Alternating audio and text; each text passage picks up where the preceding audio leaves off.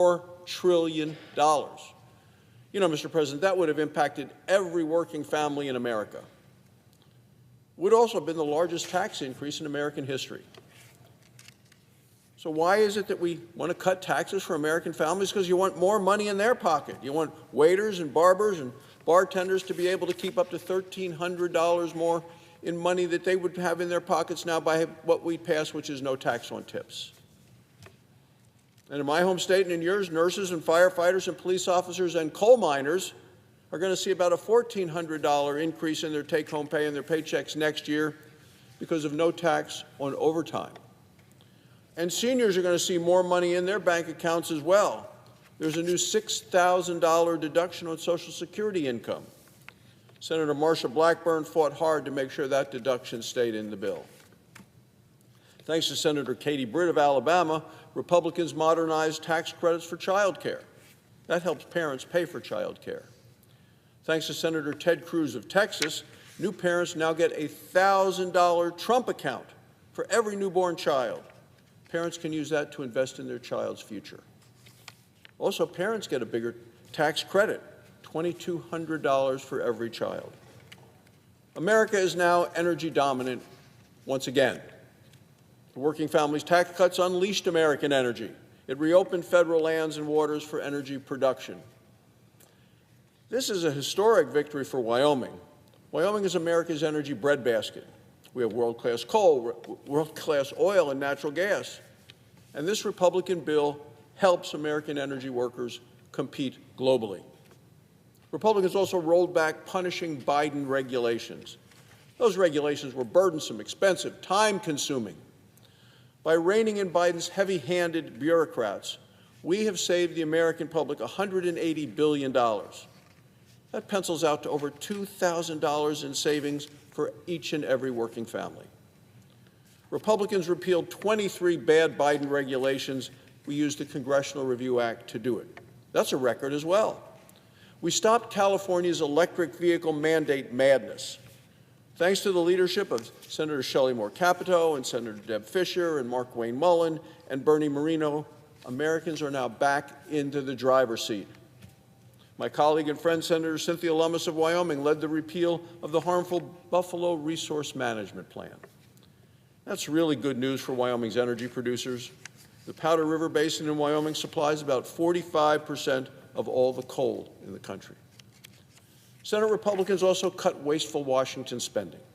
We cut over $1 trillion in waste, in fraud, and abuse as part of the Working Family Tax Cuts law. We also passed the first standalone rescissions bill in over 30 years. Special thanks to Senator Eric Schmidt of Missouri. Taxpayers saved over $9 billion because we cut liberal projects. Let's look at some of them.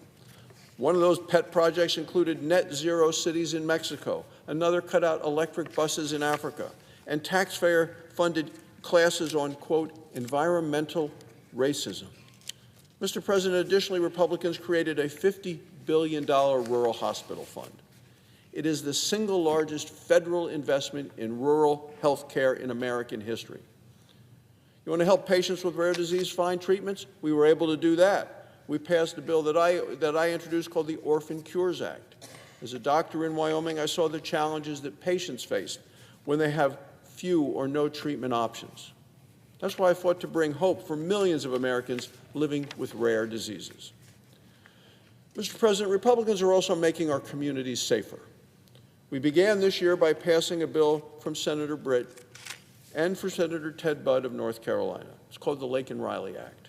It was the first bill that we passed this year, the first bill that President Trump signed into law. It mandates the detention of illegal immigrant criminals.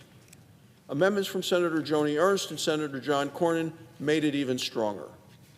We also passed the Halt Fentanyl Act. It cracks down on deadly fentanyl trafficking. Thanks to Senator Bill Cassidy of Louisiana and Chuck Grassley of Iowa, they've done incredibly hard work and important work. On top of that, the Working Families Tax Cuts made a historic $170 billion investment in border security. It finishes the wall. It hires more ICE and Border Patrol agents. And as we finish this year, Mr. President, Senate Republicans have confirmed a record number of President Trump's nominees. We began the year by confirming President Trump's cabinet faster than any Senate in modern history. And by week's end, President Trump will have 417 nominees confirmed by the Senate this year. That's far more than the 365 that Joe Biden had his first year in office. This historic record comes despite unprecedented obstruction from the Democrat minority. What have they done? Well, basically, they just tried to obstruct. They spent the entire year on the side of higher taxes, on the side of illegal immigrant criminals, on the side of wasteful spending, and the side of burdensome regulations. Democrats had their way, Americans would face the largest tax increase in history. Democrats had their way, illegal immigrants would get free health care. Democrats had their way, the government would still be shut down. Republicans are putting more money in people's pockets. We're delivering safer neighborhoods, and we're providing more opportunities.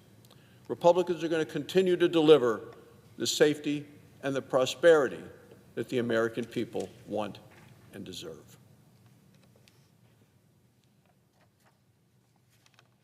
Mr. President, on another matter, I ask unanimous consent to waive the mandatory quorum call with respect to the Isaac Min nomination.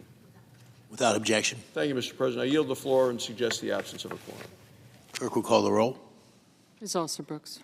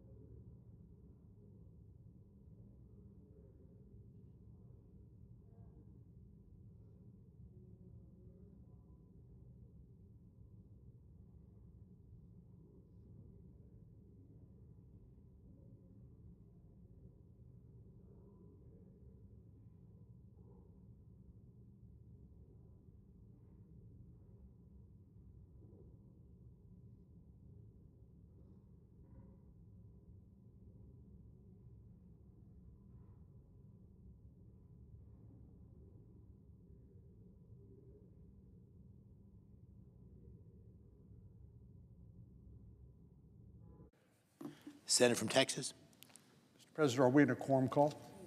We are. I'd ask consent that the quorum call be dispensed with. Without objection.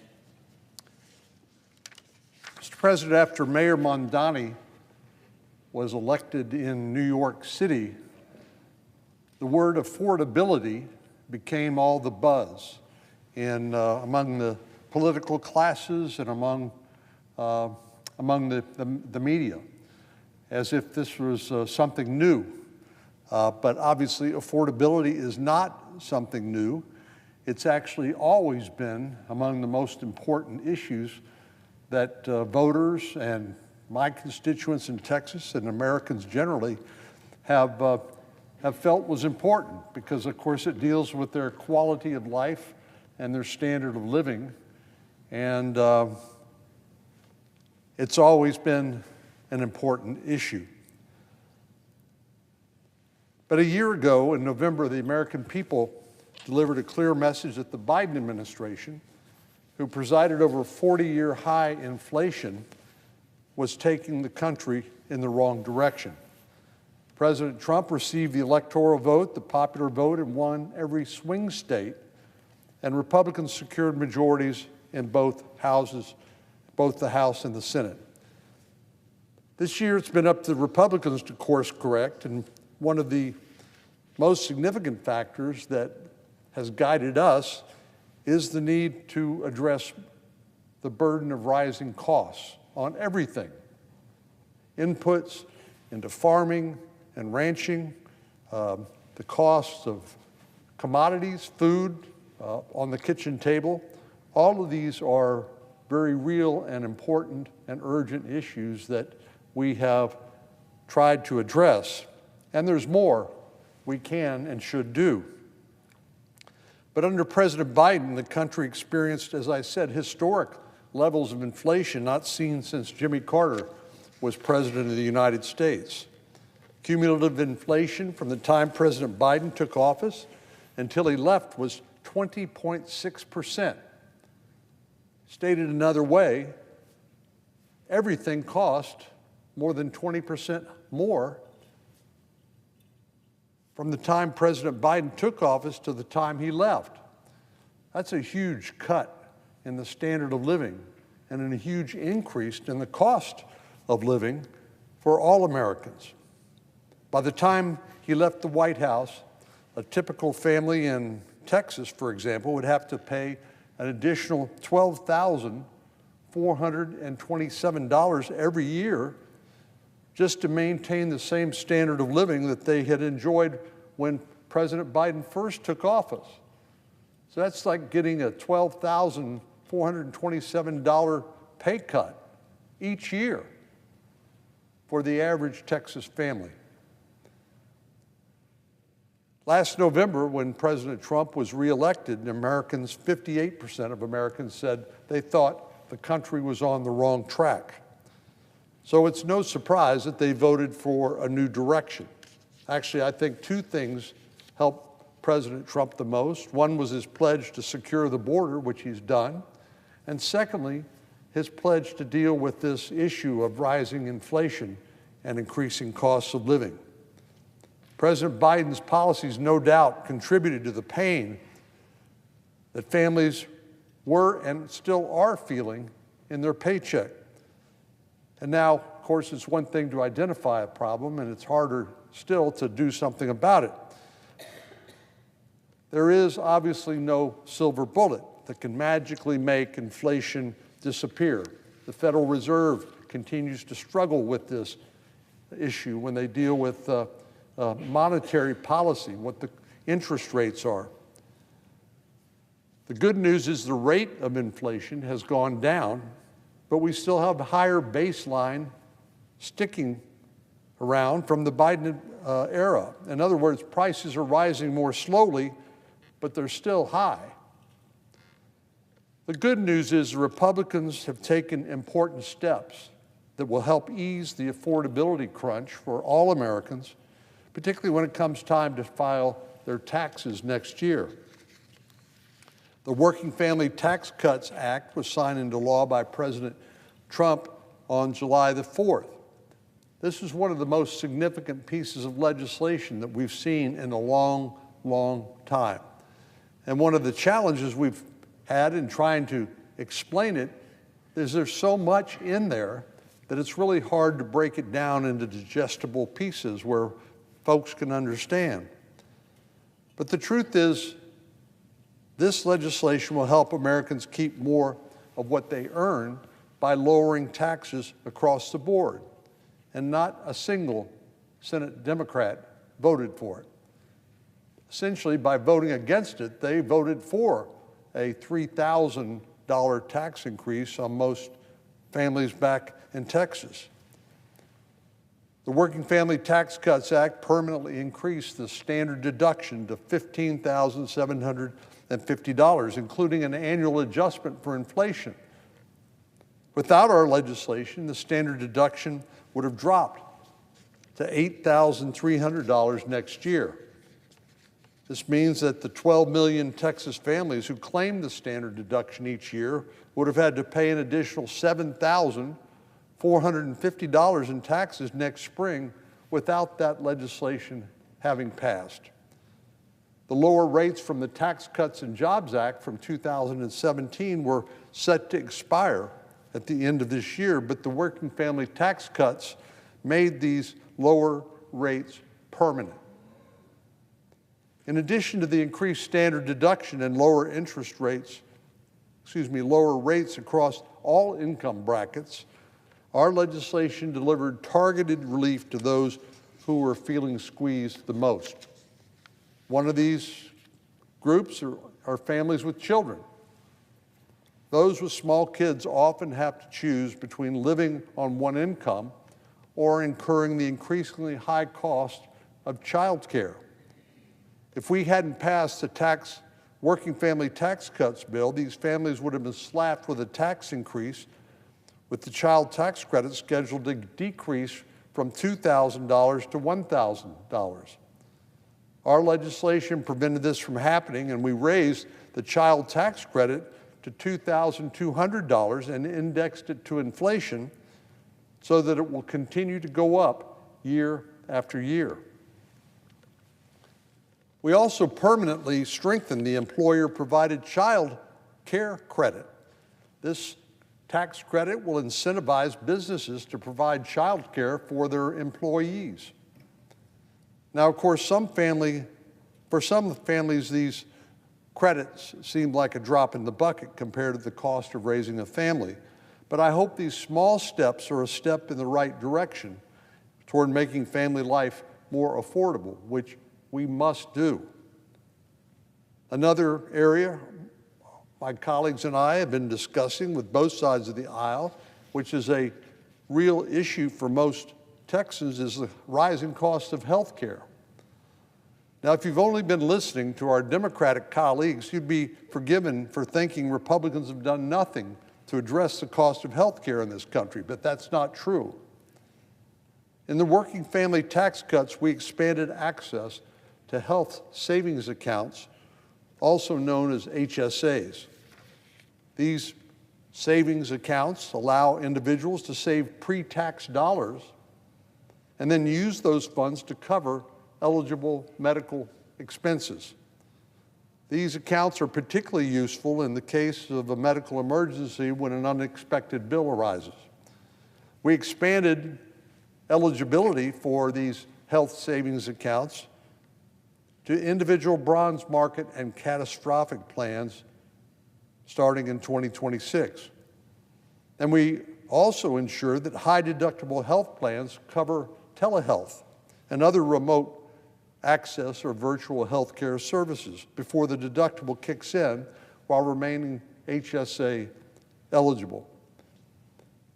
I know we're all concerned about access to health care, and actually one of the biggest, most important things that came out of the COVID pandemic and the way we responded in addition to Operation Warp Speed was the broader application of telehealth.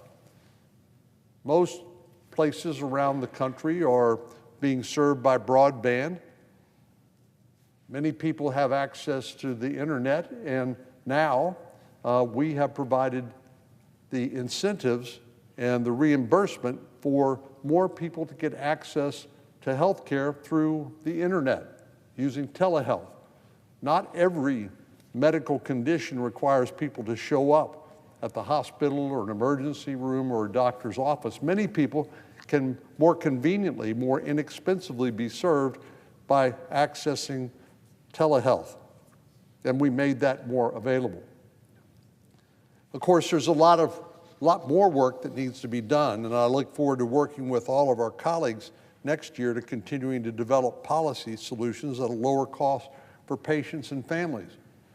But one of the things we should not, and we must not, and we will not do is expand the fraud-riddled Obamacare enhanced subsidies that were provided during the Biden administration. The Biden administration and Democrats at the time took the cap off of the subsidies for health care for people making well in excess of $500,000 a year. That's crazy. We ought to be focused on the vulnerable, the people who need access to care, and not people who can afford to buy health care on their own. In addition to medical bills, many families struggle to deal with their car payments.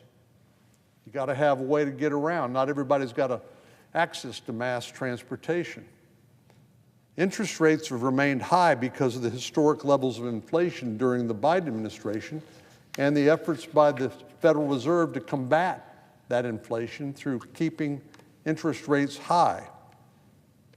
But these interest rates mean that the monthly loan payments for cars have been higher and made buying a new car for most families more expensive. For those making less than $100,000 a year, the working family tax cuts introduced a new deduction that'll ease this burden when it comes time to buy a new car. These individuals, those who make less than $100,000 a year, could now deduct up to $10,000 for interest paid on a new vehicle if that vehicle was made here in the United States. This was a much needed course correction from President Biden's so-called Inflation Reduction Act, which did nothing to reduce inflation, by the way, which offered tax credits for electric vehicles that were produced in reliance on Chinese supply chains, and perversely taxed low-income and working-class families in order to provide subsidies for rich people who could buy electric vehicles. Just bizarre. Instead of incentivizing the purchase of these exotic vehicles that undermine American manufacturing, Republicans are rightly delivering tax relief to the working middle class who are struggling just to make ends meet, and in this case, to afford a new car. But that's not all. This legislation also delivered a historic win for the working class with no tax on tips and no tax on overtime. Many folks, me included, at some point in their adult life, end up working waiting tables or in some sort of service industry. So the idea now that more folks working their way up the economic ladder can now enjoy no tax on tips and no tax on overtime, which will actually incentivize people to work more, which we need, without seeing their tax bill go up. Employees and self-employed individuals can now deduct up to $25,000 on qualified tip income through 2028.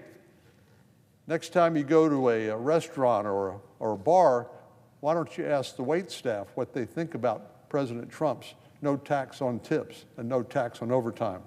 I've done that, and it's no surprise they welcome that with open arms.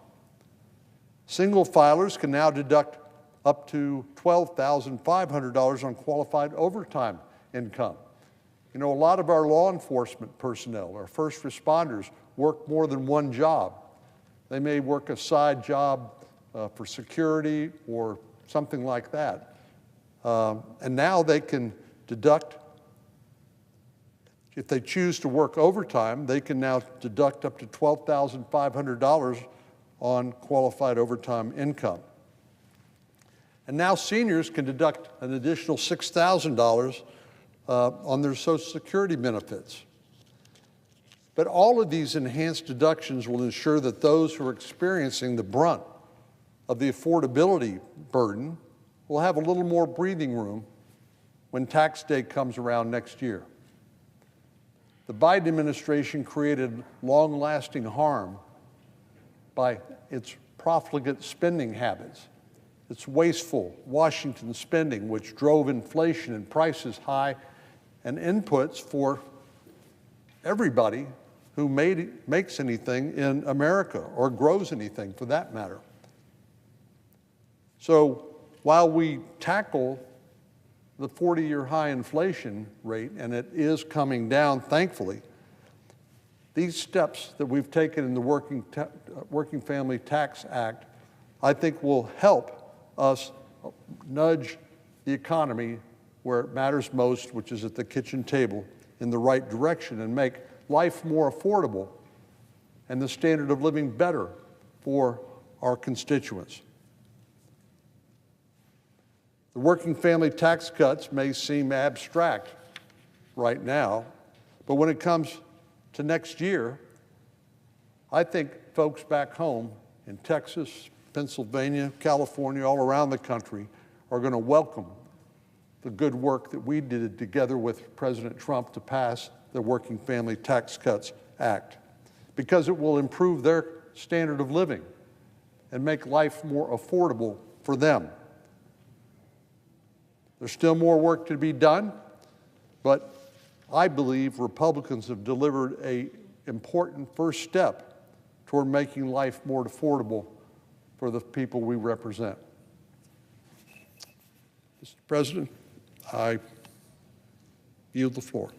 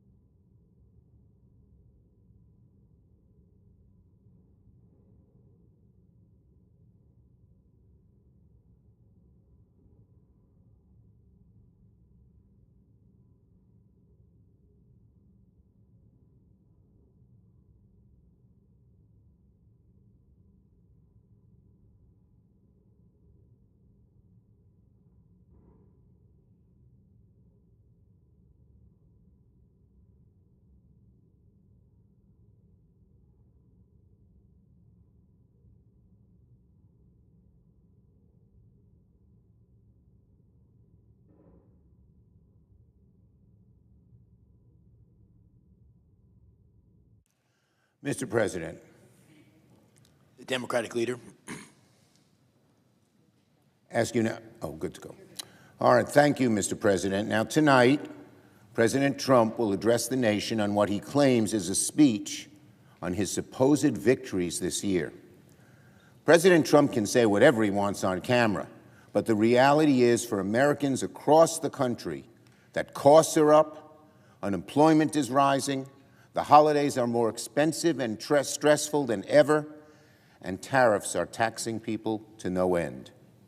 If Donald Trump had any shred of honesty and self-respect and self-insight, he'd look into the camera tonight and say to the American people, I have failed you. I mean, just last week, Donald Trump seriously suggested the one way families can lower costs is for parents to buy their kids fewer toys. What kind of Christmas is that? Donald Trump is like the Grinch, just with a lot more bronzer. Now, today, Senate Democrats will hold a special caucus lunch to roll out a new initiative to lower costs for the American people and show precisely how Donald Trump and Republicans have made life far more expensive for Americans.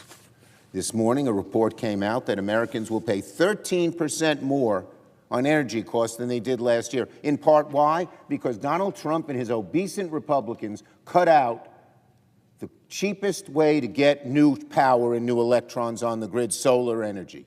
They cut it out in obeisance to the oil industry. It was disgraceful.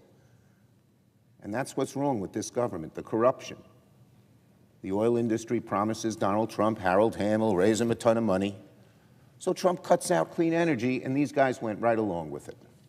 Costs of groceries are up. Rent is up. Housing foreclosures are up. And health care is about to soar through the roof while Republicans refuse to do anything about it. John Thune said he doesn't want to extend the ACA tax credits at all, and Americans will pay the price. Donald Trump and his billionaire buddies and the Republican senators just don't get it.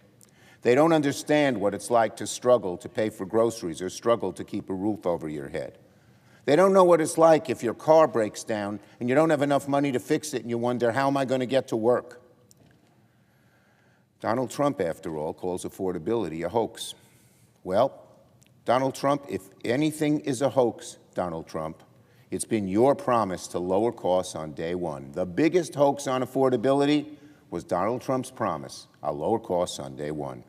So today, Democrats are going to come together to do precisely what Republicans refuse to do, fight on behalf of the American people to lower their costs.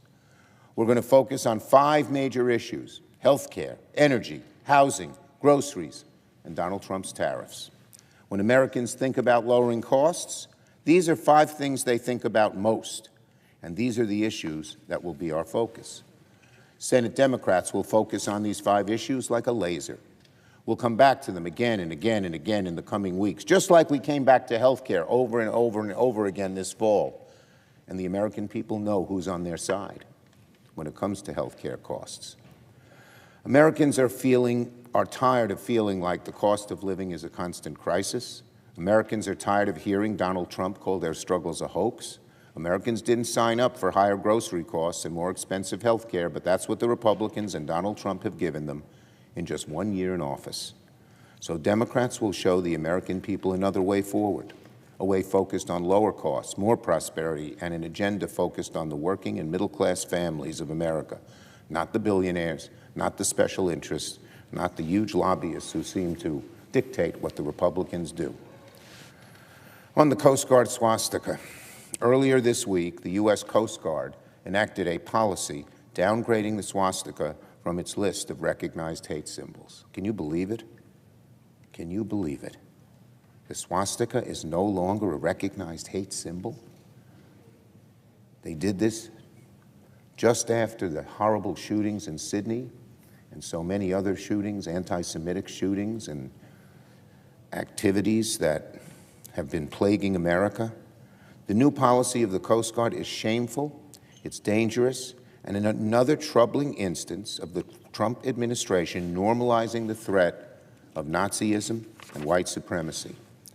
This policy had all the markings of a dog whistle. It's a stand back and stand by in the form of an office memo. Not 4 days ago, as I mentioned, 15 Jews were slaughtered in cold blood. Beautiful picture of a little 10-year-old girl celebrating the first night of Hanukkah.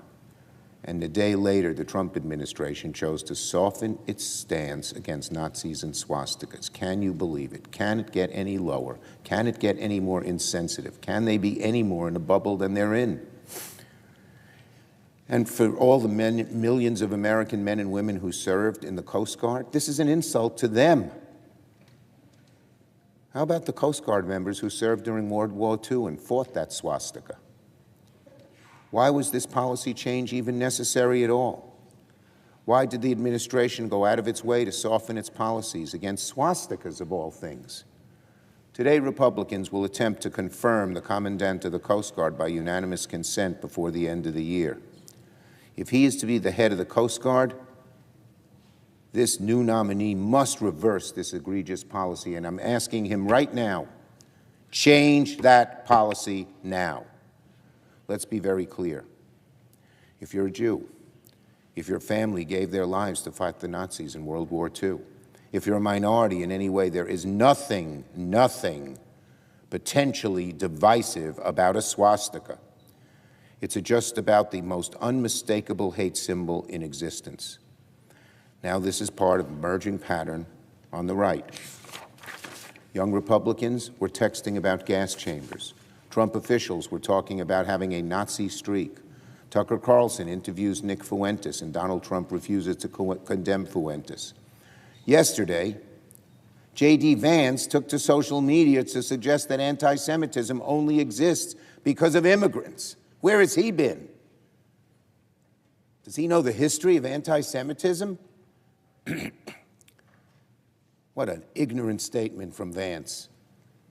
Sometimes you think he must know better, but he doesn't. He just plays along with the right wing. He sucks up to them.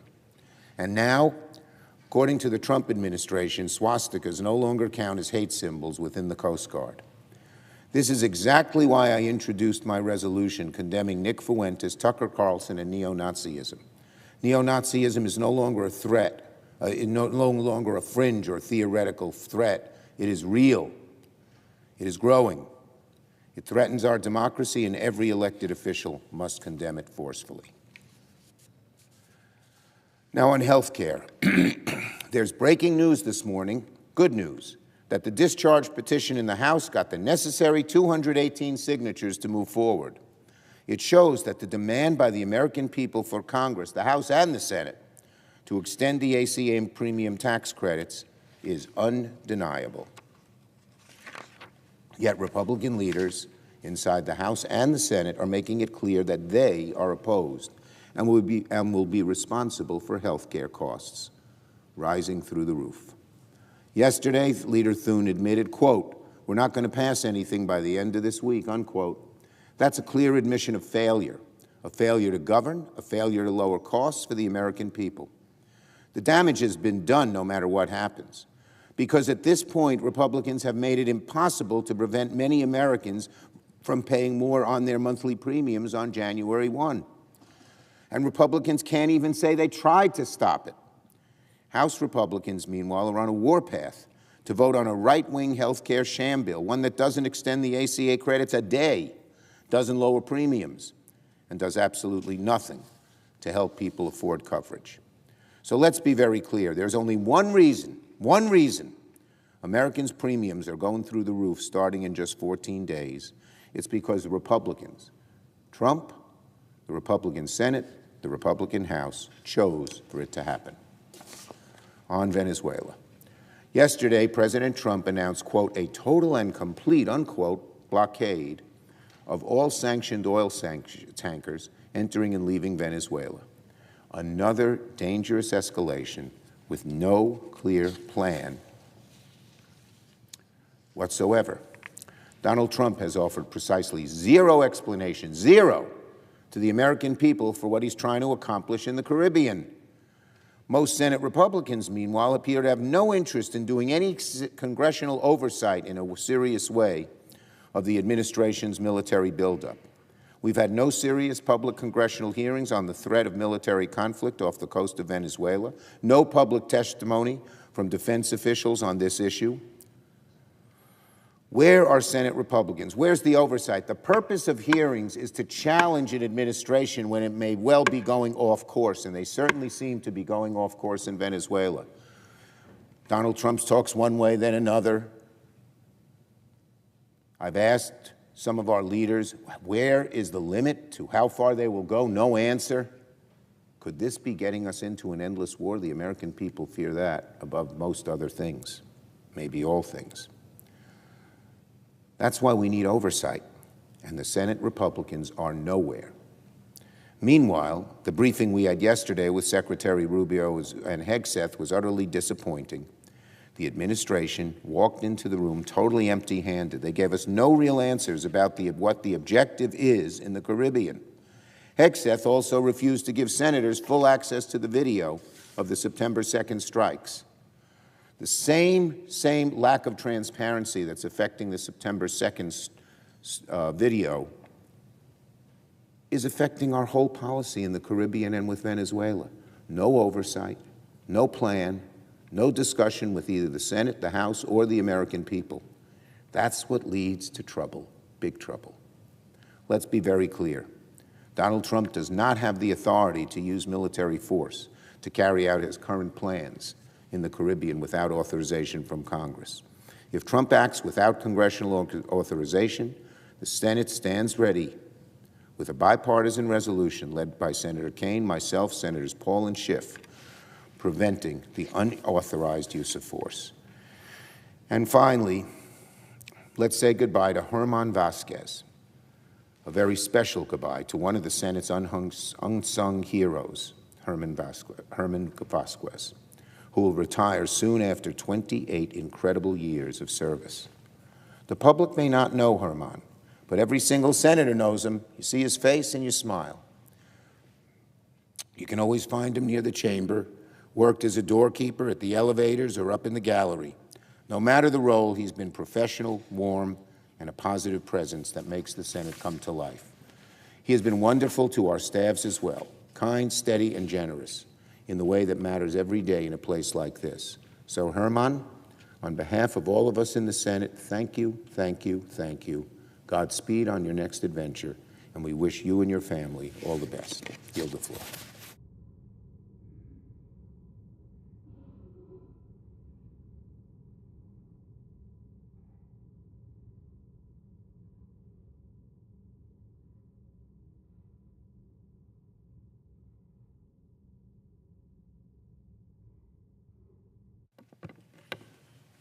Mr. President. Senator from California.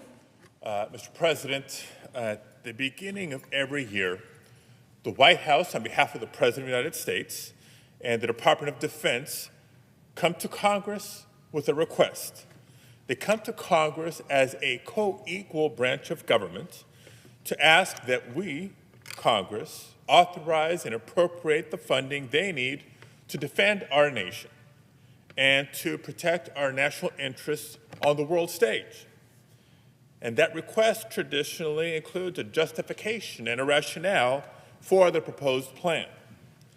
For over 60 years, Congress has met its responsibilities not by rubber stamping the Department of Defense's requests, but by, yes, identifying areas of agreement, identifying and negotiating or saying no to areas of disagreement, and ultimately passing on a bipartisan basis what we refer to as the National Defense Authorization Act, the final product reflecting the priorities of both Congress and the White House for protecting our nation.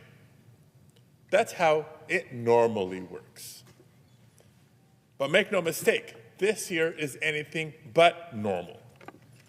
What we've seen just 1 year into this second Trump administration is the destruction of 8 decades of bipartisan foreign policy consensus and the destruction of post-war alliances that have kept Americans safe for generations.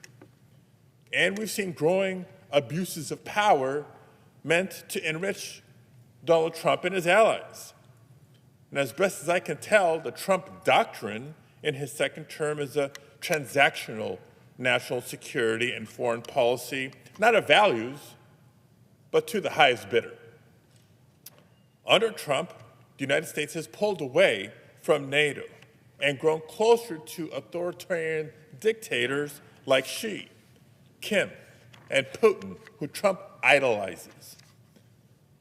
He's engaged in repeated hostilities against our closest European democratic allies and cozied up to anyone who will shower him with gifts or praise or both. He's enabling Russia's plan to carve up Ukraine, a catastrophic decision that will only encourage future aggression and pain for innocent civilians. He's even threatened to forcibly annex Greenland from our ally, Denmark. And earlier this month, the Trump administration released its new national security strategy. And some folks may wonder, what is the national security strategy document? It's a blueprint that provides strategic guidance for the administration. It sets priorities and articulates a vision for achieving them. Or at least it should. Trump's strategy rejects leading with democratic values in favor of making short-term transactional alliances. It's a complete abandonment of the idea that democracies should stand together against authoritarian governments.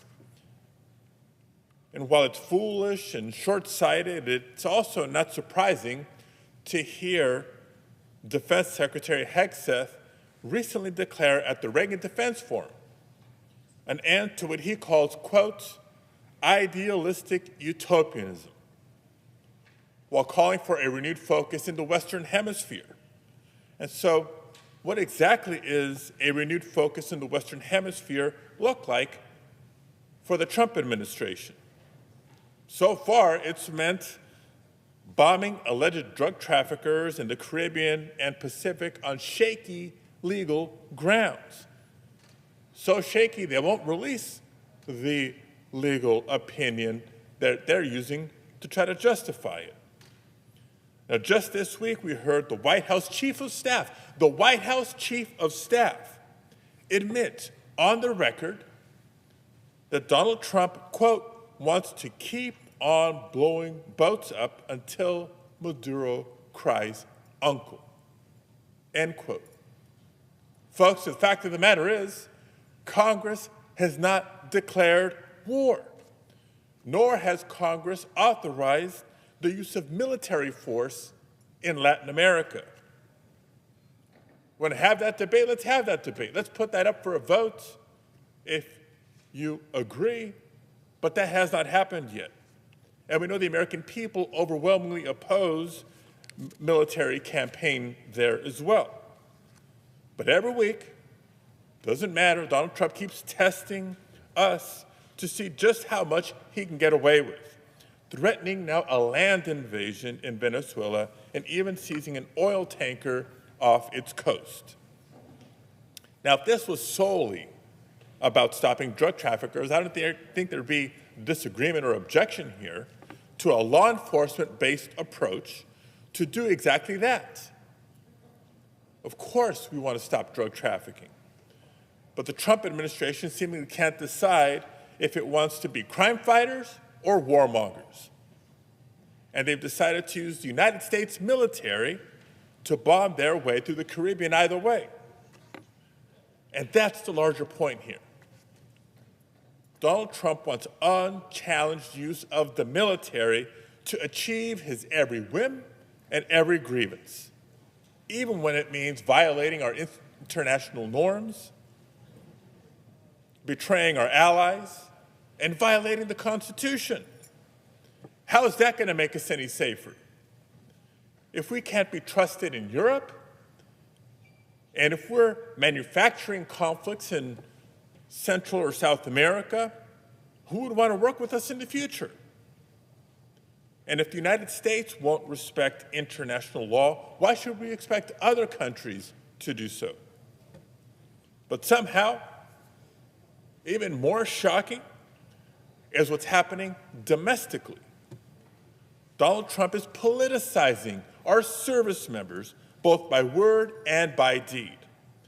He's diverted military resources away from numerous critical missions for his chaotic and violent mass deportation campaign.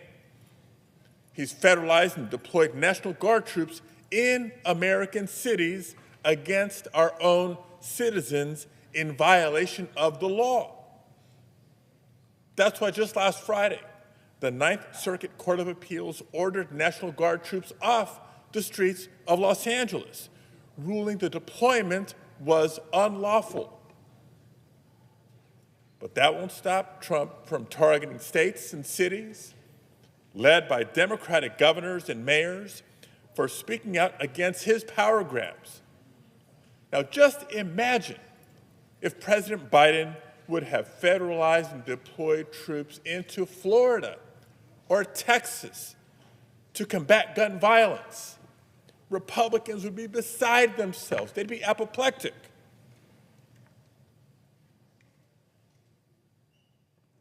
And finally, when 6 of our colleagues published a video reminding service members of their oath to the Constitution of the United States and reminding service members about their obligation to refuse unlawful orders, Trump called that, quote, seditious behavior punishable by death, end quote. And he demanded that the FBI and top defense officials investigate them and intimidate them. This president is trying to corrupt the military for his own personal gain and to silence all opposition. He's pushing the legal limits of his authority. But through all those unprecedented and dangerous decisions, what's been the response from the Republican majority in Congress, both the House and the Senate? Sir, yes, sir.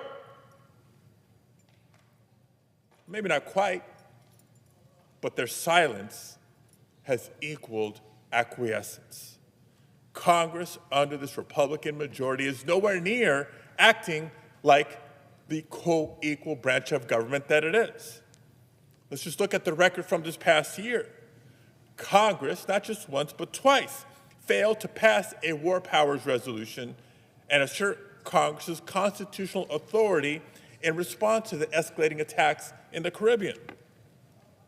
In reaction to the controversial double-tap strike against survivors in the Caribbean, the Defense Department has refused to release videos so the American people can see for themselves what played out.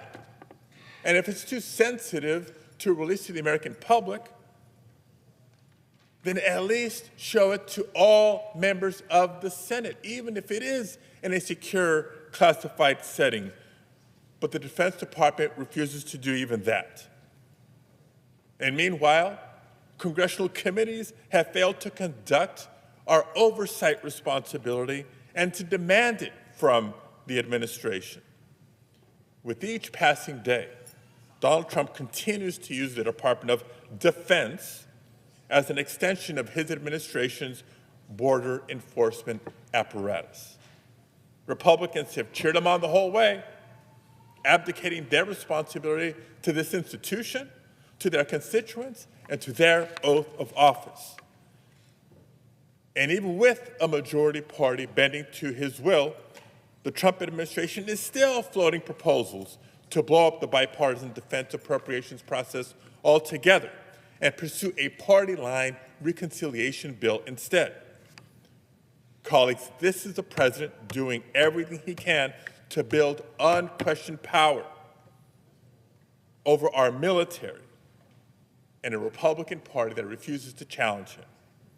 At a time when the Trump administration is abusing its power, destroying our standing in the world, deploying troops against our own people, the annual defense authorization bill offers an important opportunity. It's an opportunity to hold this administration accountable, not just out of responsibility to our constituents, but to the Constitution and to this co-equal branch of government. $900 billion is a lot to rubber stamp, and I refuse to hand this administration any more tools to enrich themselves and undermine our national security and our standing in the world. So for these reasons, I will be voting no on this year's NDAA and encourage all of you to do the same. Thank you, Mr. President. I yield the floor. Senator from Washington. Mr. President, I ask unanimous consent that following senators be permitted to speak prior to the scheduled roll call vote. Myself for up to 10 minutes, Senator Wicker for up to 10 minutes. Without objection. I'd like to object simply to make another unanimous consent request. Senator from Mississippi. And that is that Christina Bellacourt Sandstedt, a Coast Guard fellow in my office, be granted floor privileges until December 19th, 2025. Without objection. And I do not object to the gentlelady's request. Mr. President. Senator from Washington. Mr. President, I rise today to speak in favor of the nomination of Jared Isaacman to be the next NASA administrator. But first, I want to make a few comments about the unbelievable weather events that are impacting the Pacific Northwest.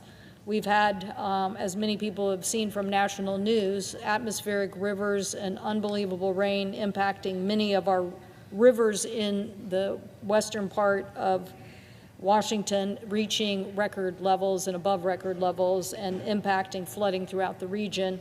We obviously had another weather event last night, and the last couple of days have had what some people described as going to be 50 to 60 mile-an-hour winds that ultimately, in some places in the state, were recorded at 90 mile-an-hour winds. So this morning we're facing 350,000 people who are without power and a blizzard on the way. And while I think that some people think, well, it's a very mountainous area and you should probably have severe winter weather, not really in the history of our state. I think we've had 6 blizzards in the whole history of our state. So the fact that now a blizzard is on the way on top of the record flooding and the flooding events still predicted to come back to record cresting of many of our rivers is making it a very challenging time for the state of Washington. So we certainly appreciate all the first responders, all the law enforcement that are working in the community, all the work that the governor's office is doing, all the work that partnership we are now getting from FEMA, the Army Corps of Engineers, and Homeland Security to try to address this as a national emergency, and clearly to try to gather information about the direct economic impacts in hopes that we will get support for these issues. We've had a border crossing that was closed and certainly is still closed to commercial traffic. We have one of our major highways, Highway 2, that the governor's now announced will be closed for months, greatly impacting transportation and trade within our region. We have other routes across the Cascades duly impacted. So I can say that there are some positive stories out of this, that coordination, that actually things that mitigated and adapted with a levee system to prevent some of the record amount of rain from doing even more damage have been successful. I'm sure that we'll all share this with our colleagues in the future, but right now we need continued help and focus in the state of Washington given these severe weather impacts. And again, appreciate those federal agencies who are helping, FEMA and the Army Corps of Engineers. Mr. President, I support the Isaacman nomination. In fact, I supported him the first time he was nominated. He was not pushed through the Senate, not the usual path for somebody to be nominated and then their nomination reversed, but then supported again by the president. But I do believe Mr. Isaacman is capable of successfully navigating the challenges facing the agency. I want to take a minute and thank Secretary Duffy for serving as an excellent stewardship of NASA during his tenure where we didn't have an acting administrator. I hope the experience is giving the Secretary an increased appreciation for the expertise and research capabilities that NASA brings to bear in developing technology to protect aviation safety and the competitiveness of our aeronautics sector. That's clearly an important missing aspect of the FAA, having the best technology and the best understanding of how that technology impacts aviation safety. So more partnerships here I support. I also want to highlight a key decision that Secretary Duffy made that I believe is important to our national leadership in human space exploration. In September, witnesses told the Commerce Committee that the SpaceX lunar lander would not be ready to put Americans back on the moon either in 2027 or 2028. This would almost certainly mean we would lose the race to China, which was unacceptable. In response, Secretary Duffy directed NASA to reopen the competition for Artemis lunar landing mission to ensure that a lander can be ready by the end of 2028, and I believe this was a correct decision, and I am pleased that our nominee, Mr. Isaacman, agrees. I would also like to note that Secretary Duffy came to NASA in a particularly perilous time for the agency, as evidenced in a whistleblower report that my office released in September. Before Secretary Duffy arrived, OMB Director Vaught had been pushing NASA to implement dangerous cuts in the President's proposed budget proposal for fiscal year 2026, disregarding the law and the impacts on NASA's mission and safety. As my colleagues know, the President's budget request called for cutting NASA's budget nearly a quarter, its workforce by nearly a third, and its science funding by half. Simply put, this is not the way we're going to win the race to the moon or accomplish anything else enduring for that matter. Fortunately, I believe Mr. Isaacman recognizes that some of the most talented people in America work at NASA. I know the presiding officer agrees with this, and that we need to be investing in NASA's mission, not gutting them. During his nomination process, Mr. Isaacman emphasized the importance of developing a pipeline of future scientists, engineers, researchers, astronauts to support the science and technology development and align with NASA's objectives. I strongly agree. I look forward to working with Administrator Isaacman on the future STEM talent with both NASA and more broadly with the aerospace and innovation sector. Fair questions have been raised about Mr. Isaacman's Project Athena strategic plan, which was drafted in May and leaked to the press. I've asked Mr. Isaacman about this plan. In response, he told me the plan was intended to be a proposed approach to collecting data and information from NASA and the space community, serving as a starting point in an in-depth conversation with NASA's management employees on how to ensure NASA remains the world's preeminent aerospace and technology organization. Mr. Isaacman assured me that this plan was not part of a misguided effort to sell off capacities or slash the workforce or have reckless actions like DOGE had proposed earlier. He promised to share with us the results of the study and analysis with Congress and to engage in a dialogue with the committee before doing any implementation. I take Mr. Isaacman at his word, and I do look forward to working with him on these particular promises. So, Mr. President, I know you're a huge supporter of Mr. Isaacman and have helped promote his renomination. We're here now with an important mission between this institution and what our national objectives are in going back to the moon. I am optimistic that Mr. Isaacman will bring a steady hand and clear vision to NASA. I hope we can partner together, all of us, to achieve this incredible thing for the American people. I know it is time for us to return, and there is much at stake with international competition. I hope my colleagues will join me in supporting Mr. Isaacman on the floor. I thank the President, and I yield the floor. Senator Mississippi. Mr. President, our colleagues in the House of Representatives have passed this year's National Defense Authorization Act, and we are about to follow suit. This will be the 65th year in a row, the 65th consecutive year that Congress has come together across the aisle and across two chambers to send the President a bill designed to sustain and strengthen the national defense. Everyone in this Senate played a role. I want to thank all 99 of my colleagues. First among them, I thank Jack Reed, the ranking member of the Senate Armed Services Committee, who's been a steadfast partner. I also express my gratitude to the other distinguished members of the committee from both sides of the aisle who've worked hard to shape this legislation. In July, the Senate Armed Services Committee approved the committee version of the bill on a vote of 26-1. The bill at that time contained 985 items formulated by our fellow members. Over the next few months, we continued working across this body to add amendments. Our September substitute amendment had 20 Republican, 20 Democrat, and 9 bipartisan amendments. The second manager's package was similarly bipartisan. In October, We considered the NDAA amid stark partisan divide during the longest federal shutdown in the history of our republic. Nevertheless, during that shutdown, this body came together to pass this very important legislation. We debated amendments, and we improved on the bill, and we approved it. We passed the NDA after 14 roll call votes and 9 voice votes, and for once we did it in prime time, finishing around 9 p.m. It cleared this chamber by a vote of 77 to 20. We sent a strong bill to the House of Representatives, and it had the clear backing of a huge majority in this body. And now that negotiations between chambers has concluded, we have a bill that provides for the common defense, as the Constitution requires.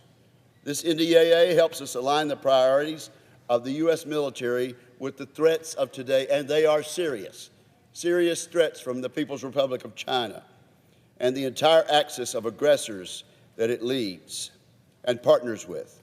It makes war fighting a top priority of the department, and it reinforces a culture of merit in the armed forces. Service members will receive a 3.8% pay raise. We expanded initiatives that will reinforce President Trump's recruiting surge, and we supercharged our efforts to rebuild the American defense industrial base. And let me talk about that for a moment. This legislation reforms decades of bureaucratic inefficiency in the Pentagon's acquisition process. It contains numerous elements of my bill, the Fostering Reform and Government Efficiency in Defense Act, more easily known as the Forged Act. We're about to pass, and the President will enthusiastically sign the most sweeping upgrades to DoD's business practices in 60 years. This is a monumental achievement. The 21st century poses threats that will require the most creative and innovative defenses. Americans are already building the technology to meet those threats, and these reforms will help the Pentagon tap into that energetic innovation ecosystem. Secretary Hegseth and his staff have been strong partners in these efforts as we seek to implement our shared peace through strength agenda with President Trump. Our reforms plus our increased defense investments will enable us to achieve that vision. Through this bill, we will continue revitalizing the defense industrial base, an absolute requirement during these dangerous times. So I'm thankful to all of my colleagues for putting in the work to make this bill good for our service members and for national security. It succeeds because it is driven by members across this body. I am, as I said, especially grateful to the ranking member, Jack Reed. He is himself a distinguished veteran, a patriot, a statesman, and a great partner in this work. I would also be remiss if I did not mention the staunch partnership we have with our House counterparts, Chairman Mike Rogers and Ranking Member Adam Smith. That goes too for the many other committee chairs and ranking members who work so hard all year to include crucial legislation in this National Defense Authorization Act. Speaking of great partners, I want to specifically thank my soon-to-be retired staff director, John Keast. John has been with me for the better part of 3 decades now, since I first ran for Congress in 1994. He will be retiring from the Senate in January to return to Mississippi, where his family lives, and to pursue new opportunities. This bill, the 65th NDAA in a row, would not have been possible without John Keast. His work ethic, his sound advice, his partnership with his Democratic counterpart, Liz King, all were essential. We could not have achieved this bill without his tireless leadership. So I want to thank him and the rest of my staff who have labored long days and nights and weekends, Saturdays and Sundays, to get this legislation done. They include Adam Barker, Christina Bellicourt, who has been given privileges of the floor this very day, Jonathan Bowen, Leah Brewer, Levi Brunt, Luke Cheney, Glenn Deal, Cody Emerson, Marty Fromuth, Megan Galindo, Mike Gerhart, Anna Given, Meredith Gravett, Madeline Gunther, Isaac Jalkanen, Lauren Johnson, Katie Karam, Greg Kelly, Eric Lofgren, Katie Magnus, Jonathan Moore, Katie Stanton, Sophie Schlogel, Mike Choker, Eric Traeger, Adam Trull, Mike Urena, Dave Vasquez, Christina Sandstedt, Julia Wood, Terry Miller, Emily Yetter, Dan Hillenbrand, Bess Spivey, Brendan Gavin, Brad Patu, Rick Berger, and as I've said before, my advisor and personal friend,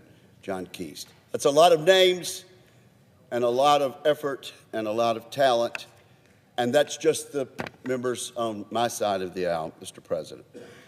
I thank them all, and I thank this House, and I thank this Senate and our friends in the House for coming together in a spirit of patriotism and comity to get this very important quantum leap in our defense accomplished. With that said, let's begin the vote and take the next step to rebuild America's national defense.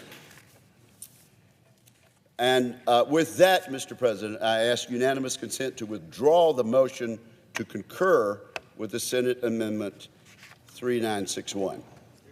Is there objection? Without objection. The motion to concur with amendment is withdrawn. Amendment number 3962 falls. The question is on the motion to concur in the House Amendment to S1071. Is there a sufficient second? There appears to be. Clerk will call the roll. Ms. Alsobrooks, Ms. Baldwin, Mr. Banks, Mr. Barrasso, Mr. Bennett, Mrs. Blackburn, Mr. Blumenthal, Ms. Flint Rochester, Mr. Booker, Mr. Bozeman, Mrs. Britt, Mr. Budd, Ms. Cantwell, Mrs. Capito, Mr. Cassidy, Ms. Collins, Mr. Coons, Mr. Cornyn, Ms. Cortez Masto, Mr. Cotton, Mr. Kramer, Mr. Crapo, Mr. Cruz, Mr. Curtis, Mr. Daines, Ms. Duckworth, Mr. Durbin, Ms. Ernst, Mr. Fetterman, Mrs. Fisher, Mr. Gallego, Mrs. Gillibrand, Mr. Graham, Mr. Grassley, Mr. Haggerty, Ms. Hassan.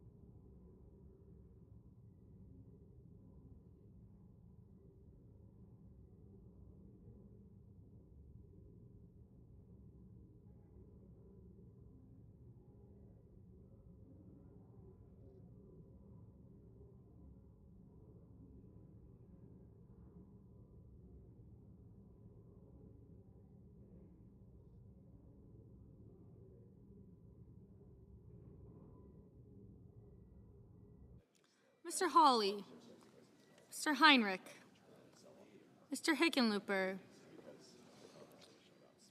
Ms. Hirono, Mr. Hoven, Mr. Husted, Mrs. Hyde-Smith, Mr. Johnson, Mr. Justice, Mr. Kane, Mr. Kelly, Mr. Kennedy, Mr. Kim, Mr. King, Ms. Klobuchar, Mr. Langford, Mr. Lee,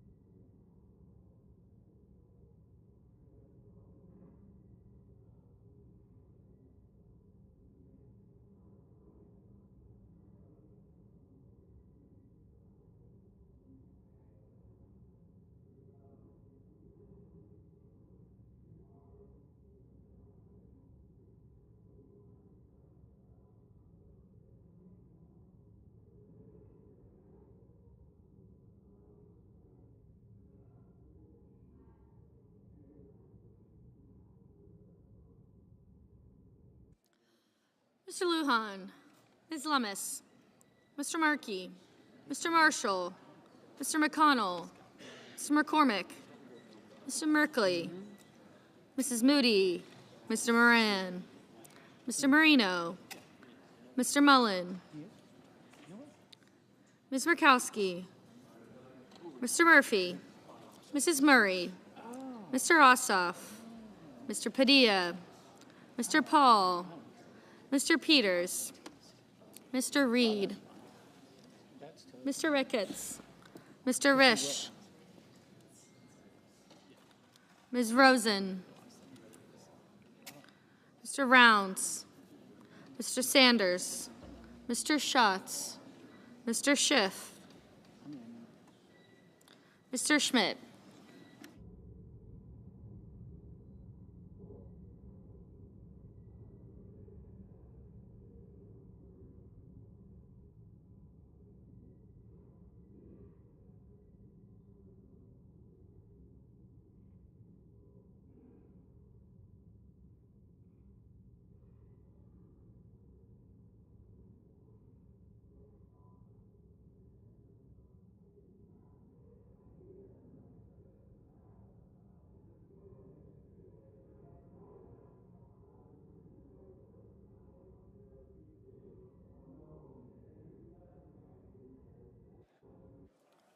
Mr. Schumer, Mr. Scott of Florida, Mr. Scott of South Carolina, Mrs. Shaheen,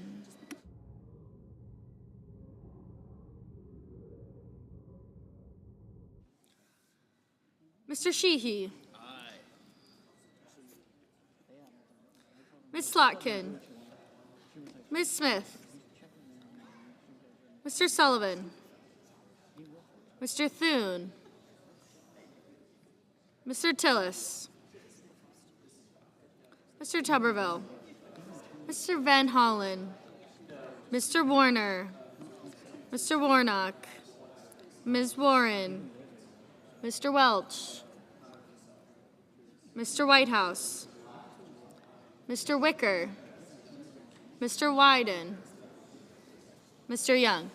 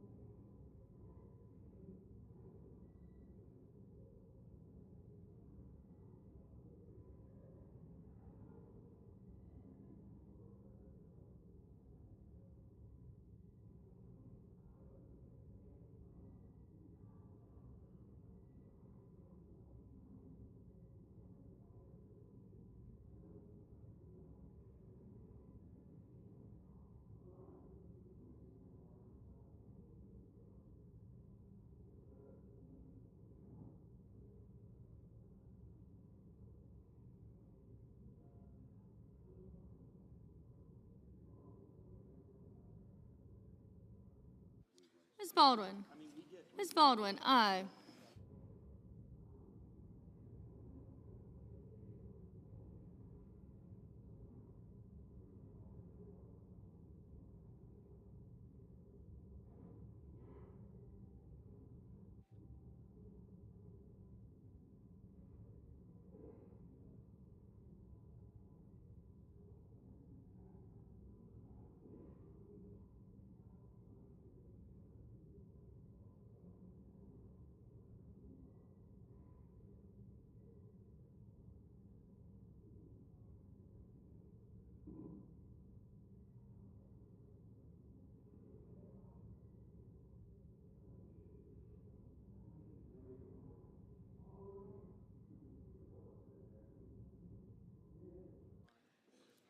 Senators voting in the affirmative: Baldwin, Barrasso, Capito, Kramer, Durbin, Fisher, Hassan, Heinrich, Hyde-Smith, King, Marino, Peters, Reed, Shaheen, Sheehy, Tillis, Warner, and Wicker.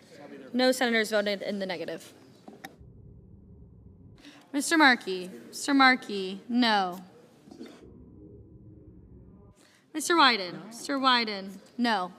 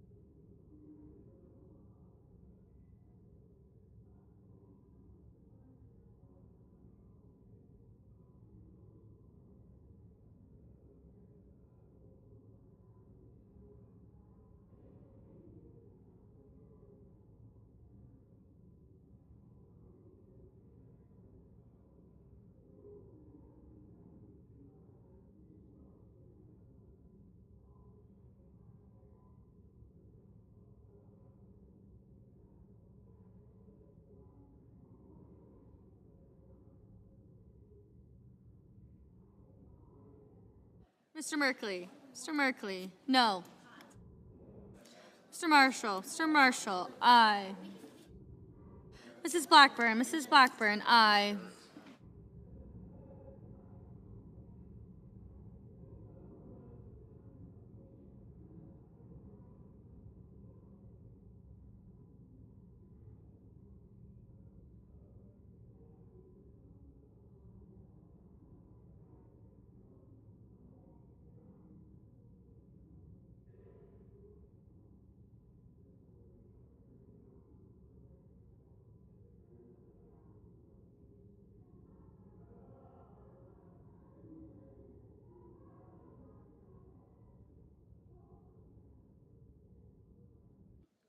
Mr. Schatz. Mr. Schatz, no.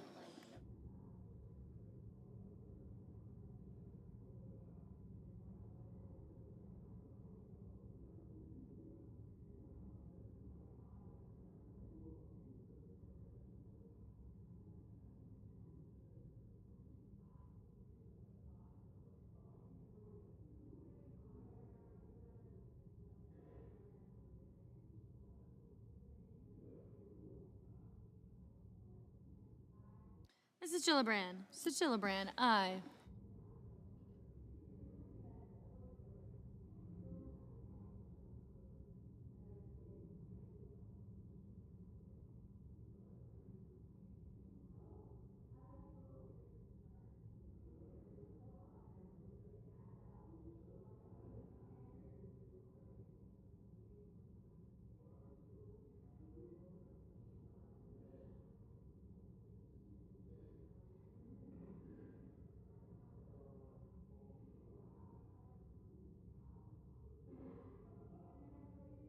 Mr. Daines. Mr. Daines, aye.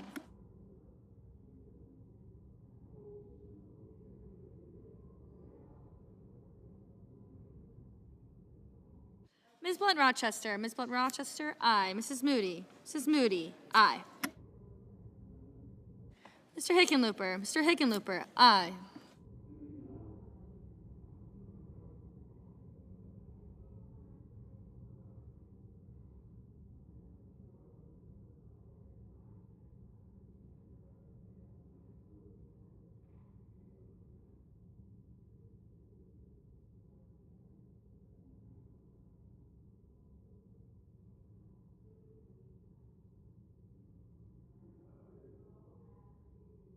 Mr. Ossoff. Mr. Ossoff, aye.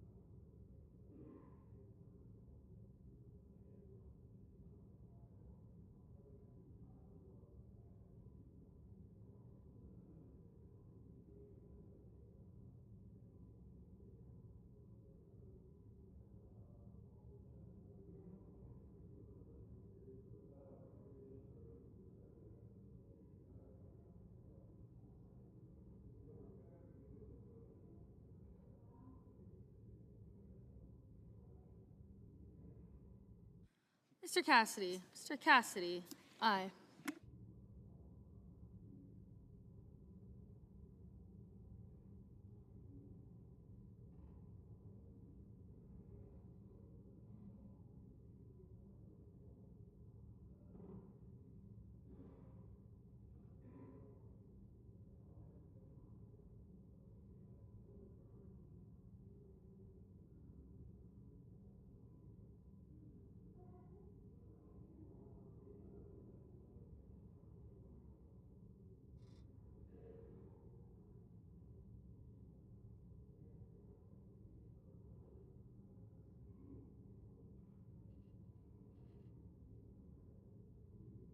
Mr. Schmidt. Mr. Schmidt. Aye. Mrs. Britt. Mrs. Britt. Aye.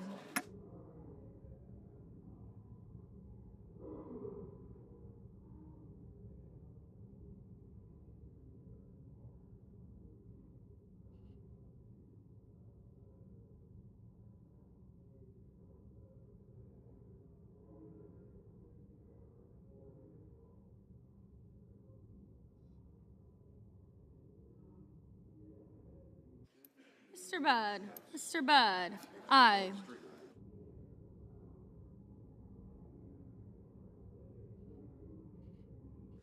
Mr. Ricketts. Mr. Ricketts. Aye.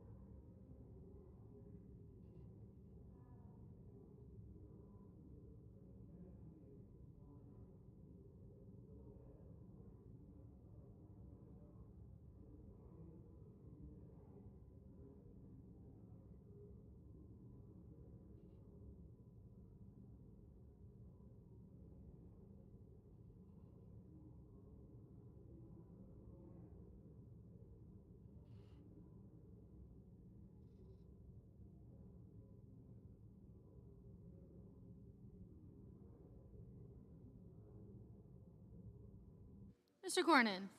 Mr. Cornyn. Aye.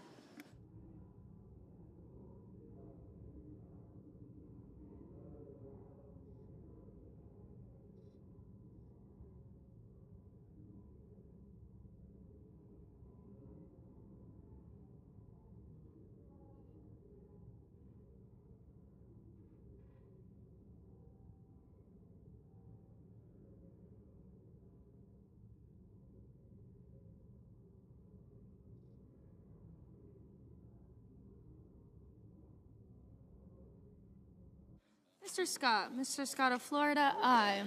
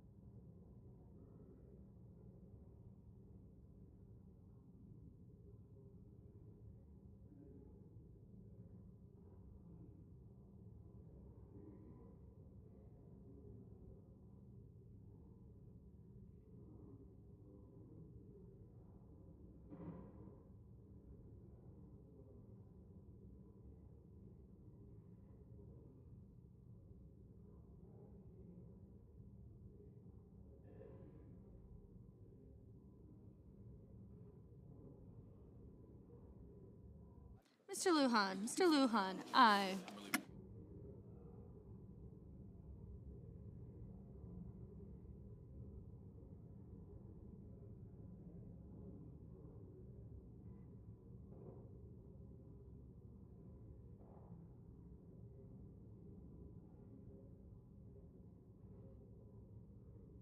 Mr. Lee.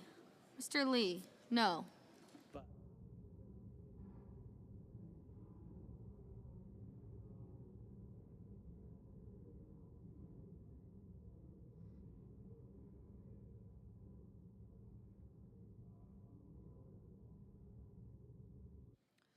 Mr. Blumenthal. Mr. Blumenthal, aye.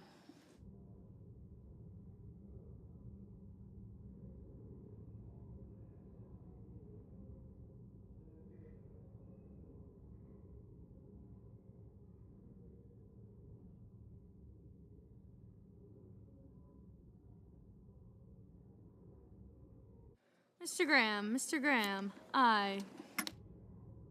Mr. Hoven, aye. Mr. Gallego, aye. Ms. Rosen, aye.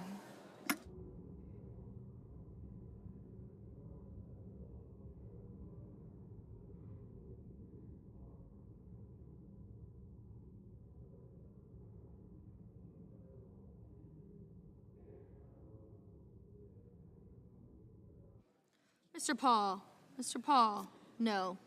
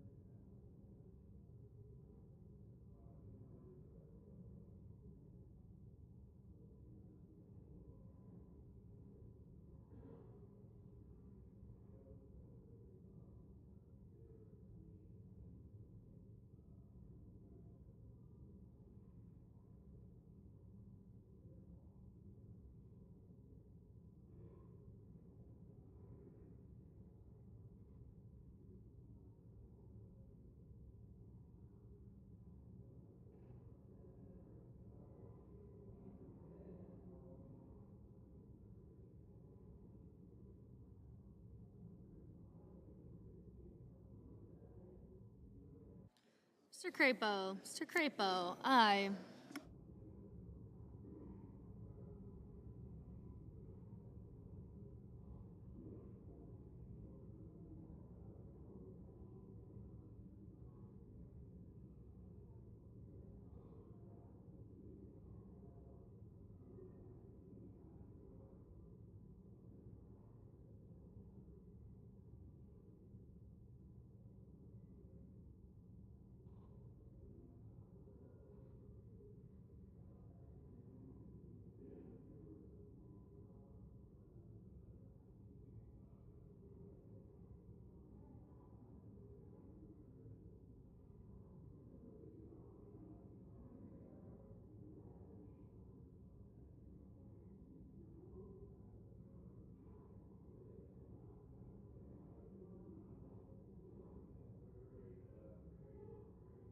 Mr. Kelly, aye. Mrs. Murray, no. Mr. Young, aye. Mr. McCormick, aye.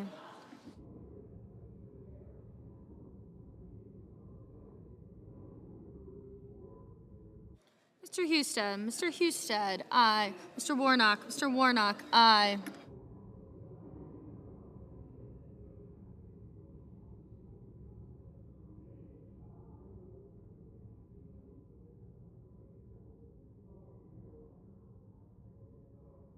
Mr. Kane, aye.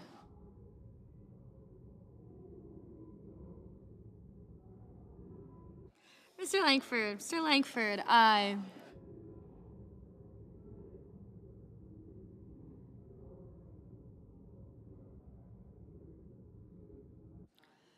Ms. Collins, aye.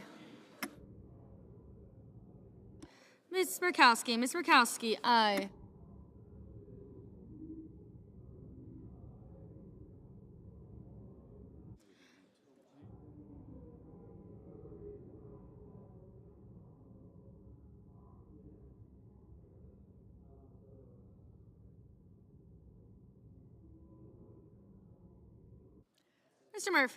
Mr. Murphy, no.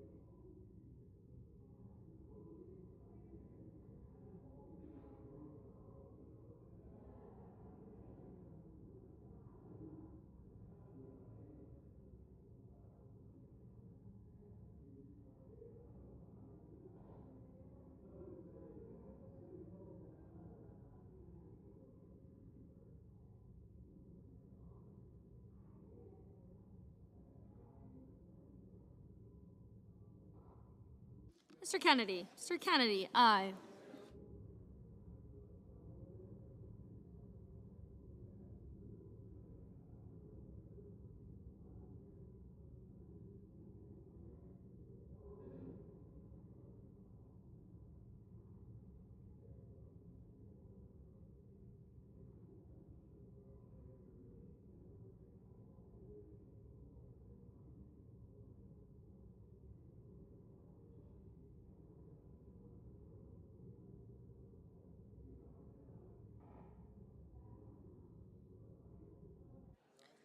Mr. Rounds. Mr. Rounds, aye.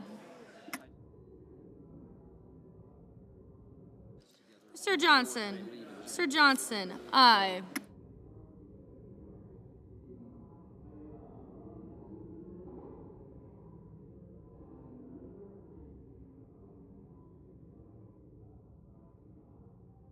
Mr. Thune. Mr. Thune, aye.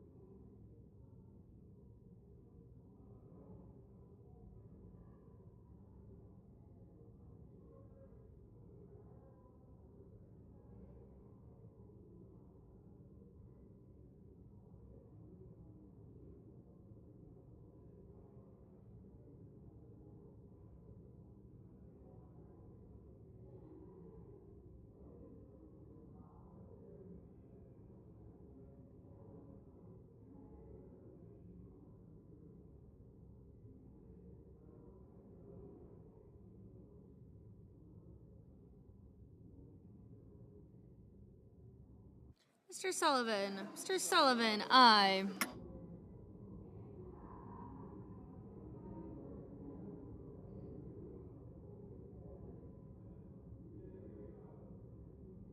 Mr. Fetterman. Mr. Fetterman, aye. Mr. Schiff. Mr. Schiff, no.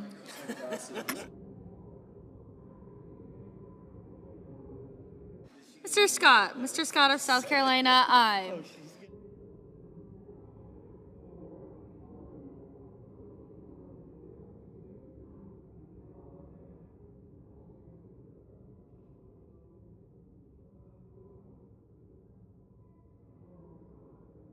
Ms. Alsterbrooks. Ms. Alsterbrooks, aye.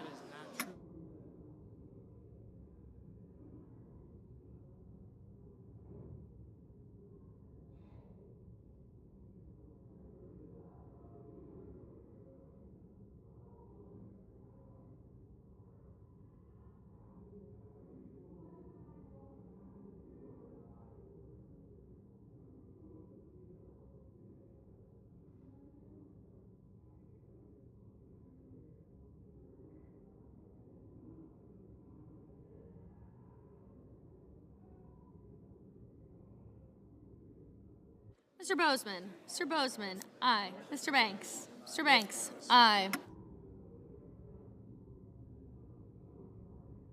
Mr. Welch. Mr. Welch, no.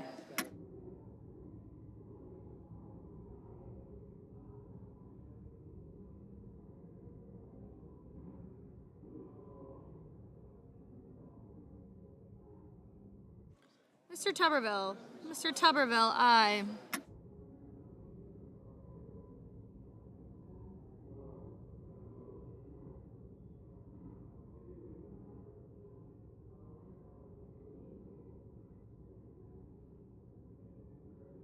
Mr. Padilla, no. Mr. Schumer. Mr. Schumer, aye.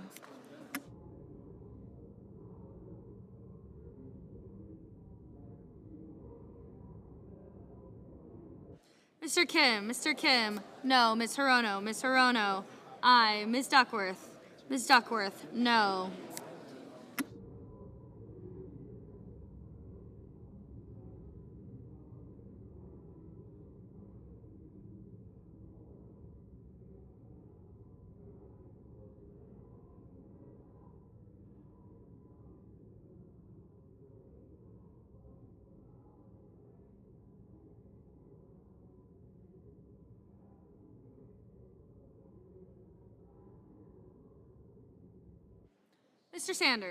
Mr. Sanders, no.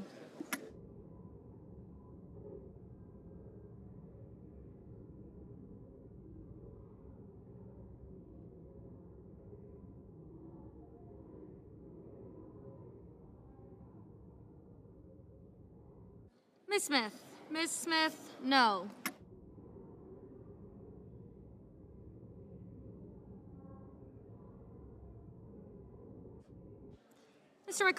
Mr. McConnell, aye. Ms. Cantwell, no.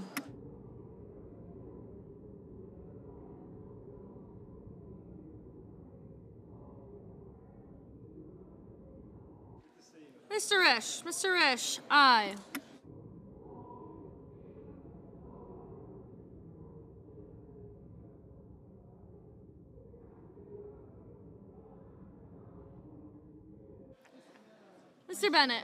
Mr. Bennett, no.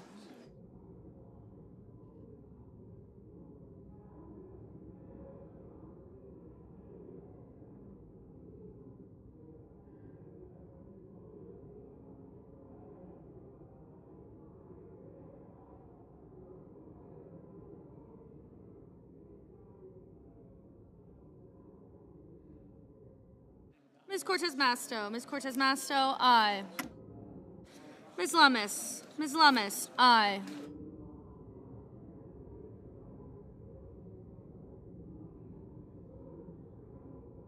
Mr. Mullen, aye. Mr. Booker, no.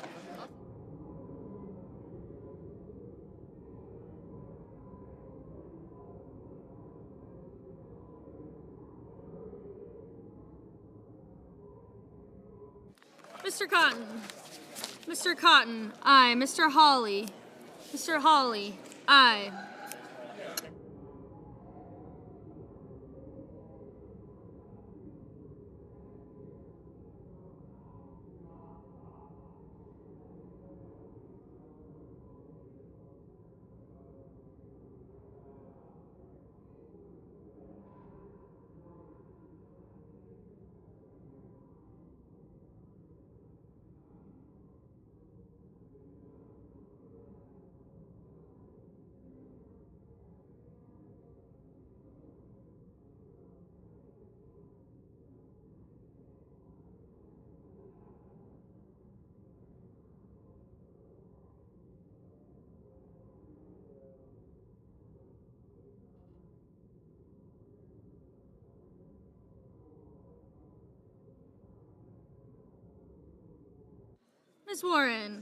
Ms. Warren, no.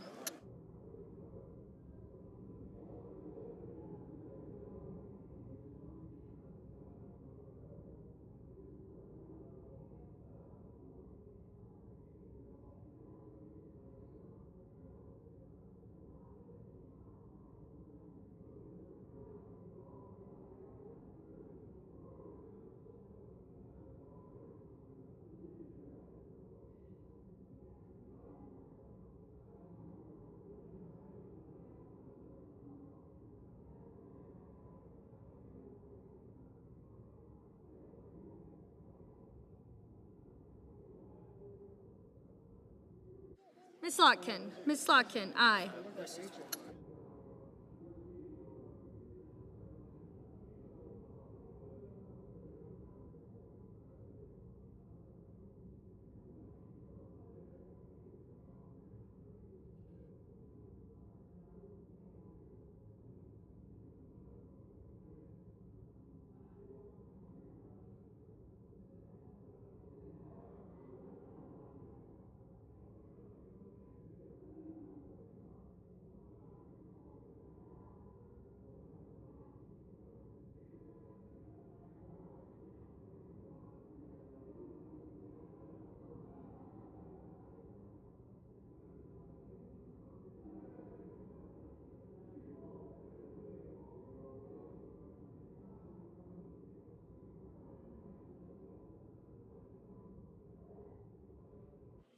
Mr. Van Hollen. Mr. Van Hollen, no.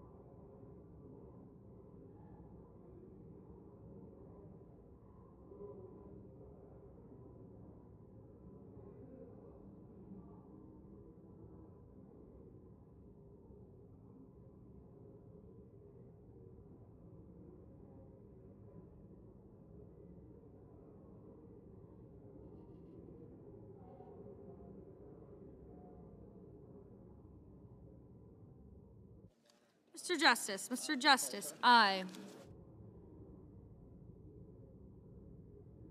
Mr. Haggerty. Mr. Haggerty, aye.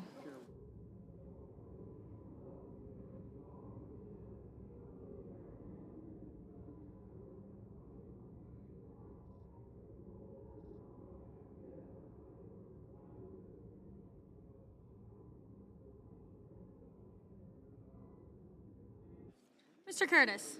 Mr. Curtis, aye.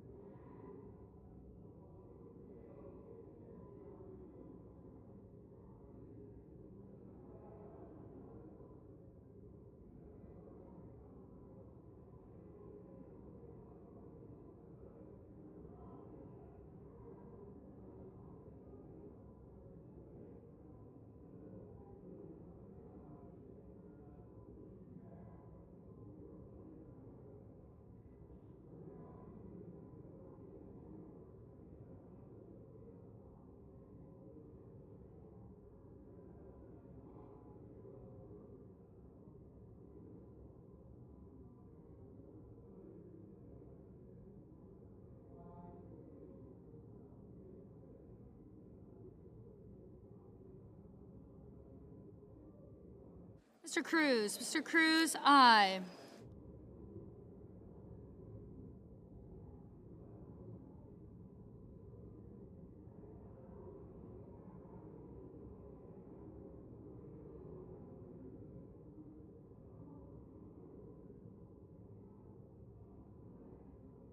Mr. Moran. Mr. Moran, aye.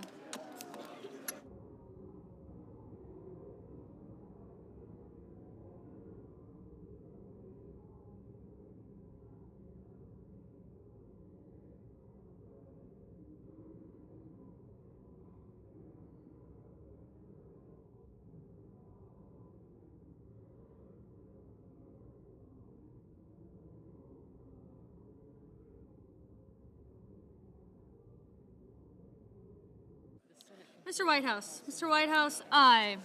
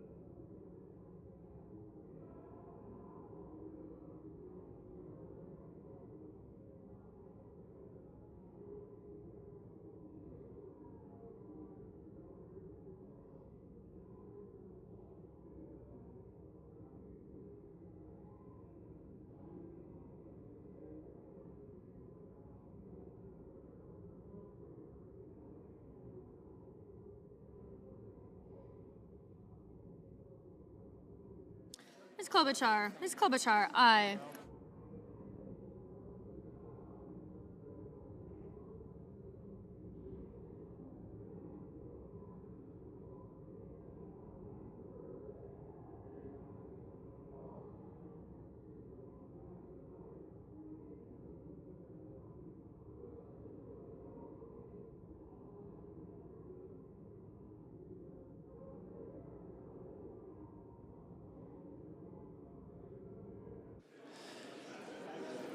The yeas are 77, the nays are 20. The motion to concur in the House amendment to S 1071 is agreed to. Full list. The clerk will report the motion to invoke cloture. Cloture motion. We, the undersigned senators, in accordance with the provisions of Rule 22 of the Standing Rules of the Senate, do hereby move to bring to a close debate on the nomination of Jared Isaacman of Pennsylvania to be Administrator of the National Aeronautics and Space Administration, signed by 17 senators. Previous order, the mandatory quorum call under Rule 22 has been waived. The question is it the sense of the Senate that debate on the nomination of Jared Isaacman of Pennsylvania to be Administrator of the National Aeronautics and Space Administration shall be brought to a close? The yeas and nays are mandatory under the order. The clerk will call the roll. Ms. Alsobrooks, Ms. Baldwin, Mr. Banks, Thank you, ma'am. Mr. Barrasso,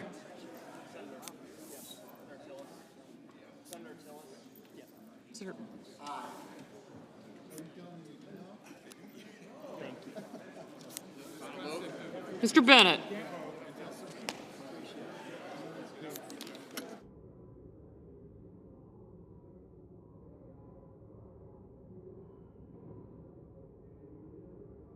Mrs. Blackburn, I got you.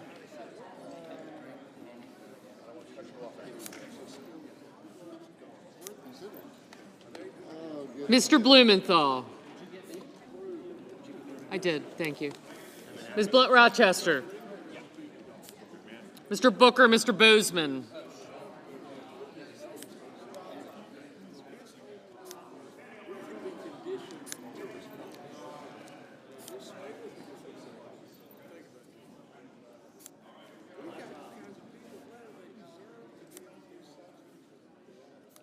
Mr. Bozeman, Mrs. Brett.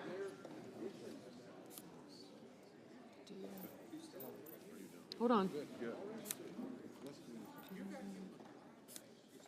Thank you.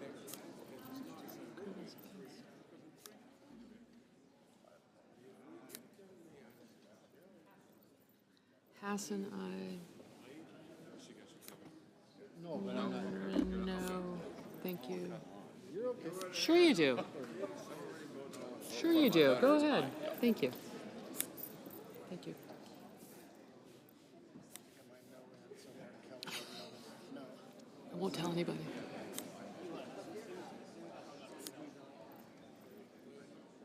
Mr. Budd, Ms. Cantwell, Mrs. Capito, Mr. Cassidy.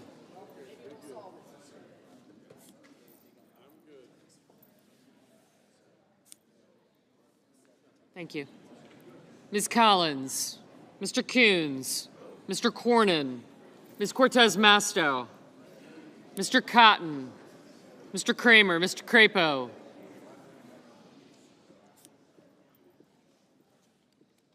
Mr. Cruz, Mr. Curtis, Mr. Daines, Ms. Duckworth, Mr. Durbin, Ms. Ernst, Mr. Fetterman, Mrs. Fisher, Mr. Gallego, Mrs. Gillibrand,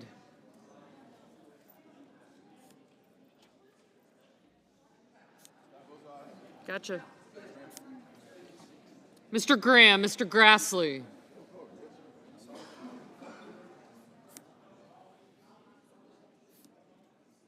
Mr. Haggerty, Ms. Hassan, Mr. Hawley, Mr. Heinrich, Mr. Hickenlooper,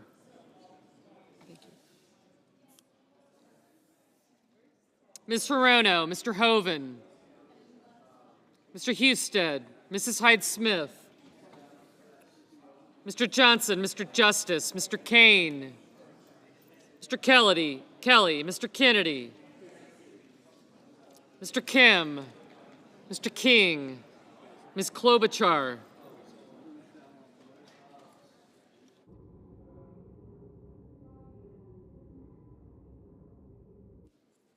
Mr. Langford, Mr. Lee, Mr. Lujan, Ms. Lummis, Mr. Markey, Mr. Marshall,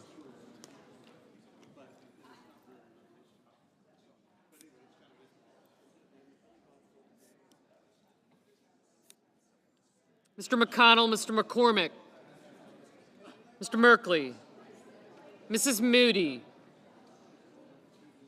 Mr. Moran, Mr. Marino, Mr. Mullen, Ms. Murkowski, Mr. Murphy, Mrs. Murray, Mr. Ossoff, Mr. Padilla, Mr. Paul, Mr. Peters, Mr. Reed, Mr. Ricketts. Thank you. Mr. Risch, Ms. Rosen,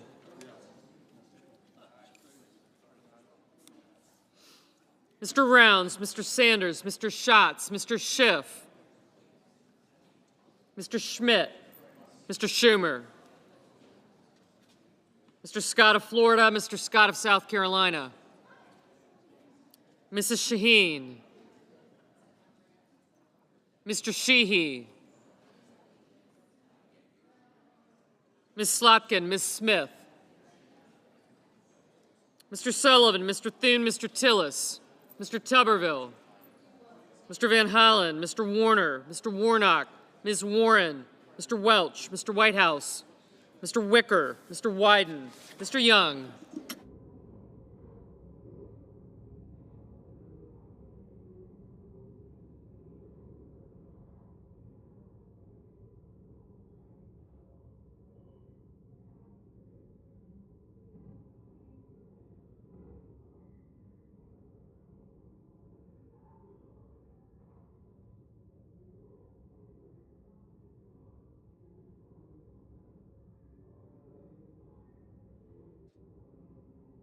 Senators voting in the affirmative: Banks, Barrasso, Britt, Cantwell, Capito, Cornyn, Kramer, Crapo, Cruz, Curtis, Fetterman, Graham, Haggerty, Hassan, Hawley, Heinrich, Hoeven, Husted, Johnson, Justice, Kelly, King, Marshall, McConnell, McCormick, Moran, Marino, Mullen, Paul, Ricketts, Rounds, Schmidt, Scott of South Carolina, Shaheen, Slotkin, Sullivan, Thune, Tillis, and Wicker. Mr. Sheehy, aye. Ms. Collins, aye. Ms. Murkowski, aye. Senators voting in the negative: Bennett, Blumenthal, Booker, Hirono, Markey, Merkley, Ossoff, Padilla, Reed, Sanders, Schatz, Warnock, Warren, Welch, and Whitehouse. Mr. Schiff, aye.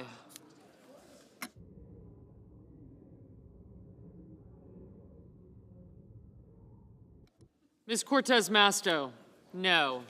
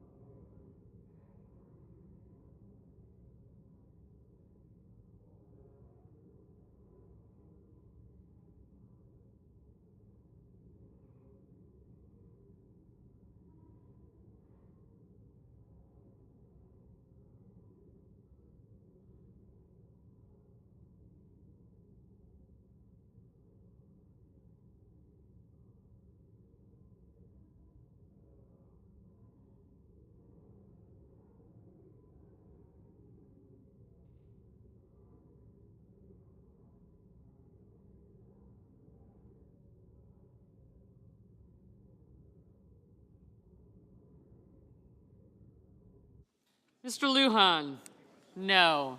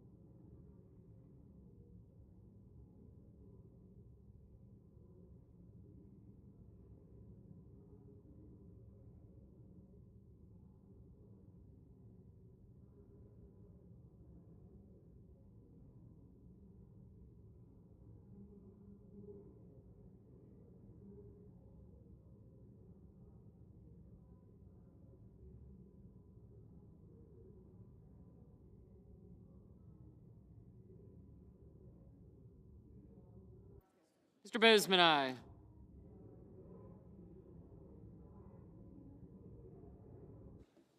Mr. Young, aye.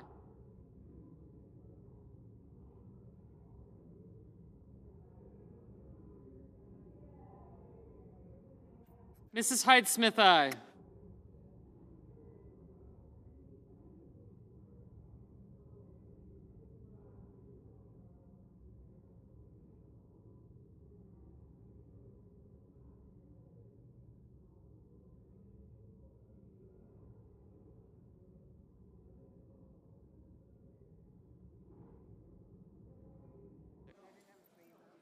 Ms. Smith, no. Mr. Langford, aye. Ms. Lummis, aye.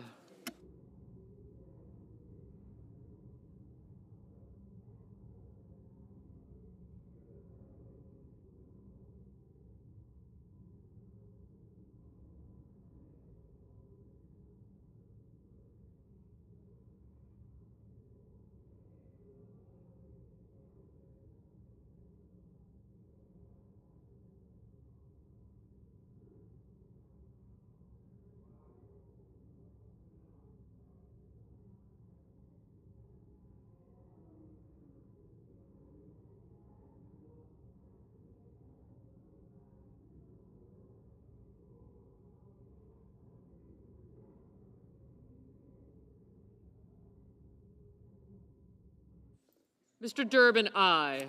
Wait.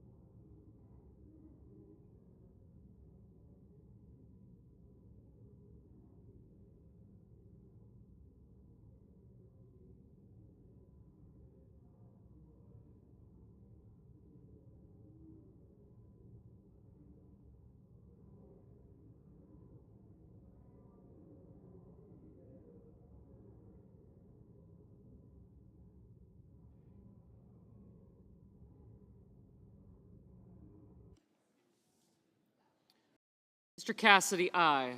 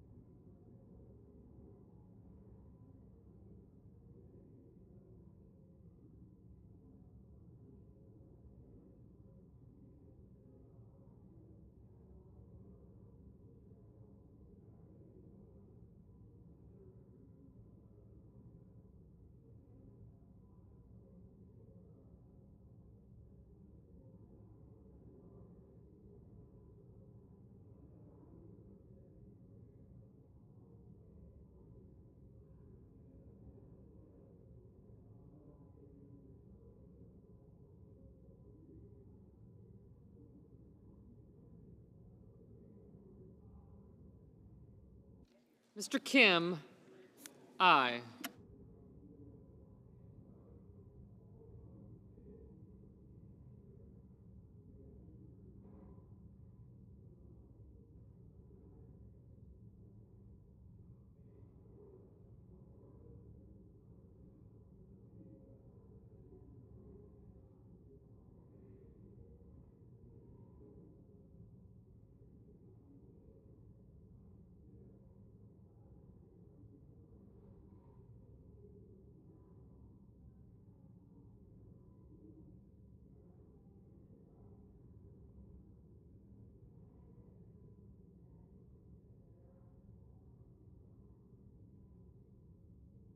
Ms. Also Brooks, no.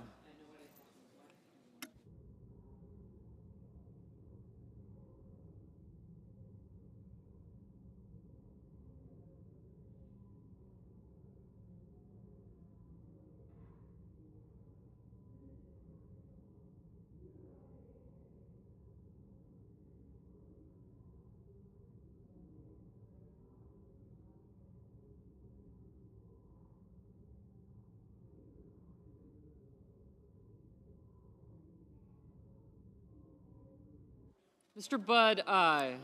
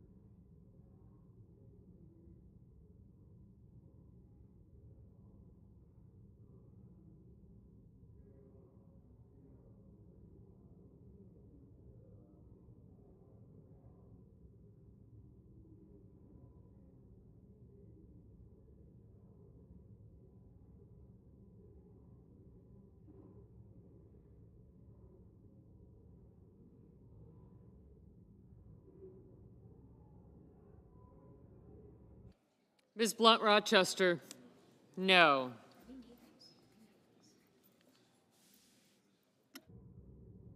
Ms. Klobuchar, no.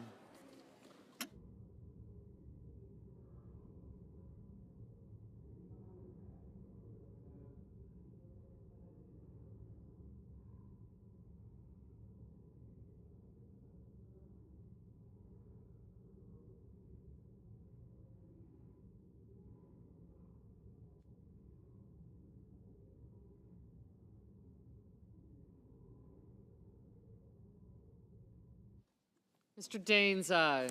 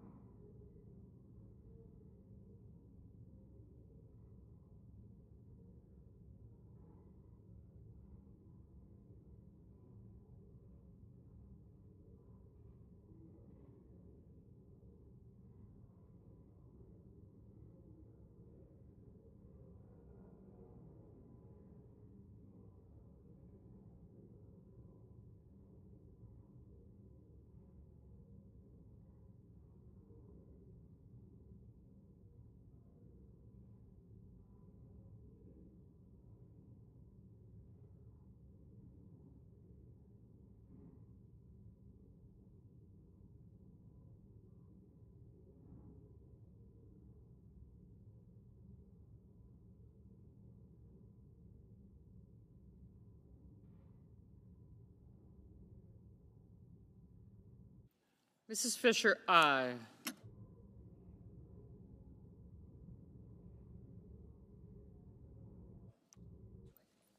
Mr. Peters, no.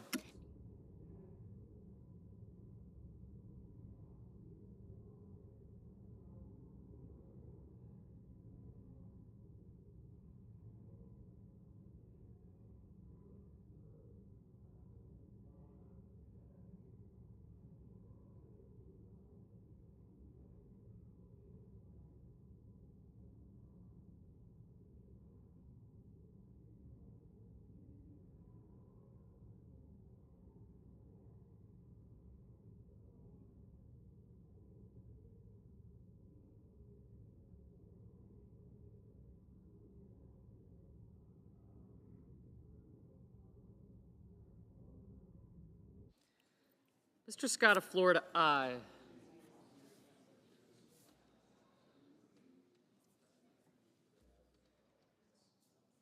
Mr. Van Hollen, no.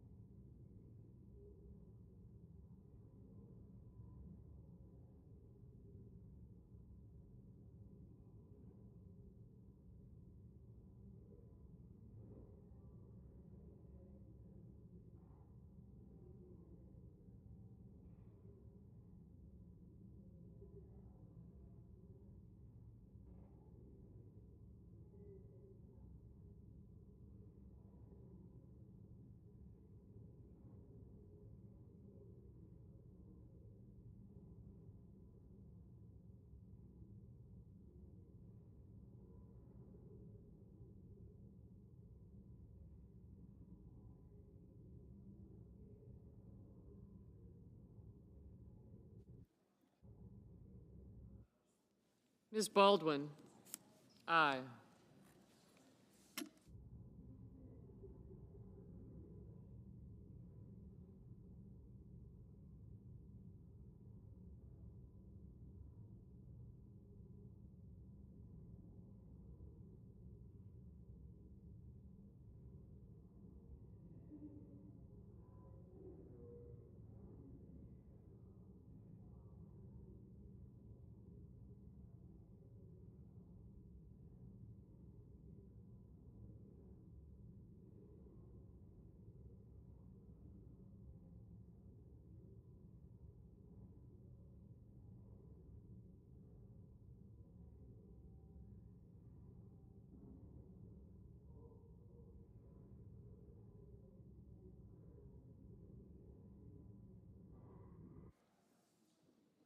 Mr. Cotton, aye.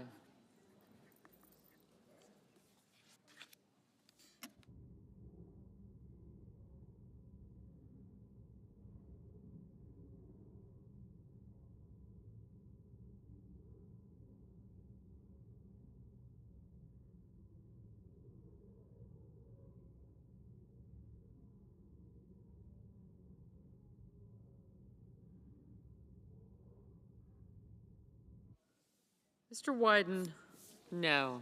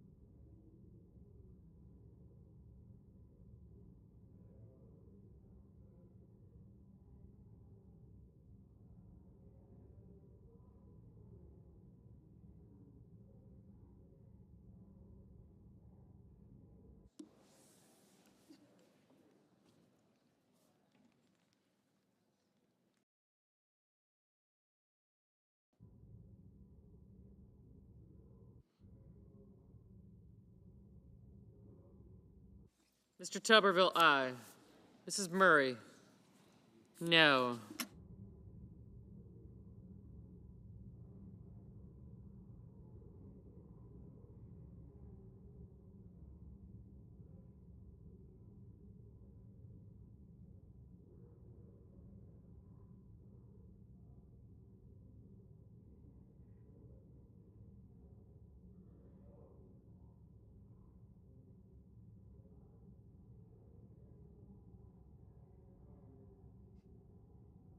Ms. Duckworth? No.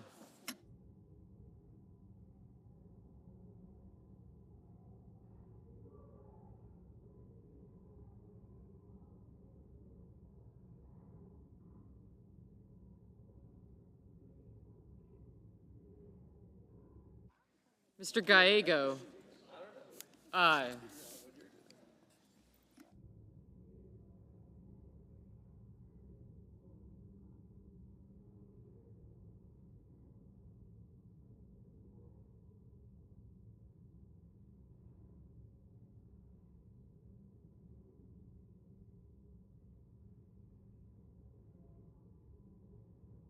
Mrs. Blackburn?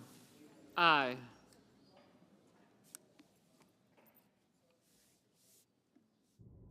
Mr. Warner? Aye.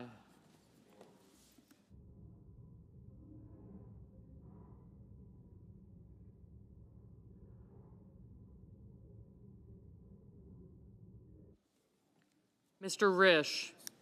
Aye.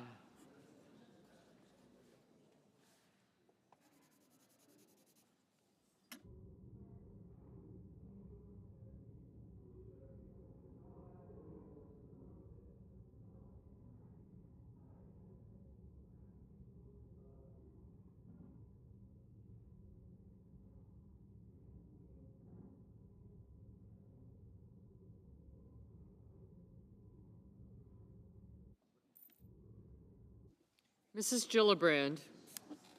Aye.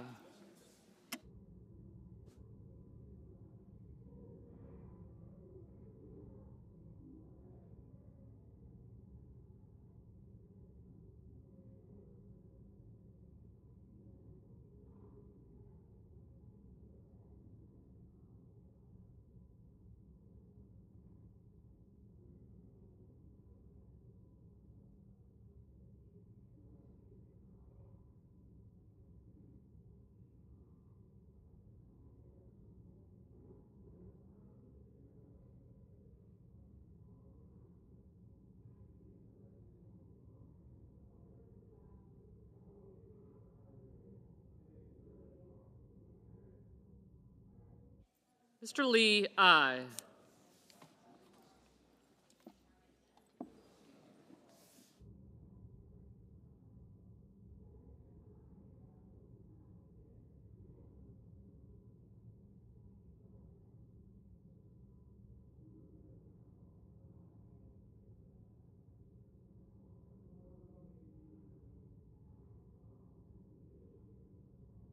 Mr. Kennedy? Aye.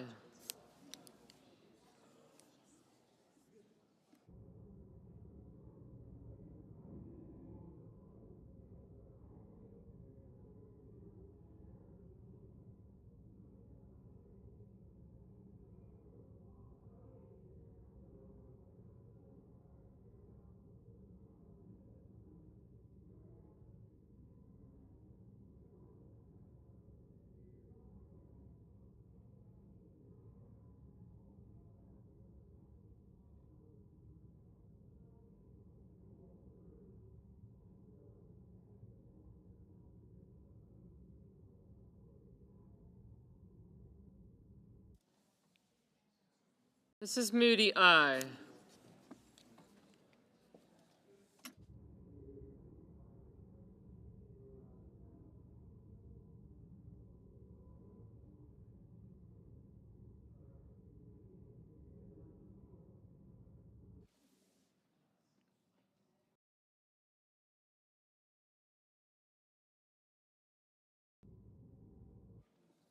Mr. Kane?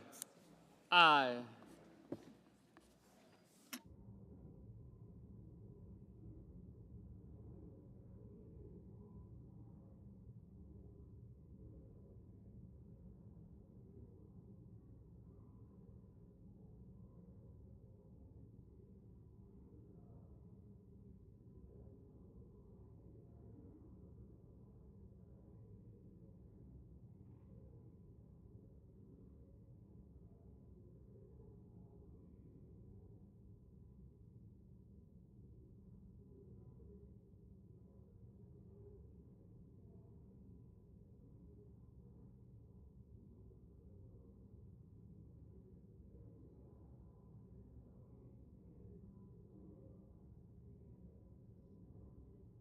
Mr. Murphy, no.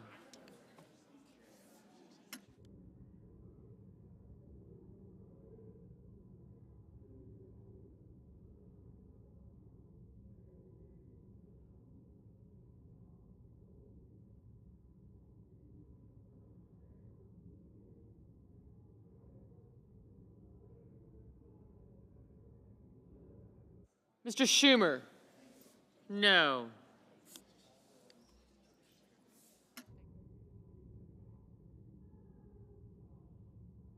Mr. Hickenlooper, no.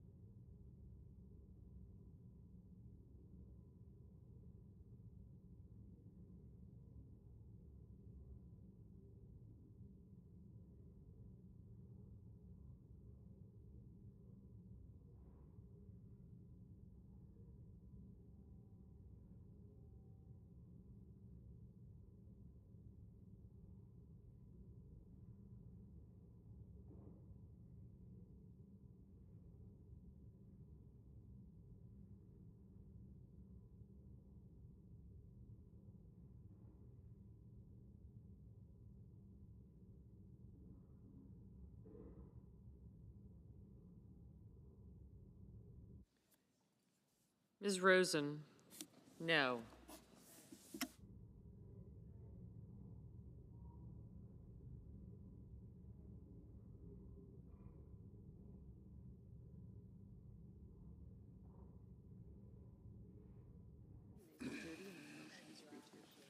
On this vote, the yeas are 67, the nays are 30. The motion is agreed to.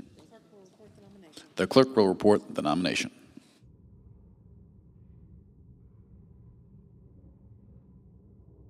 Thank you. Nomination, National Aeronautics and Space Administration, Jared Isaacman of Pennsylvania to be administrator.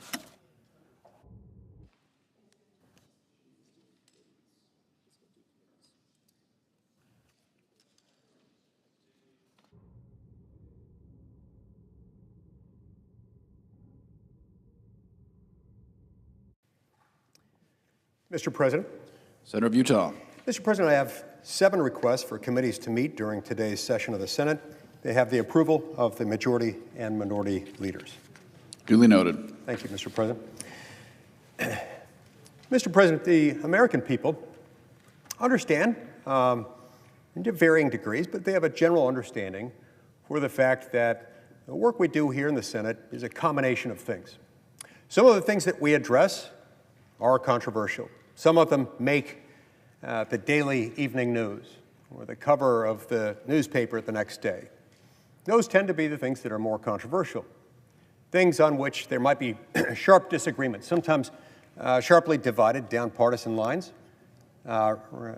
reflected based on where one's desk sits on in relation to the center aisle of this chamber. Other times, there might be controversy, but the controversy doesn't cut cleanly across party lines. We might have some Republicans and some Democrats on one side or the other. But in many instances, maybe not enough, but mercifully, there are many instances in which there is not only not much controversy, but no controversy at all. There's a significant amount of legislation that passes through this chamber every single year, unanimously, without a single no vote.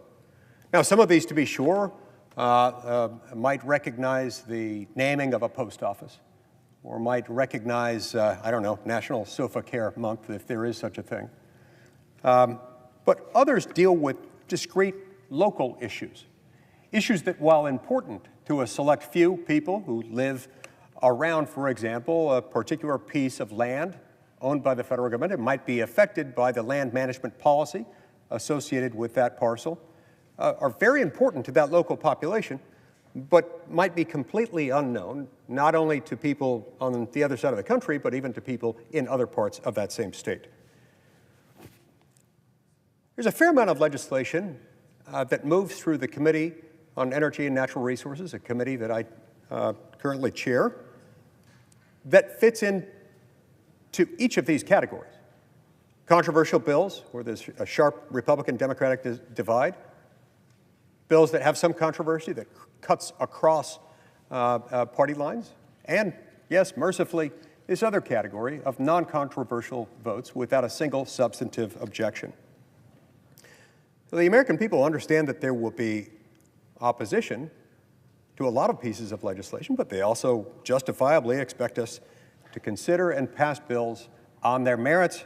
And as to this category of bills that are important to some, unknown to most, and controversial to no one, well, they expect us to get those passed in a timely fashion. I'm trying to do this quickly, expeditiously, and do it in the right way. Now, I tried doing it the right way, the same way I'm going to try today, back in May, on the 22nd of May. I tried to do it the right way again on July 29th. I tried doing it the right way again 2 weeks ago. This will be my 4th attempt to try to pass a small handful of extremely non-controversial bills that already passed this chamber unanimously without a single no vote last Congress at the end of last year, and that have moved forward from the Energy and Natural Resources Committee, again, without opposition from either side of the aisle, from any senator, earlier this year. Each of these times I've received an objection from the Democratic side of the aisle. At no point have I heard a single substantive objection to any of these bills in this category that I've tried to pass through this procedure, a procedure which is well-worn, which exists for exactly this circumstance. Because there are, across multiple committees, certainly within the Energy and Natural Resources Committee, there's a lot of legislation that falls into that category. Now, we're told repeatedly that there are simply too many bills for the Senate to consider individually. This is often the case.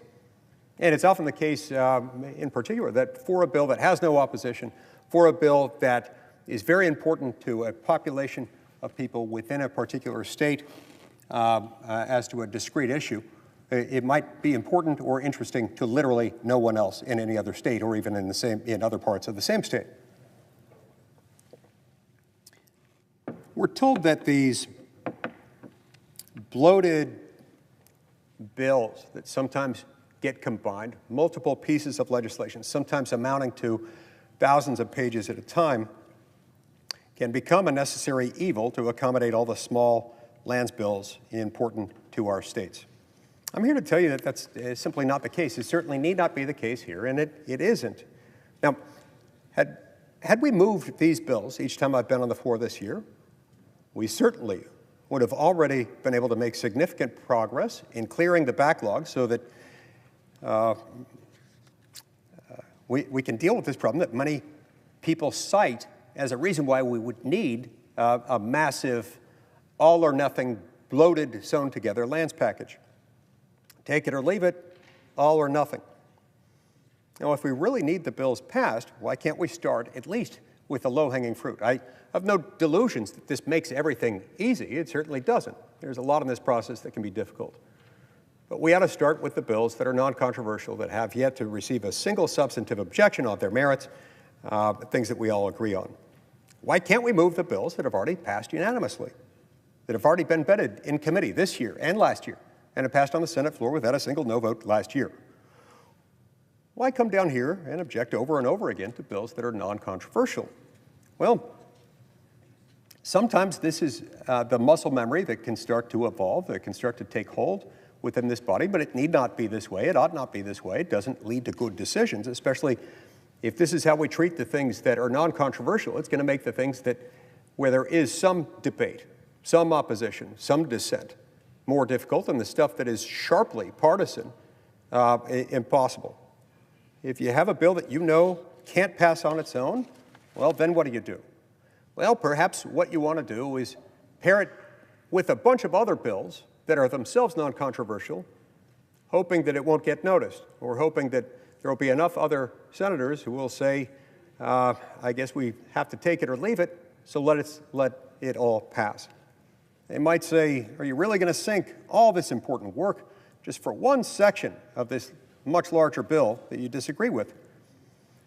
Well, look, taken to its logical conclusion and repeated over and over again and applied even to non-controversial bills, this ends up being sort of extortive in its effect, and it doesn't produce a good outcome, not for people of either party, not for people of either legislative chamber, and certainly not for the American people.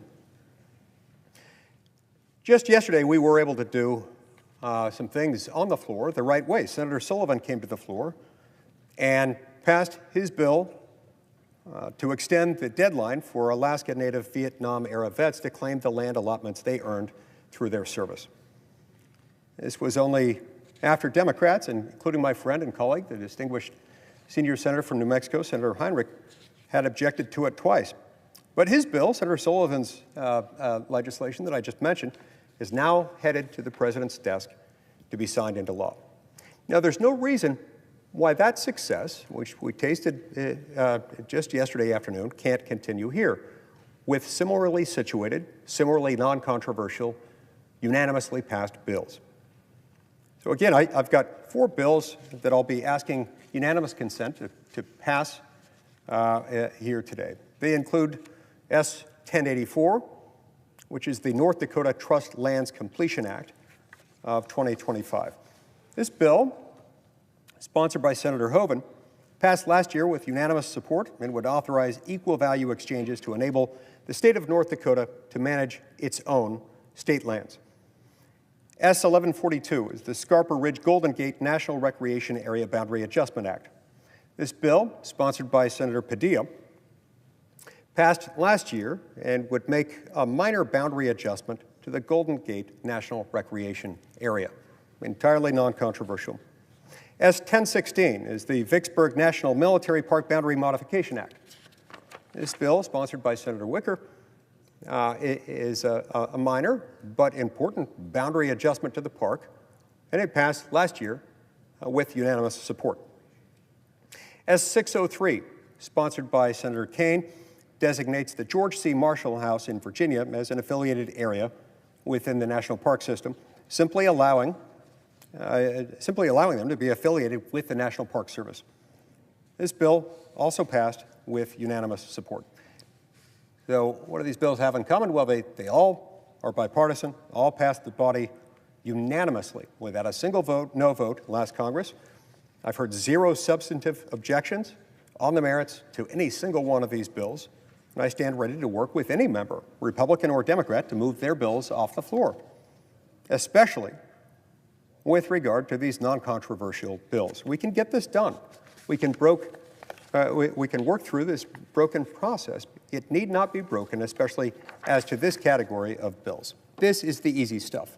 Let's not make the easy stuff hard, lest we incur the risk of making the harder stuff impossible.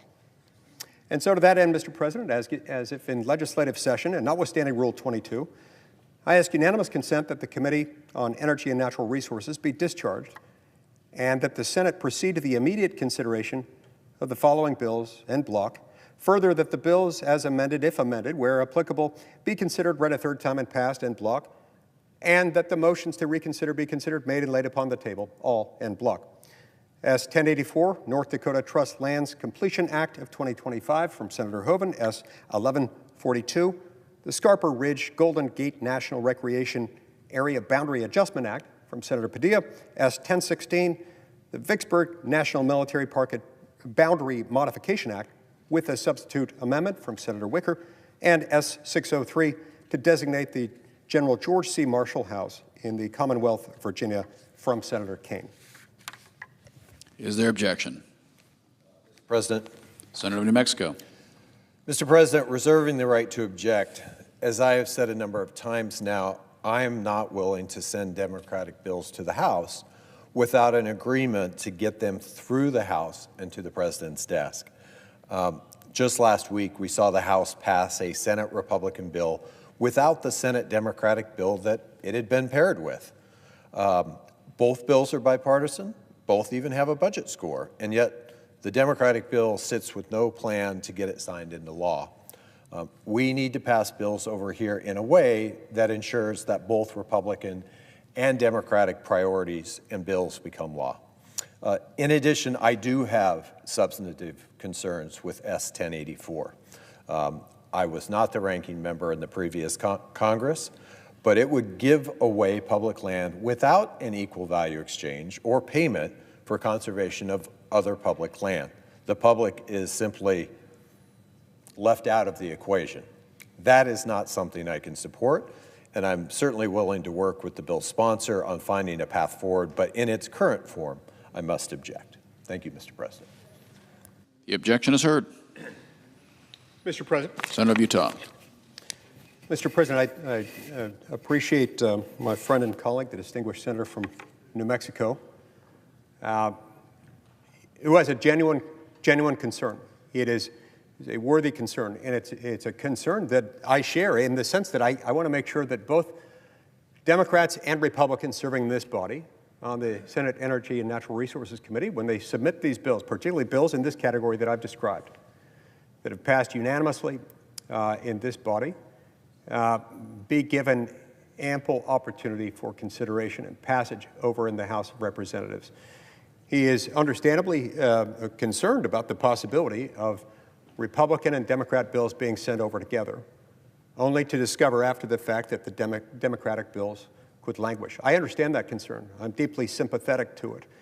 And it is because I share that concern, and not in spite of it, that I believe this is the way we ought to do things. This is the way we do things elsewhere in the Senate, where we've got non-controversial legislation.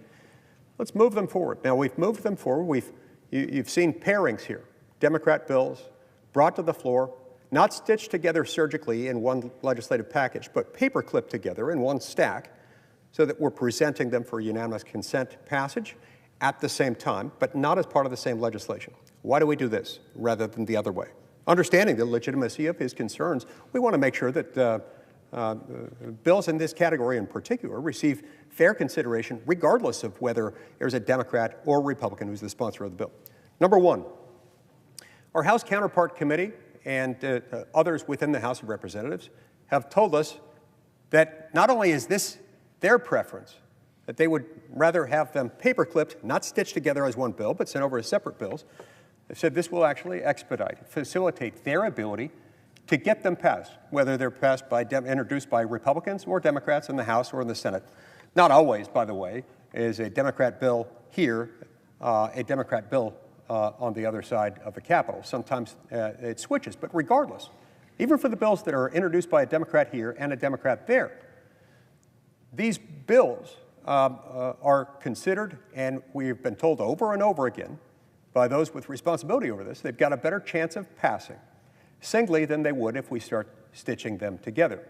In their view, as they've told me repeatedly, it will hinder, not expedite or facilitate their chances of being passed if we surgically stitch them together in one bill.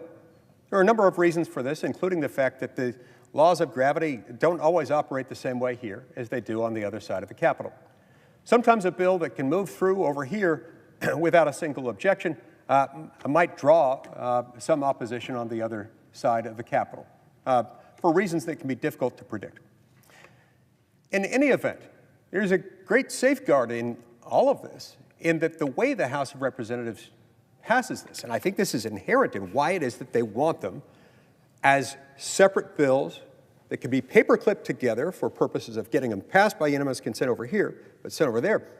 The way they do it over there, they use a procedure in the House known as suspension of the rules. Under suspension of the rules, you've got to have 290 votes to pass it rather than a simple majority of 218 votes. That feature ends up replicating to a significant degree the effect of the cloture standard over here, such that it's got to be bipartisan, and so they can't afford to, and therefore don't, on bills like this, favor Republican bills over Democrat bills. Now, my friend and colleague, the distinguished senator from New Mexico, noted a moment ago that his concerns are already materializing and that they're neglecting Democrat bills on the House while preferencing Republican bills. I don't see this. In fact, to the contrary, within the last week, the House of Representatives has passed multiple bills, I believe it was 3 or 4 bills, introduced by Democrats. Democrat bills run through the suspension of the rules calendar passed this week. They are not depreferencing them, and from what I've heard from multiple credible sources on the other side of the Capitol, this is because of the way the suspension of the rules practice works over there. They don't, in part because they can't get these passed if they preference Republican bills and depreference Democrat bills in this respect. Look, at the end of the day, we have to remember that a lot of what this chamber does operates by means of unanimous consent. Certainly in scheduling votes, scheduling just about anything, heck, scheduling what time we're going to go to lunch or adjourn for the evening until the next day requires unanimous consent. But a lot of legislation we pass gets done that way too, and thank heaven above that it can. If we can't do the easy stuff this way, the harder stuff becomes much more difficult, and the really tough stuff, stuff that still needs to get done, things like permitting reform, for example, where on both sides of the aisle you have strong opinions, you have a strong desire overall to see that permitting reform gets accomplished, you have somewhat differing ideas on what must be in there and what must not be included. Things like that that are very important to the public, but that are by no means non-controversial, become far more difficult to impossible. Let's get the easy stuff done. We did it yesterday afternoon. We can do it again. I'll be back, as I'm determined to push these bills forward, Republican and Democrat. And if we tie them together surgically in one bill, it'll impair their passage, Republican and Democratic alike. We don't need to do that here. We ought not. This is unfortunate, but I'll be back soon. Thank you, Mr. President.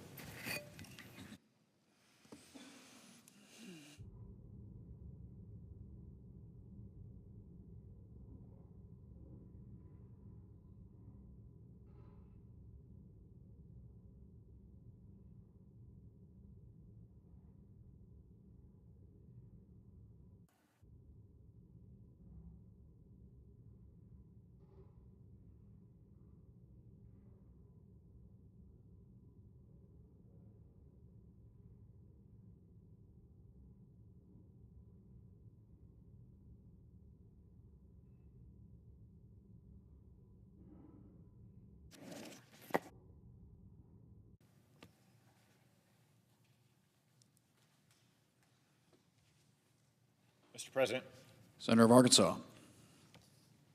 I'm saddened to share that Norman Podhoretz, a towering figure of American letters and politics, passed away last night. Not many men truly change the course of history. Those who do usually do it through their actions, like General U.S. Grant's brilliant military campaigns in the Civil War. Fewer still do it with a combination of words and actions, like Abraham Lincoln. Perhaps rarest of all are men like Norman Podhoretz, who change history with mere words. And what words they were. Norman was not only the longtime legendary editor and soul of Commentary magazine, but also a prolific author of a dozen books, hundreds of essays, articles, and columns, and no telling how many speeches. He could turn out 10,000 words of elegant, sparkling, cogent prose, seemingly at a moment's notice, while identifying for his readers the deeper meaning of the day's news. Norman was also an original neoconservative, and proud to be so. These days, some historically illiterate podcasters and so-called influencers use the term neocon as an all-purpose slur for anything they don't like. But the neocons were just that, new conservatives, a collection of anti-communist liberals between World War II and the Vietnam War who were, as the saying goes, mugged by reality. In this case, the reality of the new left's turn against America. Norman followed this path and blazed it for others. Born in 1930 to working-class Jewish immigrants in Brooklyn, Norman later said that the first Republican he met was in high school. Blessed with natural abilities and good teachers, Norman earned a scholarship to Columbia, while at his father's insistence, he also studied concurrently at the Jewish Theological Seminary and earned a degree in Hebrew literature. After more studies at Cambridge and 2 years in the Army, he returned to New York and wrote for magazines such as The New Yorker and Partisan Review, and ran in the liberal, intellectual, social circles of the Times with the likes of Norman Mailer and Allen Ginsberg.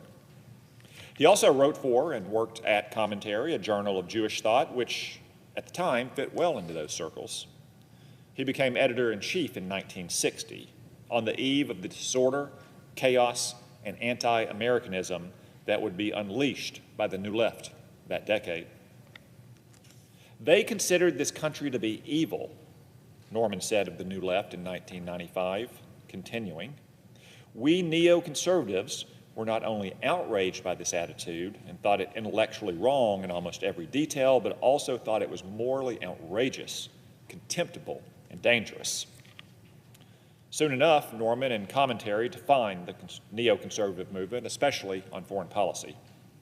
They published famous path-setting essays, such as Gene Kirkpatrick's Dictatorships and Double Standards, and The United States in Opposition by Pat Moynihan. No less a titan than Ronald Reagan called Norman a must-read for conservatives of all stripes. Norman, Kirkpatrick, and other neocons both followed and led Reagan into the presidency, helping to shape a strong and confident foreign policy of defending American interests and free peoples against the menace of Soviet Russia and anti-American insurgencies around the world. Norman maintained a friendly dialogue with Reagan over the years and received a richly deserved Presidential Medal of Freedom from President George W. Bush. Norman turned over the reins at Commentary in 1995, but he never put down the pen. I'm thankful he didn't, because that was also the year I discovered the magazine and became a 30-year subscriber.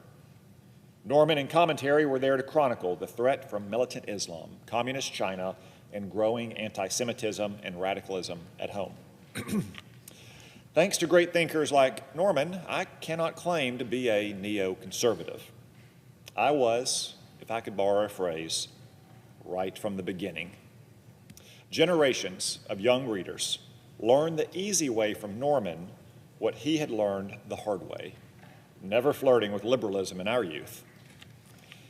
As, in his own words, a filthy little slum child of Jewish immigrants from Eastern Europe, Norman was eternally grateful to America for welcoming his family and providing him with unlimited opportunity.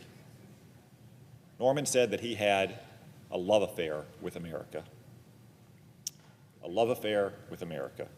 I think that's a very apt way to put it, and something we should all try to emulate and instill in our kids and grandkids. Norman's love affair with America, I suspect, was behind his dogged support for Donald Trump when so many of his old friends abandoned our party in 2016. But Norman saw President Trump's election as, quote, a kind of miracle. He believed that President Trump could, in his words, save us from the evil on the left. Despite all their differences, with their shared love of America, their hatred of communism, their shared New York roots, indeed their shared Brooklyn to Manhattan journey, Norman and the President may not be quite the strange bedfellows that they first appeared to be. I'm confident that Norman was pleased with the President's muscular defense of the American way of life upon his return to office, and I'm especially pleased that Norman lived to watch America join with Israel to devastate Iran's nuclear program on President Trump's watch. One of the great benefits of my work as a senator is the opportunity to cross paths with great men like Norman Podhoretz. After learning from his writing for so many years, I've had the occasion to meet him and share a modest correspondence. I can share that Norman may have receded from public writing in recent years, but he remained as witty, brilliant, and courageous as ever in his private correspondence. Yet, as we all sometimes do when we reflect on our lives, Norman too acknowledged that he at times wondered what it all amounted to, and sometimes feared the answer was not much. But nothing could be further from the truth, I assured him. For nearly 70 years, Norman informed, educated, persuaded, and succeeded with his words.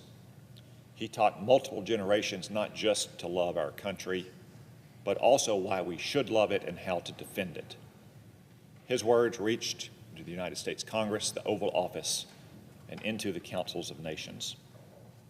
Without Norman and the little magazine he led, the course of history, the Reagan Revolution and the Cold War in particular might indeed have been very different. I therefore join Norman's family, not only in mourning the loss of this great man, but also in celebrating the highly consequential life of a true American patriot. Mr. President, I yield the floor.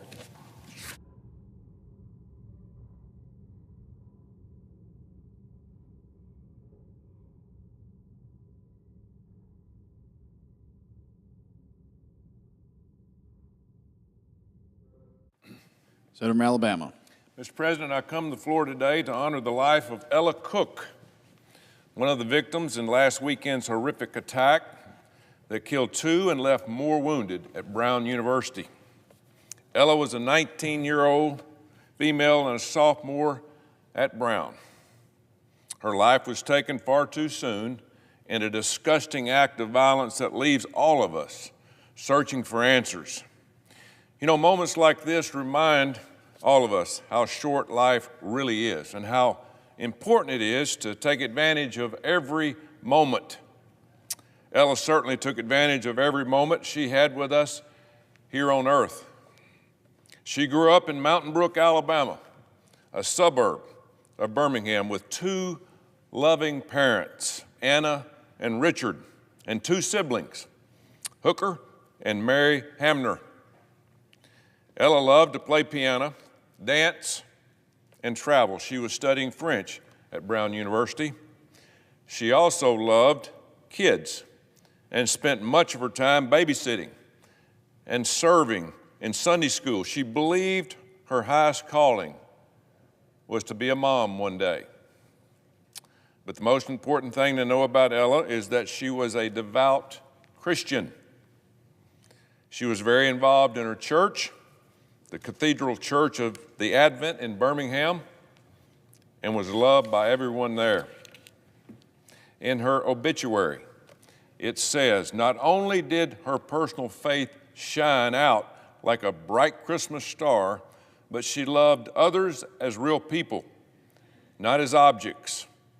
Ella loved God with her whole heart, and she loved people with her whole heart. The Reverend of Ella's church described her as an incredible, grounded, faithful, bright light who lifted up those around her. I can't think of a better legacy to leave behind than that. She went off to college at Brown, where she was studying French, mathematics, economics, and was obviously very, very smart. She also was a patriot who loved this country, and she served as vice president of the College Republicans at Brown University. She was clearly a very courageous young lady, and I can't imagine that was an easy job on such a liberal campus as Brown. But Ella was resolute in her mission to speak the truth and to fight every day for Christian values that have made this country great. The president of the College Republicans of America described Ella as being known for her bold, her brave, and kind heart as she served her chapter and her fellow classmates. You know, the true measure of a life is not found in its length, but its impact. And in the stories shared and the grief that is being expressed, it is clear that Ella left a lasting imprint on the people that she touched. You know, Alabama misses Ella, and we join her family and friends in grieving her loss. You know, it certainly seems like this might have been a targeted attack. We will not rest until the deranged psychopath who did this is brought to justice. But that being said, may God bless the Cook family. Give them peace and comfort in the midst of unspeakable tragedy. And may we honor Ella by carrying forward the values she lived by. Though her life was taken far too soon, we know she is in heaven now. And we will make sure that Ella's legacy of patriotism and faith lives on here on earth. May God bless the Cook family, and may God bless Ella Cook. I yield the floor.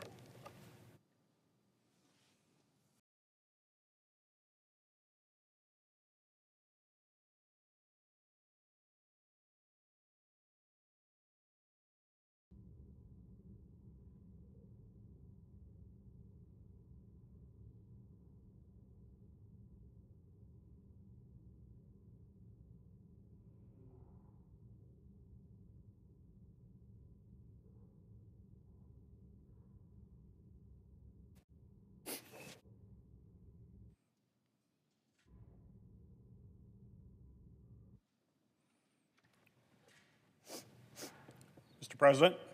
Senator Michigan. Mr. President, we are quickly approaching the end of 2025. And this past year, particularly here in Congress, we've been met with a lot of challenges, chaos as well as change. But there's one issue that unfortunately has not changed. And that, Mr. President, is our ballooning national debt. Throughout the year, I've repeatedly come to the Senate floor to pound the drum on this very serious issue.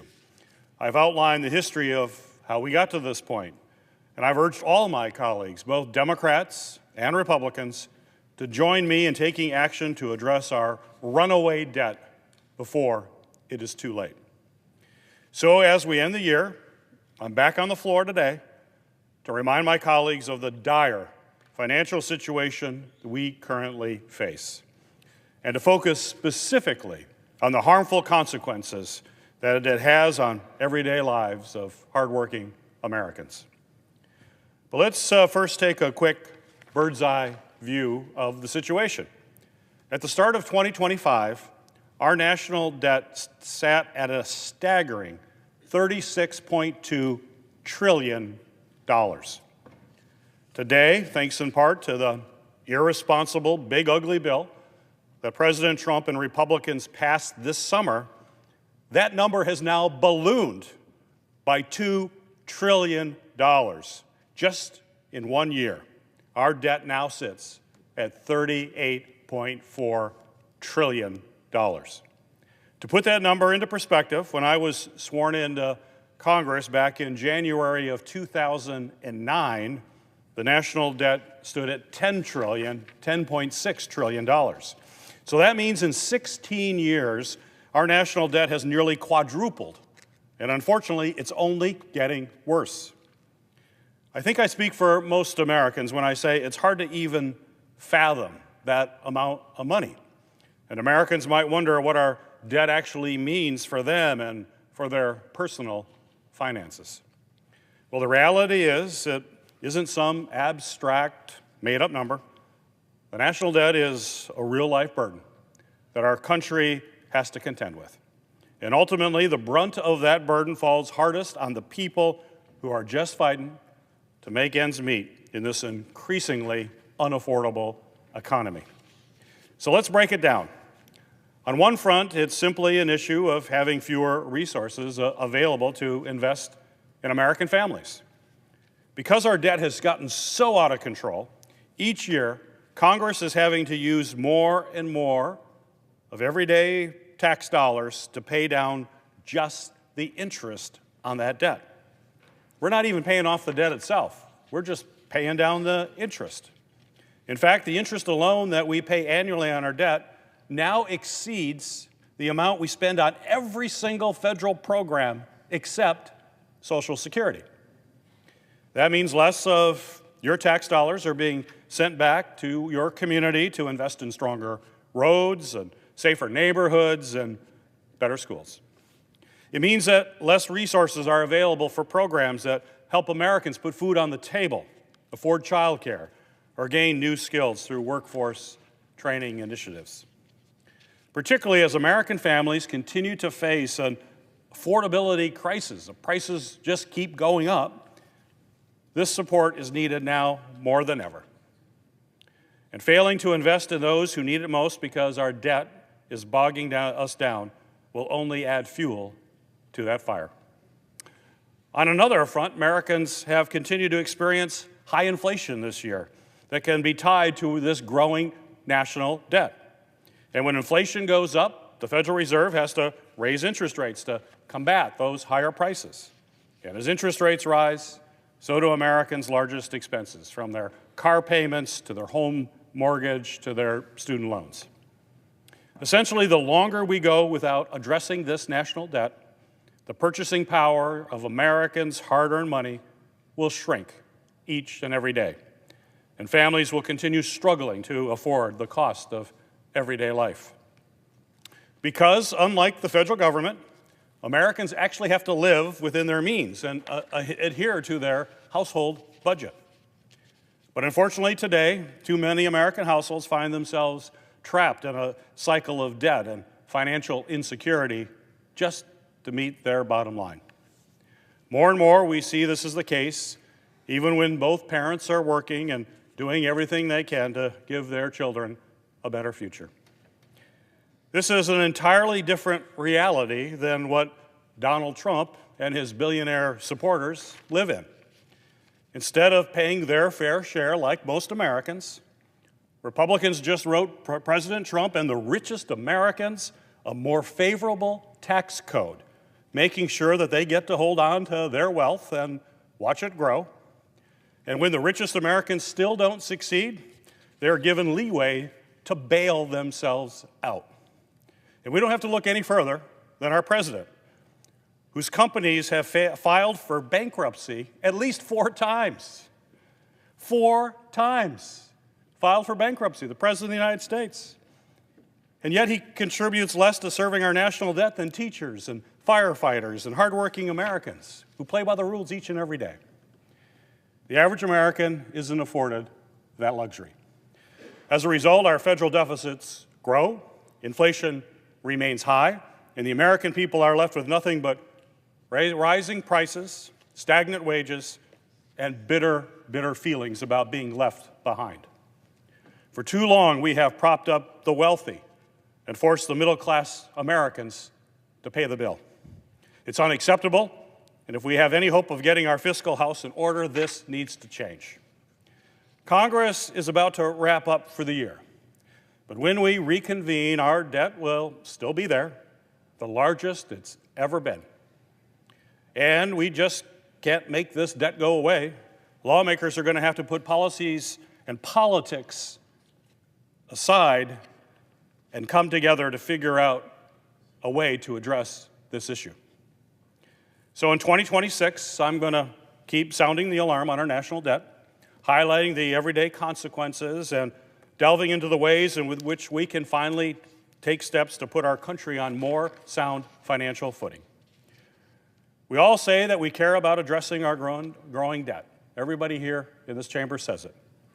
But in 2026, let's actually put our money where our mouth is, and let's make it happen.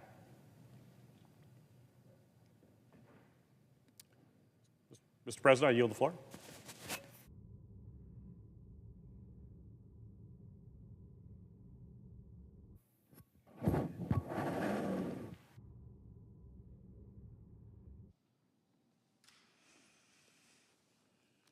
President. Senator from Indiana. Thank you, Mr. President. Last week, I had the pleasure of attending the Reagan National Defense Forum at the Reagan Presidential Library in Simi Valley, California. I've been to the event a few times before. It's a beautiful setting. The library is such a great tribute to one of our greatest presidents, Ronald Reagan, who is known for his efforts to rebuild the military through peace through strength in the Reagan years that we often think about and talk so much about today. The forum has been around for 12 years. This was the 12th annual event, and I've been able to attend the incredible event a few times early on in my time in the House, serving in the House of Representatives. It's been a few years since I've been there. But the event is filled with some of our nation's top military leaders, cabinet officials, administration officials, much of the leadership of the Pentagon.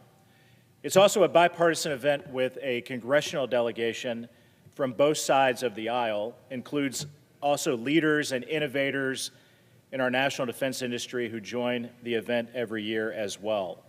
At this past forum, I participated in a panel discussion about recruitment and retention in our military. I was actually joined by a former Democrat colleague of mine in the House, Jimmy Panetta, a Democrat from California.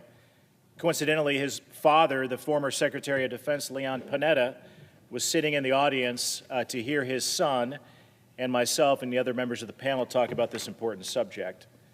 The panel got me thinking, though, as we close out 2025, about how far we have come in just 1 year on this subject, recruitment and retention in the military. As we close out 2025, I can think of many big wins that have come out of the Trump administration, but none as significant as what President Trump and Secretary of War Hegseth have done to repair the recruitment crisis that took place on Joe Biden's watch. This unbelievable accomplishment doesn't get as much attention as it deserves. And that's why I wanted to come down to the floor today and talk about that incredible success story and share with you some of what I talked about in that panel a little over a week ago. When I served in the House of Representatives before I got to the Senate, I chaired the Military Personnel Subcommittee on the House Armed Services Committee, so I saw up close how bad things got under Joe Biden, especially at the Pentagon and in our military.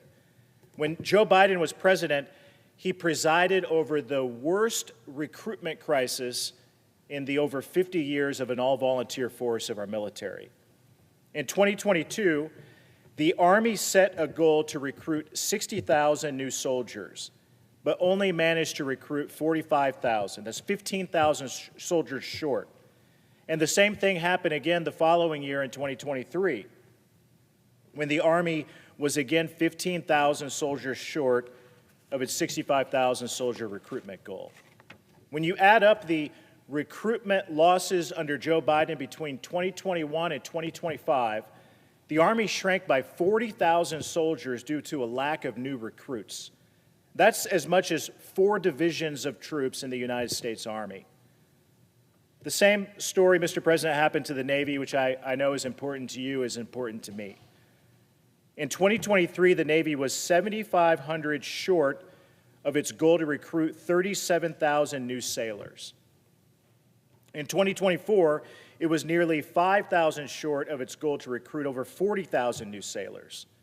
So between 2021 and 2025, the Navy shrank by 16,000 sailors, which is about 3 aircraft carriers worth of United States sailors. That's how bad the recruitment crisis got on Joe Biden's watch. But how did this happen? I think this is important context and history when we evaluate where we are today. It's clear to everyone that the Biden administration treated the military as a political experiment. I don't think, Mr. President, we've seen the military politicized in a way that it was under the 4 years that Joe Biden was president ever before in American history. The Biden Pentagon dropped physical fitness standards to promote equity and supported woke DEI initiatives throughout the armed services. As a side note, by the way, the Marines were the only good news on recruitment during those 4 years because the Marine Corps never dropped their standards. But you had former Secretary of Defense Lloyd Austin, who immediately after Joe Biden was sworn into office, ordered a 60-day stand down to combat extremism in the military. They spent nearly 6 million man-hours military-wide on that stand down. Those are hours, Mr. President, that could have been spent on training our troops to combat our biggest enemy, our biggest threat, that being China. Or I would contend to you that those 6 million man-hours could have been spent on preparing to evacuate and leave Afghanistan in a much more responsible way than what the military did. Instead, they focused in on politics at the beginning of the Biden administration.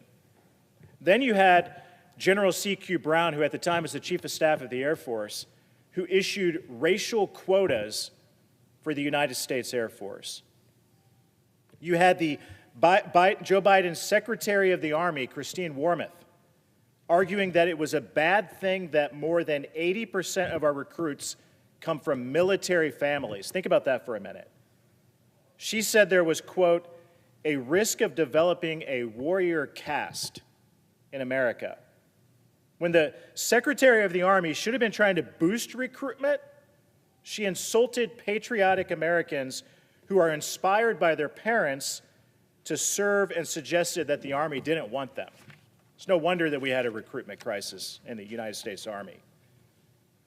Mr. President, when you combine all of these factors, it's no wonder that the military under Joe Biden failed to meet its recruitment numbers. Simply put, fewer young Americans wanted to serve because they stopped believing in the mission. I often think back to an article from the Wall Street Journal that I read back in 2023. It had a poll that showed that patriotism among Americans, especially young Americans, had plummeted to historic lows. Again, 2023, Joe Biden's the president, aftermath of what happened in Afghanistan, all of this other foolish experimentation, the politicization of our military. According to that poll, only 38% of Americans in 2023 said that patriotism was very important to them. That's down from 70% in the 1990s. And to this day, this story astonishes me. I'd love to see an update from the Wall Street Journal on that poll to show what those patriotism numbers look like today. You can't, Mr. President, I know you know this, you can't build a military without patriots. You can't ask young men and women to put their lives on the line when the culture tells you that the country isn't worth fighting and dying for. You can't expect the next generation of Americans to raise their right hand, Mr. President, like you did, like I did, like so many of our colleagues did in the United States Senate, to protect this nation when so few believe that America is the greatest country in the history of the world. Something else that I think about is how catastrophic the withdrawal from Afghanistan played a huge part in the shortage of military recruitment under Joe Biden as well. Americans saw 13 brave service members killed at Abbey Gate, including a Hoosier, and American guns and vehicles abandoned to the Taliban on that embarrassing and disastrous and deadly day. It didn't exactly inspire people to serve. Young Americans asked themselves, who wants to be part of that type of military? And they said, not me. Mr. President, the good news, though, and I want to get to the good news because this is really good news. The good news is that this has all been fixed in a really short period of time. President Trump changed everything. In fact, it changed immediately on Election Day just a little over a year ago. Military leaders testified to the fact that military recruitment increased dramatically the day that Donald Trump won the election. The Army met its 2025 recruitment numbers 4 months early. The Army reached its retention goals for the whole year in just 6 months. Navy recruitment hit a 20-year record. And how did all of this happen? President Trump and Secretary Hegseth inspired young people to serve again. Because President Trump and Secretary Hegseth are restoring our military's strength and greatness. They cut away the woke DEI initiatives throughout the Department of War and focused on what really matters to our military: patriotism, a sense of mission, and lethality. Under Joe Biden, young Americans saw the botched withdrawal of Afghanistan. Today, they see a military that puts America first, taking out narco-terrorist drug boats before they can bring deadly drugs into our country. 71% of Americans say that they support these strikes on these drug boats. When you ask young men and women if that's the type of military that they want to be a part of, one that's stopping drugs from flooding into America, killing our brothers, our sisters, our neighbors, our friends, you get an overwhelming yes. When America is strong, when America is confident, when America wins, our young people want to be a part of that. They want to serve.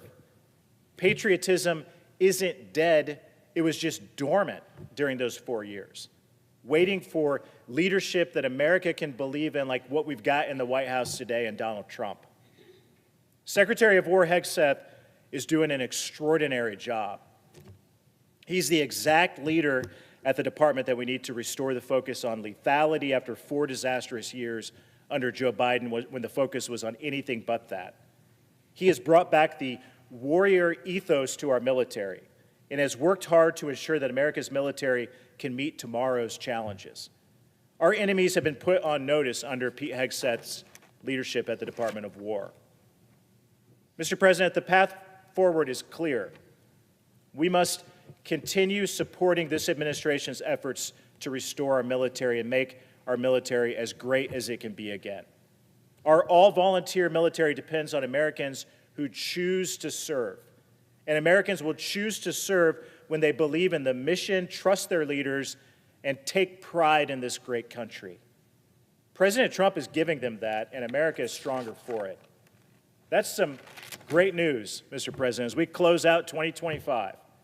There's so many things to talk about, but this accomplishment, in and of itself, what President Trump and Secretary Hegseth have done to restore recruitment, save our military, is really good news that I wanted to come to the floor and talk about as we close out this year on the eve of going home for this Christmas break. Mr. President, Merry Christmas, Happy Hanukkah, Happy New Year. I'm looking forward to a lot more good news like this to come in 2026. Thank you. I yield back.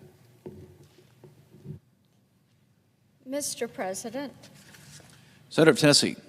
Thank you, Mr. President. We heard so much over the weekend from Tennesseans who were reaching out, just so saddened by the series of truly devastating attacks. We saw in Syria, 2 of our National Guard members from Iowa lost their life, and indeed we know that right now President Trump and Senators Grassley and Ernst are out at Dover to meet with those families, but these are 2 that were killed by an ISIS gunman. And at Brown University, a gunman shot and killed 2 students that were in a session as they prepared for exams right there on the college campus. One of those was a young woman from Alabama who was vice president of the college Republican Club. Another was an aspiring neurosurgeon. And these are 2 young people that had very bright and promising futures in front of them. In Australia, the terrorist that opened fire on a Hanukkah celebration, they murdered 15 people, including a 10-year-old girl and a Holocaust survivor. We know that anti-Semitism is a sickness. It is spreading across the globe, and world leaders must do more to protect their Jewish communities. Our nation's prayers remain with all of these victims, with their families, and those that experienced these tragedies. And we can all be grateful that in Donald J. Trump, we have a president who is committing to serving the justice when it is needed. Terrorism will not have the last word. And we have seen how the FBI has worked to thwart these plots that are taking place here in our country. And they announced on Monday that agents had thwarted a New Year's Eve terror plot that was planned for Los Angeles by a pro-Palestine extremist group. The 4 suspects are now in federal custody, and we know they will face the full force of the law. God bless the men and women in federal law enforcement and in our armed services that are really working around the clock to restore safety and security here in our country. And under President Trump, we've seen national security has become a priority. In fact, when we look back over the last year, one theme sticks out about the administration's accomplishments. President Trump is keeping his word. He is making America safer and stronger than ever before. And you can look at the southern border. In a matter of months, President Trump completely fixed the Biden border crisis. The president was right when he said we didn't need more laws, we just needed a new president, one who would enforce the laws. Now, in October, there were just over 11,000 apprehensions at the southern border. The same month last year, in 2024, there were over 100,000 encounters at the border, and that was under the Biden border policies. Now, even the year before that, there were 240,000 encounters. So think about that, from 240,000 down to 100,000, down to 11,000. And what changed was the fact that we had a president who was enforcing the law. Now, also, in my wonderful state of Tennessee, Memphis saw the highest crime rate per capita in 2024. But since September, the administration's Memphis Safe Task Force has made more than 4,200 arrests, including hundreds of warrant arrests for domestic violence, aggravated assault, and dozens more for narcotics, sexual assault, and homicides. They've also located more than 120 missing children have recovered 970 illegal firearms and 560 stolen vehicles. Now, with President Trump and A.G. Bondi and Kash Patel and the commitment that they have made to Memphis, this is what you are seeing. Criminals are being apprehended, and the citizens in Memphis feel safe to go out and about. The crime rate has been cut in half. Now, President Trump is replicating the success we're seeing in Memphis. He's replicating that all across the country, whether it's here in Washington, D.C., Portland, Oregon, and other areas. And around the globe, President Trump has restored peace through strength after years of weakness from the Biden administration. And we have to note, when we talk about globally what he has done, ending 8 wars, making the world a safer place, not only for Americans, but for so many. Across the government, President Trump has also rooted out woke programs that abuse taxpayer dollars under the previous administration, and we saw a lot of corruption in our institutions. With these programs, the Biden administration pushed a radical anti-American agenda, and now, with the Trump administration, we're restoring common sense and putting the American citizen first. On the economy, the president's pro-growth and pro-worker agenda is already delivering. Since its peak under Biden, inflation is down 67%. Of course, we all remember under Biden it was at a 40-year high. And now that has come down 67%, and it will continue to come down. The trade deficit is shrinking. Our nation is bringing in trillions of dollars in new investments, and this is going to create new factories, jobs, and opportunities. And Mr. President, we're so pleased. Some of those jobs are coming into Tennessee. Some of those investments are coming into our state. And the president has focused on making American energy dominant once again. We were pleased to see that in his first few days in office, he eliminated a lot of the Green New Deal, and because of that, the national average for a gallon of gas is at its lowest price since March of 21. He's also signed executive orders to support nuclear energy, including speeding up approvals for new reactors and strengthening fuel supply chains. And more than any other state, Tennessee is best positioned to lead our nation's nuclear renaissance, especially with the work that is being done at the Oak Ridge National Lab and our universities. And I will remind my colleagues, our nuclear energy industry had its birth at the Oak Ridge National Lab in Tennessee. We also have the Clinch River site, which should soon be home to the nation's first small modular reactor. And taking advantage of this opportunity, the Tennessee Valley Authority has got to step up, and they have to lead the way. This week, the Senate is set to confirm 4 of the president's nominees to serve on TVA's board of directors and ensure that Tennessee and our nation does lead in nuclear energy.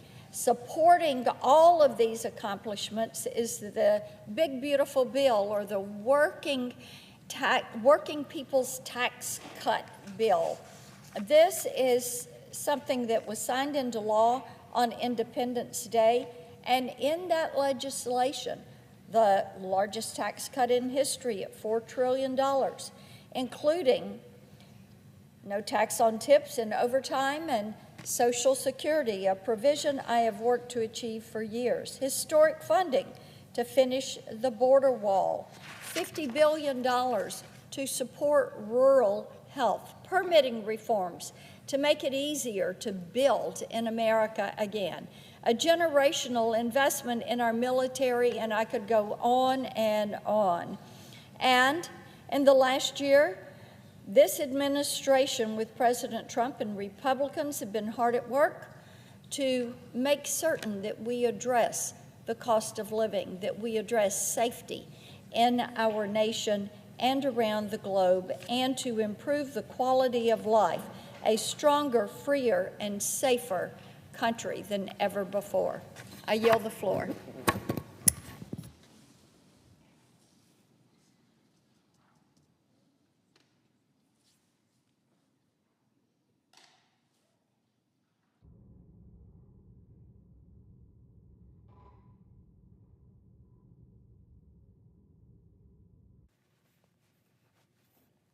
Mr. President, The senator from California. in a moment I'm going to ask this body to pass legislation requiring the Department of Defense to show Congress and the American people the September 2nd video of strikes that killed 2 survivors on a shipwrecked vessel after the administration's first strike disabled the craft. The American people deserve to see this video and to witness what is being done in their name. The administration has proudly published the footage of countless other strikes, including the first one from the very same day, believing it could do so without compromising any sources or methods used by our military or intelligence services. This FALP footage should be no different. Since the beginning of this campaign of unauthorized strikes against boats in the Caribbean and Eastern Pacific, there's been one key feature from this administration: an eagerness to push out the videos of these attacks. We first learned about these strikes when video of an attack was published by the President of the United States, who posted the video of it on his social media. That was video of the first strike on September 2nd.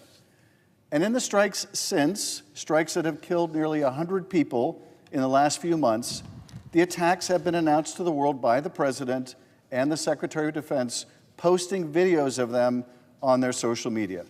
And last week, we saw the administration distribute lengthy footage of the seizure of an oil tanker off the coast of Venezuela. So why not release the video of the second strike that the administration ordered on September 2nd? Why is the administration hiding it behind closed doors, sharing it with only a small handful of members, and leaving the rest of Congress and the country in the dark? What is it about the killing of these 2 survivors that the administration is unwilling to let the people see? The legality of the entire campaign of striking these boats and killing those on board, rather than interdicting and arresting them, has been called into serious question. An attack on shipwrecked sailors is expressly prohibited by the laws of war. The rationale for hiding this video seems far less about any nebulous claim of the need to protect sources or methods, and far more about protecting the administration from accountability and oversight that the American people demand. This legislation is simple. Make this video available, first, in full and without edits, to all members of Congress. And then, if there is any legitimate basis to be concerned with the revelation of some source, method, modus operandi, or technology that isn't already apparent with the eager release of all the other videos, make it public with proper redaction. Surely, the same people who helped scrub and declassify every other video the Pentagon has publicly posted can be enlisted to do the same for this one. Or is the so-called most transparent administration in history afraid of what this video would show? Would it show a clear violation of the laws of war, which use the killing of shipwrecked combatants as the textbook definition of illegal use of force? The truth on this is going to come out. We know that it will. Let it be now.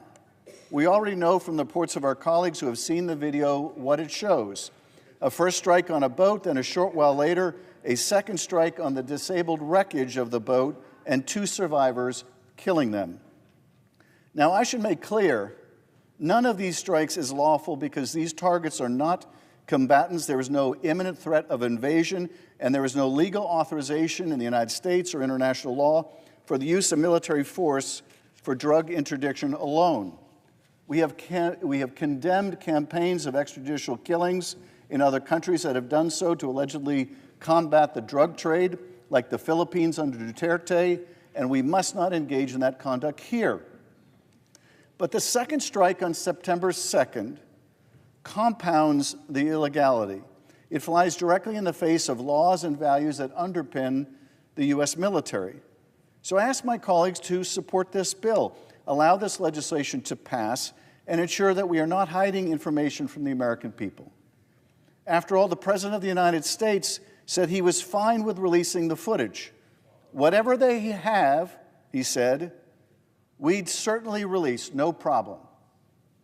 It's time we hold the President to his promise to be transparent with the American people. Our service members and their families deserve nothing less. Right now, we have a massive military force in the region. We have killed almost 100 people. We are beginning a blockade of a country with which we are not at war and with which the American people do not want us to go to war. Not over regime change, as despicable as the Maduro regime is. The American people do not want to go to war over regime change, which is apparently the real objective here. We should pass a war powers resolution to make clear that Congress does not support a military campaign that may draw us into another endless war or destabilize the region. And we can start by releasing the video of one deadly strike already undertaken, but the evidence of which has been withheld from the American people. I urge passage of this bill. And so, as if in legislative session, and notwithstanding Rule 22, I ask unanimous consent that the Senate proceed to the immediate consideration of the bill at the desk to require the release of video strikes conducted on September 2nd, 2025, against designated terrorist organizations in the area of responsibility of the U.S. Southern Command, that the bill be considered, read 3 times and passed, and the motion to reconsider be considered, made, and laid upon the table. Is there an objection? Mr. President, The senator from Oklahoma. I reserve the right to object. Mr. President, the junior senator from California knows good and well what classifications mean because he sat 15 years on the House Intelligence Committee until his clearance was pulled in 2023. He understands classifications. He understands when certain things can be exposed and certain things cannot because of the sensitivities of it. He also understands that committees of jurisdiction are privileged with the correct clearance to be able to watch this video because the junior senator from California stated that himself, that it has been showed to not a partisan but a bipartisan group of individuals that do have the accurate oversight and clearances to watch it. Now, what is this really about? Politics? Maybe. Because during the junior senator's time on the House Intelligence Committee, then President Obama had 500 strikes on terrorist organizations, which, let's keep in mind, we are striking terrorist organizations and no one is denying that. There's 24 cartels that are being deemed terrorist organizations that's poisoning our streets, that's killing our families, that's killing our friends, that's affecting all of our homes, all of our streets, and all of our states all across the country. In fact, to the tune that there has been more people killed in 2024 by drug overdoses by the sum of 10,000 more individuals than we lost with U.S. personnel in the entire Vietnam War. If that's not an attack on us, I don't know. If that's not a terrorist organization that's truly poisoning our streets, then I don't know. But during the time that the junior senator in California said on Intel, not one time did he ever ask for the release of the same videos from the Obama administration that killed 3,700 individuals, including U.S. citizens. Now, if you would think there would be transparency that needed to be released, we would want to see the videos at least on U.S. citizens that was killed in this manner, not these narco boats that's poisoning our streets. But that's really wasn't what this is about. And the junior senator from California knows that. This is all about politics. That's what this is about. Why are we protecting the ones that are poisoning our streets? Shouldn't we be trying to protect the ones that are on our streets? I don't think it's crazy to think that we want to be proactive about going after narco boats. I for sure want to. I have zero issue with this. I've been able to be briefed. I know the junior senator was recently briefed He's just upset that he may not have the clearances to watch the video anymore. But there is sensitive material, and it was clearly explained why it can't be released. And of all the people in this chamber, the junior senator from California knows when it's in certain classifications, there's a reason for that. So with that, I object. The objection is heard. Mr. President. The senator from California. First, as my colleague served on the Intelligence Committee when I chaired the committee, he should well know that members of Congress actually don't hold clearances that can be revoked. We either serve on certain committees or we don't. But more to the point, in listening to my colleague address this motion to release the video to the American people, I've heard very little of the basis for an objection to releasing this video, except some nebulous claim that somehow this footage must be classified. And I would pose this question to my colleagues. Do you recognize that this video has already been partly displayed to the American people? That is, the administration was all too proud to show the first part of this same video, the first attack on this ship, to the American people. There was no objection, obviously, to classification or source and method. They showed that to the whole world. They just didn't show all of us the rest of that video. That is, they only showed the footage of the first strike. What they withheld was the footage of the killing of the survivors of the strike. And to make the claim here without basis that, well, somehow the continuation of that footage is confidential, but the beginning of that footage showing the first attack can be released without injury to sources and methods, just doesn't pass the smell test. This is going to come out. It's just a question of how long we have to fight to make this available to the American people. But if the administration is proud of this, if the administration are proud of what it's doing in the name of the American people, they should be proud to show this video to the American people. And we should hold the president, who said, whatever they have, we'd certainly release, no problem. We should hold the president to that commitment. And with that, I yield back.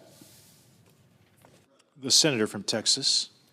Mr. President, in January of this year, tragedy struck just a few miles from here when an Army Black Hawk helicopter collided with American Airlines Flight 5342 at Ronald Reagan Washington National Airport. 67 souls were tragically lost in an instant. After the crash, it quickly became evident that there were common sense changes that would immediately enhance aviation safety. The Army helicopter, flying along the Potomac River, had deliberately chosen not to broadcast its location to other aircraft or to air traffic control using the common aviation technology called Automatic Dependent Surveillance Broadcast, or ADS-B. Had the Black Hawk been using ADS-B, like every other aircraft is required to do, tragedy could well have been averted.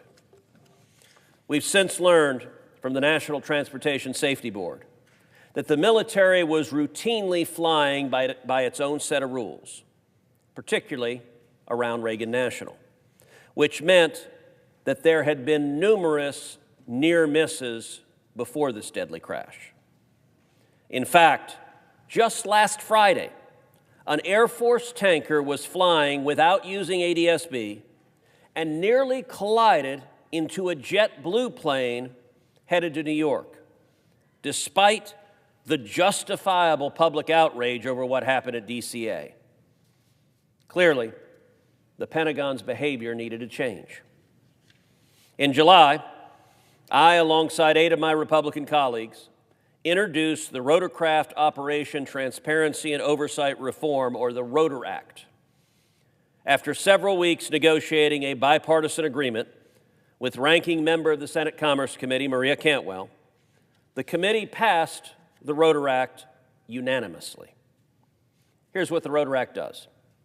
Number one, it tightens the rules for military aircraft so air traffic control and other pilots have a better idea of nearby planes and helicopters.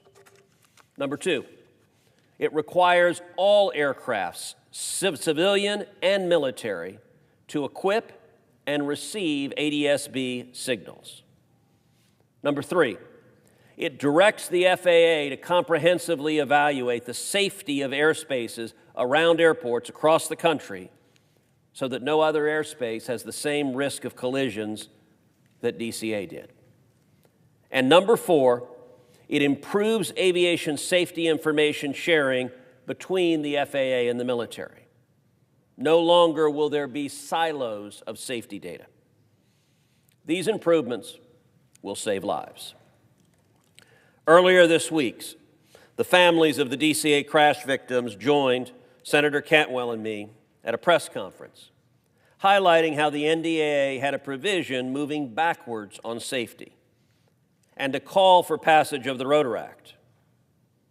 2 of those family members, Amy Hunter and Laura Jean, are in the gallery today. I'm happy that they are here to witness the Senate passing the Rotor Act, along with the language removing the offending NDAA provision. Senator Cantwell, Senator Moran, and I have made significant progress with our Senate colleagues, and we've reached an agreement that will allow the Senate to pass this bill unanimously today. I'm also pleased to report that the Rotor Act now has the explicit backing of the White House on this revised product. The White House is committed to helping us work with our House colleagues to see that the Rotor Act passes in that chamber. We still have a few small outstanding issues, but I'm optimistic that we're going to get this done and signed into law as soon as next month. Before turning it over to my colleagues, I want to note 2 things. One, I want to say thank you to Senator Cantwell for her partnership. She and I have worked hand in hand on this, and I'm grateful for the trust we have with each other and for the work ethic displayed by Senator Cantwell and by her staff, who's worked very hard on this matter. I also want to say this bill will be a fitting way to honor the lives of those lost nearly 1 year ago over the Potomac River. The goal of the victims' families is to ensure that no one else endures a similar, avoidable, completely unnecessary tragedy. And with that, I will yield to Ranking Member Cantwell. Thank you, Mr. President. I rise to support the gentleman's future request here and to say that the bipartisan Rotor Act Operation Transparency and Oversight Reform Bill represents a major step forward for aviation safety.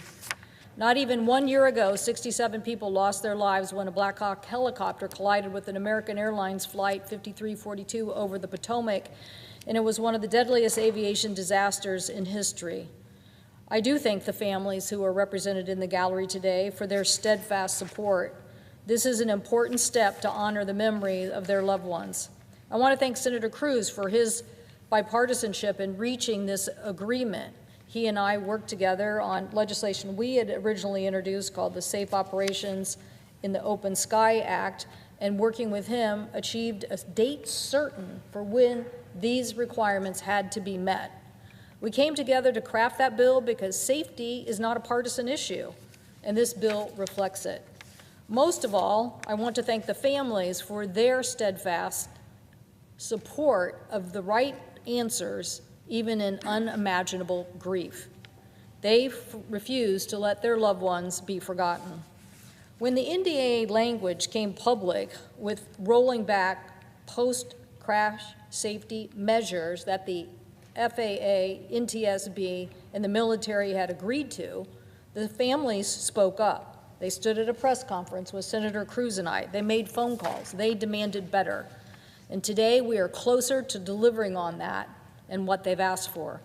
The Rotor Act ends the exemption for planes to be in the airspace without a broadcast signal that includes the military. So no more flying in the dark. And what's most important, it strikes the deadly language that is in the NDAA bill that just passed here that had widened that loophole. The Senate passed the NDAA with that provision in it, but this bill repeals it. And we hope that our House colleagues will take it up very expeditiously, and I thank the chairman for working with the White House and the House to try to get that commitment from them. But just as we've said, we have no idea how this language got in the bill in the first place. I won't be surprised if somebody doesn't try to stop us again. But we will be ready, along with the families, along with our colleague, Senator Moran, to fight for this. This bill requires broadcast technology in aircraft operating in busy airspace. It gives pilots situational awareness and real-time alerts. NTSB Chairman Hamidi and her predecessors have been recommending this for over 15 years. So we want to thank her for her leadership. It also mandates comprehensive safety reviews for all airports across the United States, military and civilian aircraft, where they share the same skies. So not just here, but places like San Diego, Tampa, and Norfolk. And it requires the FAA to establish an office dedicated to FAA DOD coordination. That is really important. It requires memorandum of understanding with the Army, Navy, Air Force, Coast Guard to share safety data, and it directs the Army Inspector General to audit pilot training, maintenance protocols, and the compliance. This bill represents real progress. I want to thank the chairman, Chairman Cruz, for working with all of us on the committee to get this legislation where it is today, passing the United States Senate with a firm commitment for aviation safety. We will work with our House colleagues to continue to strengthen this. We will work with our House colleagues in the future, but passing this bill today may not be the final step, but it is a huge step forward in getting this legislation to the President's desk. I thank my colleague, and I yield. Thank you to Senator Cantwell. I will now yield to Senator Moran, who has been a critical leader in fighting to pass the Rotor Act and to ensure that we have accountability and that we do not repeat the tragic mistakes that led to that horrific accident. The senator from Kansas.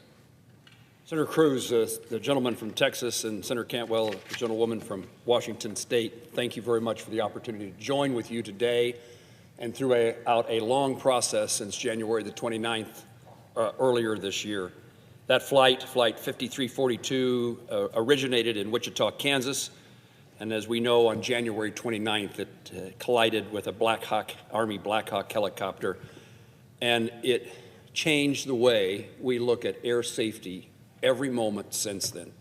And I appreciate the leadership of my two colleagues on the full committee, as well as Senator Duckworth, my colleague on the subcommittee on aviation, to make certain that we take all the steps necessary to make certain that the families who remind us today and almost every day since January the 29th about the importance of making the skies of the United States safe for those who fly today and in the future. There's numerous circumstances that led to this horrific incident, and NTSB's critical investigation into this collision is continuing. While NTSB's final recommendations have not yet been released, the chair of NTSB, Jennifer Hamidi, took the unprecedented step of publicly stating that the National Defense Authorization Act does not adequately address the safety concerns surrounding the mixed airspace at DCA. And while NDAA is critical to bolstering our defense capabilities, I have major concerns with the portion of the bill that is being fixed by the efforts today here on the Senate floor with this unanimous consent request. Numerous conversations with my colleagues, Senator Cruz and Senator Cantwell, we secured an agreement from the Senate leadership, and I thank that Senate leadership, Senator Thune, for an amended version of the Rotor Act that it be quickly brought to the Senate floor for consideration to reinstate the advanced critical standards of safety for commercial and military aviation. We're doing that right now. The Rotor Act closes the loopholes that have been described by my colleagues. It strengthens ADSB requirements for commercial and military aircraft, among many other things. It requires a safety review of DCA and requires better coordination between the FAA and DOD. I commend the FAA administrator for his commitment, and particularly Secretary Duffy for their combined commitment to air safety. In fact, when we conclude this effort here on the Senate floor, our committee is in session, our subcommittee is in session with Administrator Bedford, the FAA administrator, to review what other steps are being taken across the country for a safe airspace at every airport. We are bringing technology to bear that has been only talked about in the past and is now being accomplished.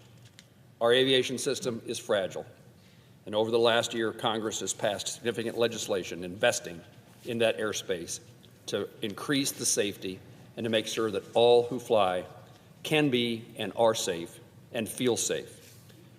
Now is not the time to take any steps backwards, and that's what we were concerned about that the NDAA provision does. While Congress works to ensure in law the safety of our airspace, our DOT and FAA leaders are committed to abide by current safety standards, maintaining that safety at the DCA airspace. As both have said, more work to be done, but it's a pretty good day to be taking the steps we're taking and knowing that more is to come in honor of those who perished on January 29th from Kansas across the country and around the world. I yield back to the chairman of the committee. Thank you. Mr. President. The senator from Texas. As if in legislative session, and notwithstanding Rule 22, I ask unanimous consent that the Senate proceed to the immediate consideration of calendar number 269, S2503. The clerk will report. Calendar number 269, S2503, a bill to require all aircraft to be equipped with automatic dependent surveillance broadcast and to improve aviation safety and for other purposes. Is there an objection to proceed to the measure? Without objection, the Senate will proceed.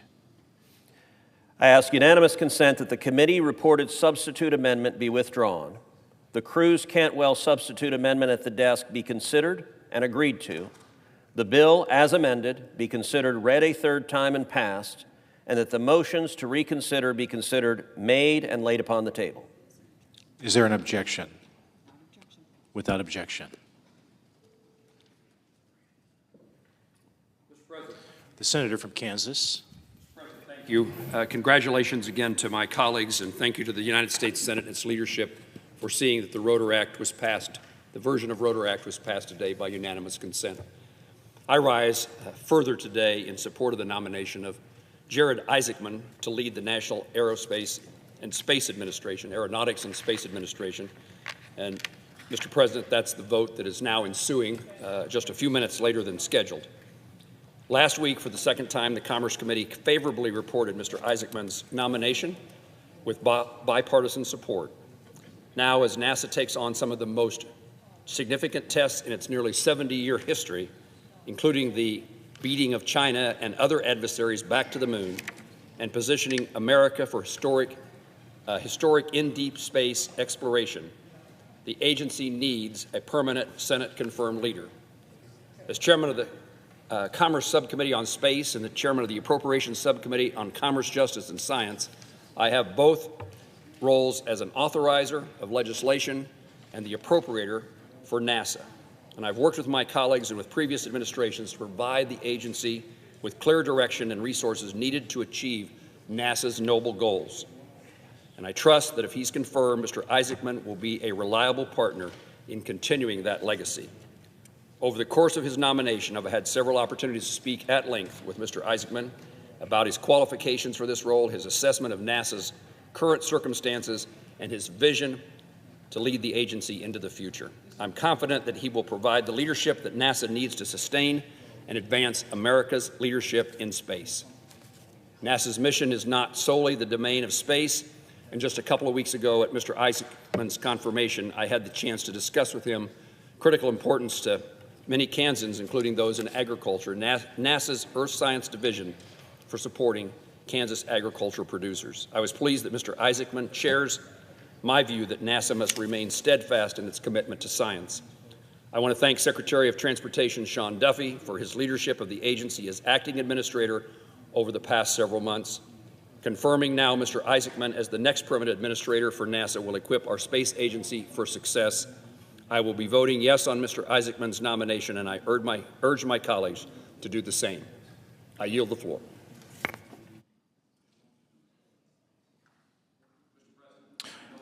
Debate on the nomination. Is there further debate? Hearing none, the question occurs on the Ask Isaac for the yeas and Min nays. nomination. Ask Is for there the a yeas and sufficient nays. second? There appears to be. The clerk will call the roll.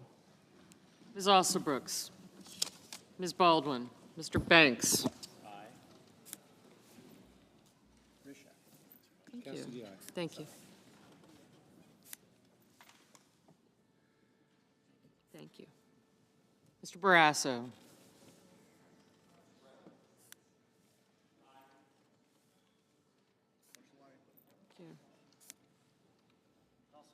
Thank you. Mr. Bennett.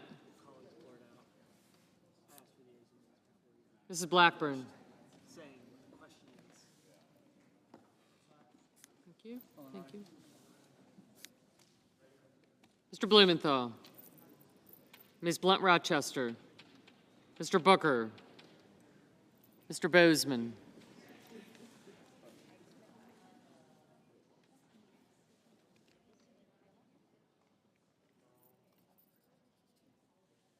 Mrs. Britt. Mr. Budd. Ms. Cantwell. Mrs. Capito. Mr. Cassidy. Ms. Collins. Mr. Coons. Thank you. Mr. Cornyn. Ms. Cortez Masto. Mr. Cotton. Mr. Kramer.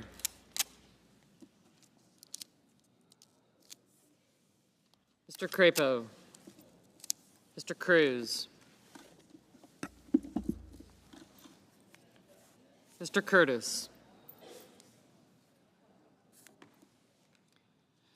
Mr. Daines. Ms. Duckworth. Mr. Durbin. Ms. Ernst.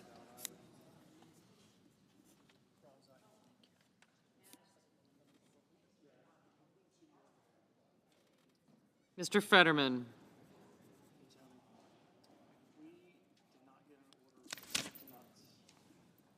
Mrs. Fisher.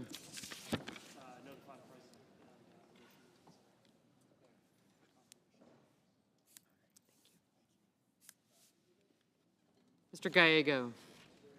Thank you. Mrs. Gillibrand. Mr. Graham. Mr. Grassley. Mr. Haggerty. Ms. Hassan. Thank you. Mr. Hawley. Mr. Heinrich. Mr. Hickenlooper. Ms. Herrano. Mr. Hoven. Mr. Husted. Mrs. Hyde-Smith. Mr. Johnson. Mr. Justice. Mr. Kane. Mr. Kelly. Mr. Kennedy. Mr. Kem. Mr. King. Ms. Klobuchar. Mr. Langford. Mr. Lee. Mr. Lujan. Ms. Lummis. Mr. Markey. Mr. Marshall. Mr. McConnell. Mr. McCormick. Mr. Merkley. Mrs. Moody. Mr. Moran. Mr. Marino. Mr. Mullen. Ms. Murkowski. Mr. Murphy. Mrs. Murray. Mr. Ossoff. Mr. Padilla. Mr. Paul. Mr. Peters. Mr. Reed. Mr. Ricketts. Mr. Risch. Ms. Rosen. Mr. Rounds. Mr. Sanders. Mr. Schatz. Mr. Schiff. Mr. Schmidt. Mr. Schumer. Mr. Scott of Florida. Mr. Scott of South Carolina. Mrs. Shaheen. Mr. Sheehy. Ms. Slotkin, Ms. Smith, Mr. Sullivan, Mr. Thune, Mr. Tillis, Mr. Tuberville, Mr. Van Hollen, Mr. Warner, Mr. Warnock, Ms. Warren, Mr. Welch, Mr. Whitehouse, Mr. Wicker, Mr. Wyden, Mr. Young,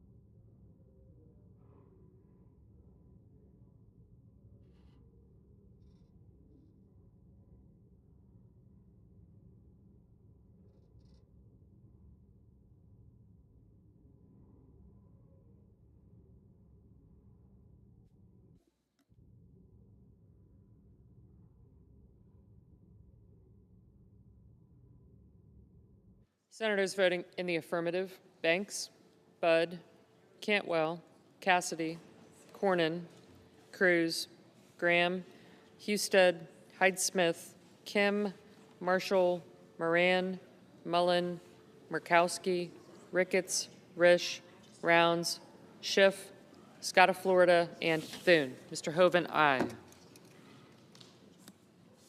Mr. Barrasso, aye. Senators voting in the negative: Duckworth, Reed, Rosen, Schatz, and Welch.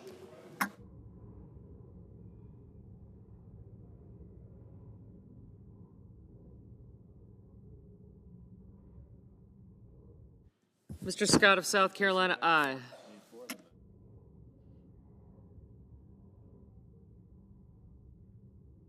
Mr. Marino, aye.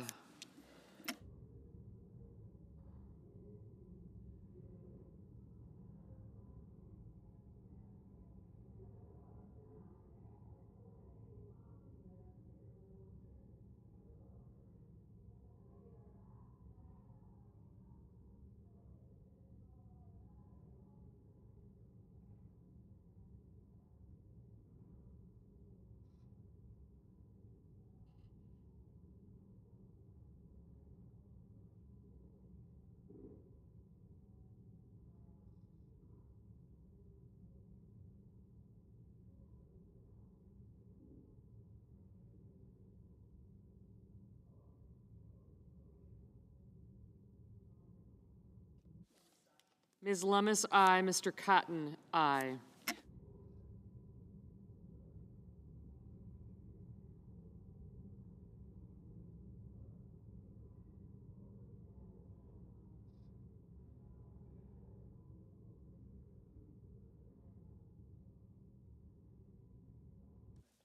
Mr. Whitehouse, no.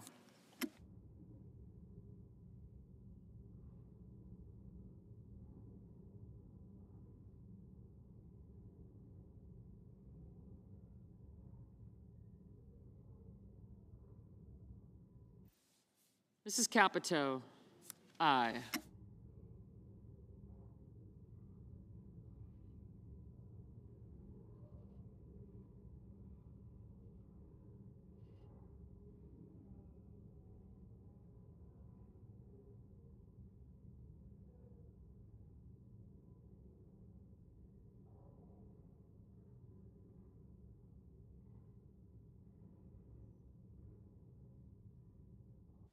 Mr. McCormick, aye. Mrs. Gillibrand, aye.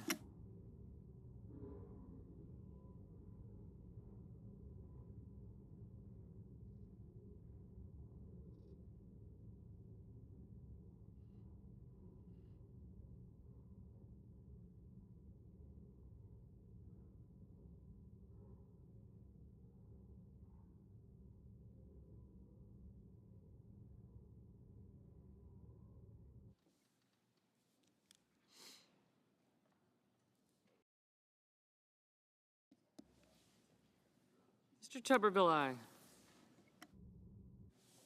Mr. Bozeman, aye. Mr. Kramer? Aye.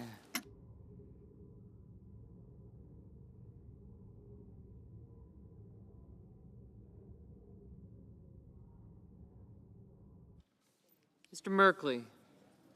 No.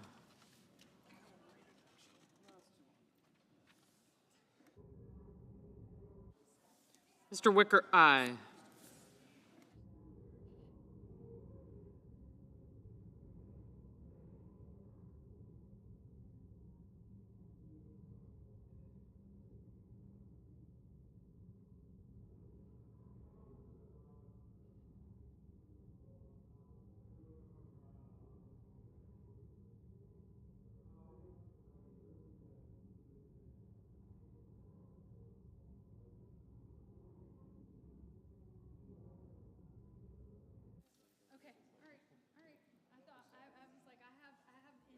Mr. Kane?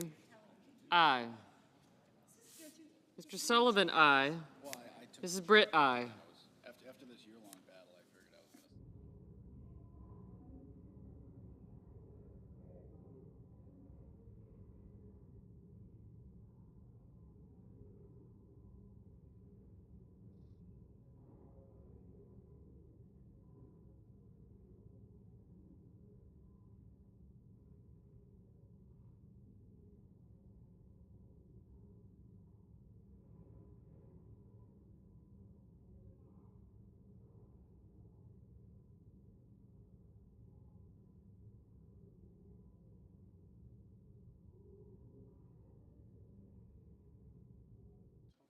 Mr. Markey? No. Ms. Hassan? Aye.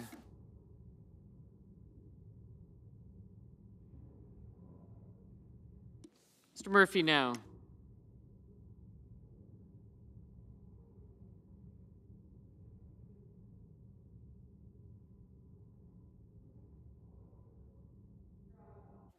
Mr. Ossoff? No.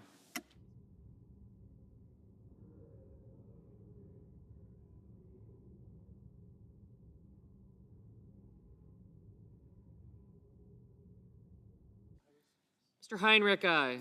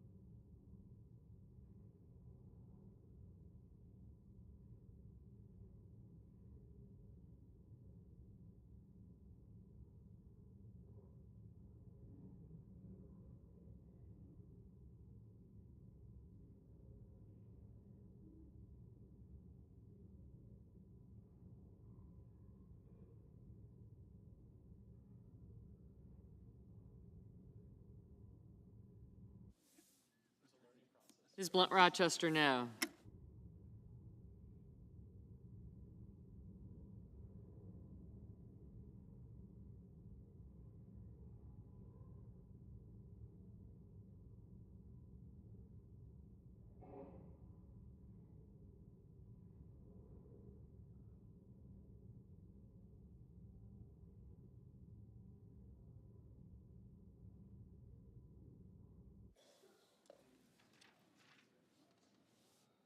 Ms. Warren? No.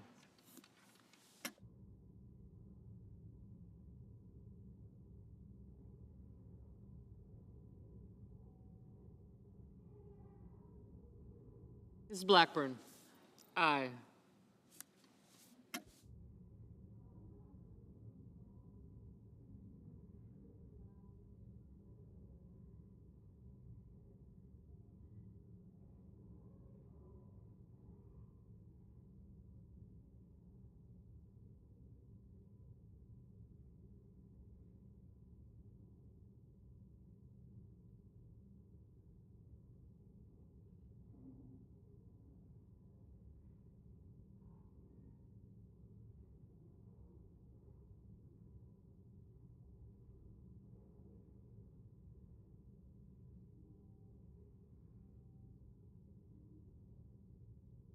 Mr. Schmidt, aye.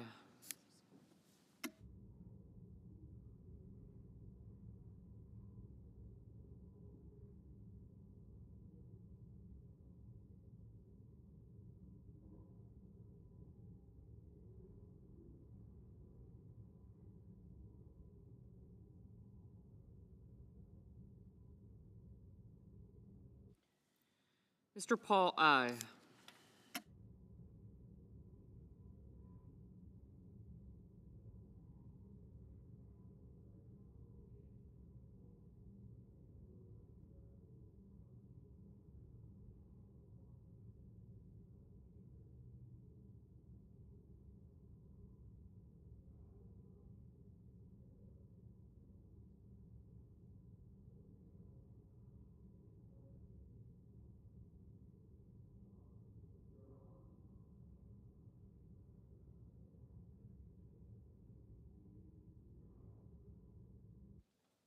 Mr. Curtis, aye.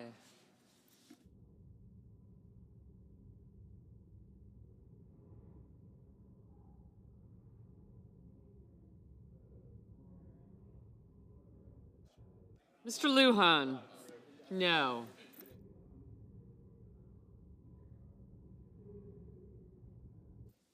Mr. Peters, no.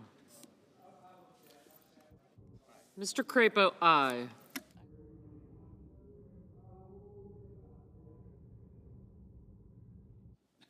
Mr. Sheehy, aye.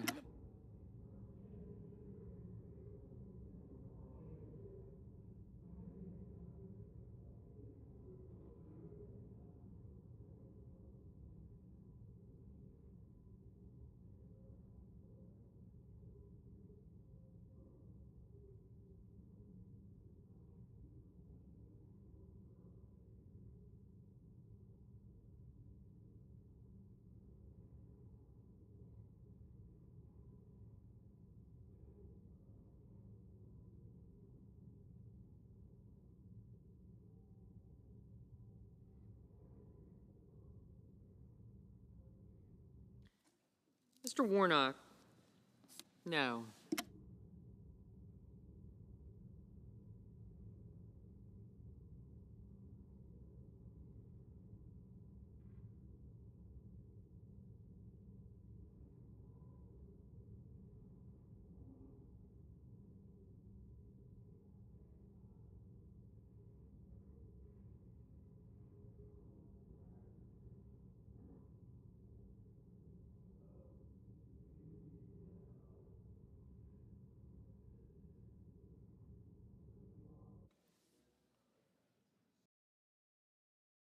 Mrs. Shaheen, aye.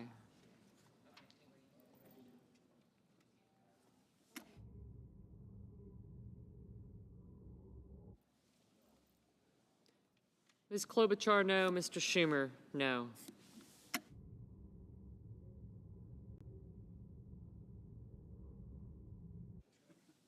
Mr. Johnson, aye.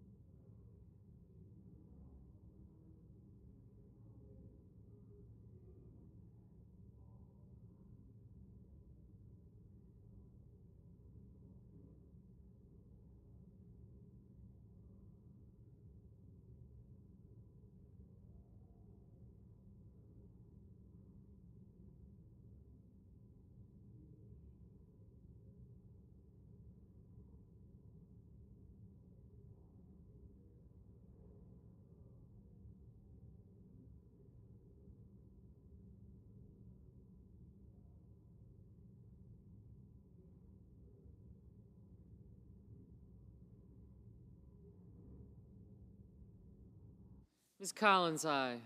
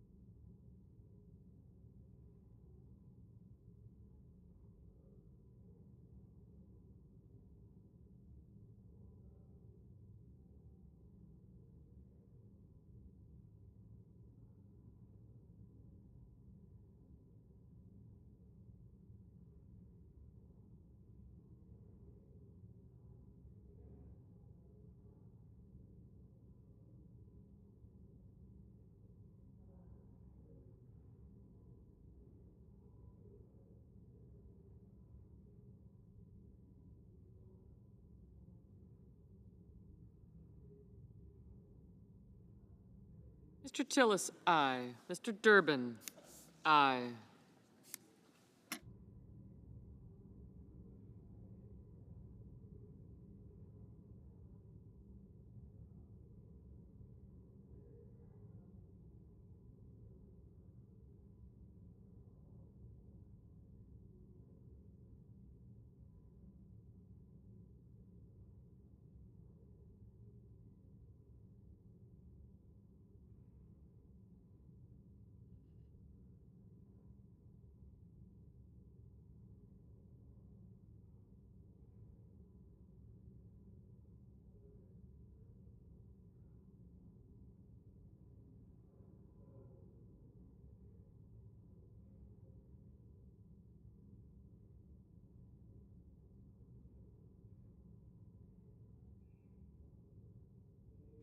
Mr. Gallego, aye.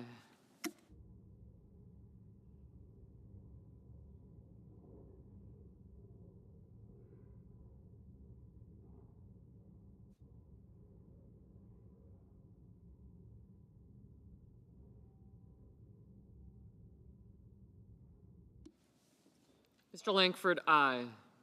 Mrs. Fisher, aye. Ms. Baldwin, aye.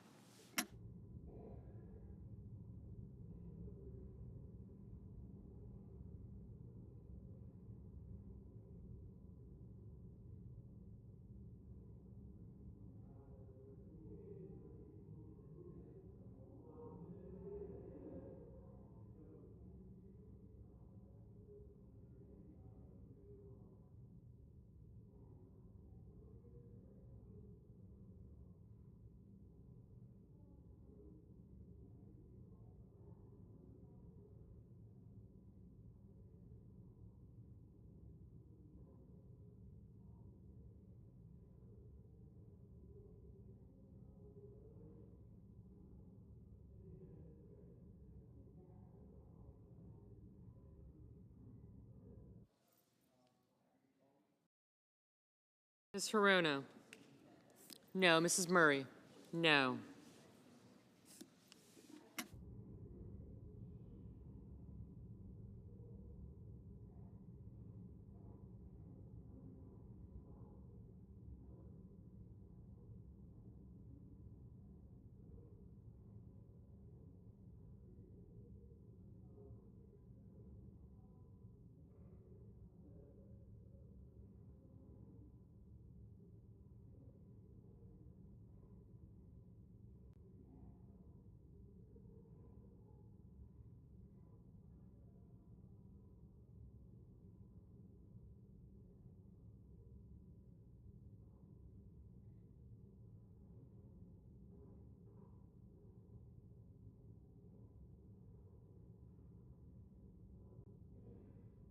Mr. Kelly?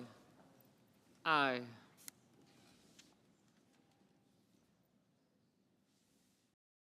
Ms. Smith? No. Mrs. Moody? Aye. Ms. Cortez Masto? No. Mr. Daines? Aye.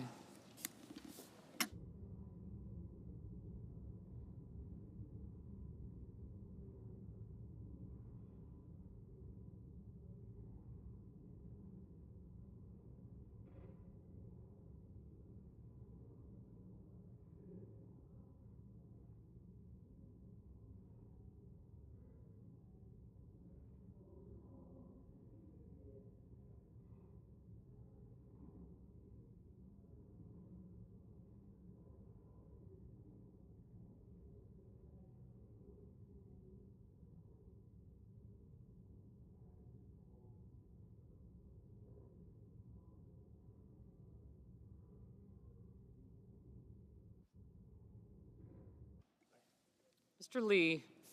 Aye. Mr. Haggerty? Aye.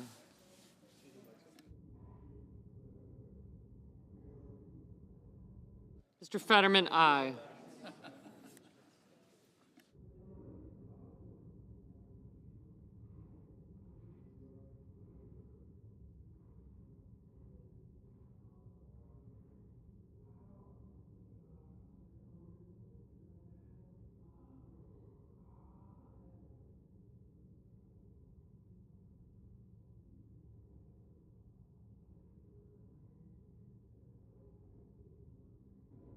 Mr. Kennedy? Aye.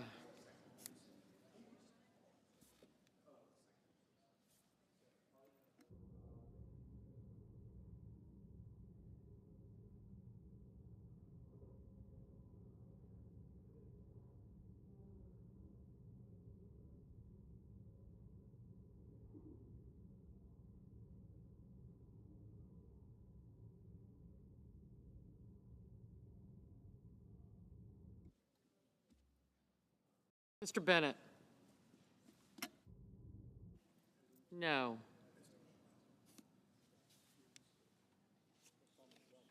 Yeah, I know. That was, okay. It's consistent.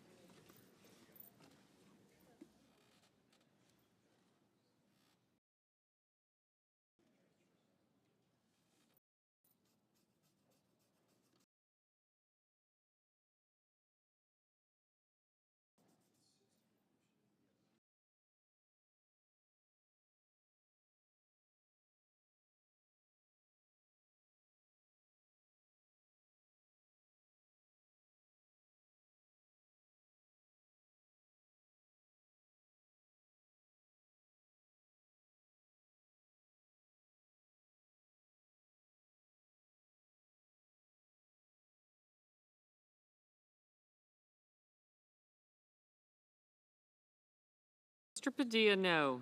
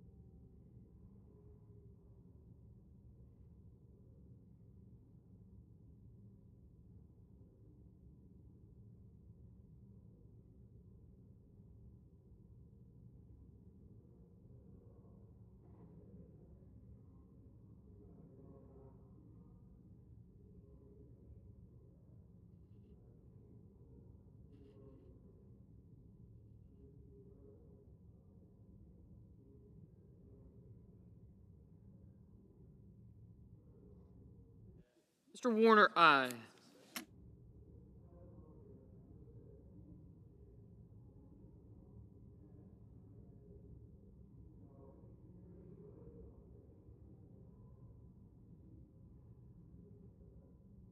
Mr. McConnell? Aye.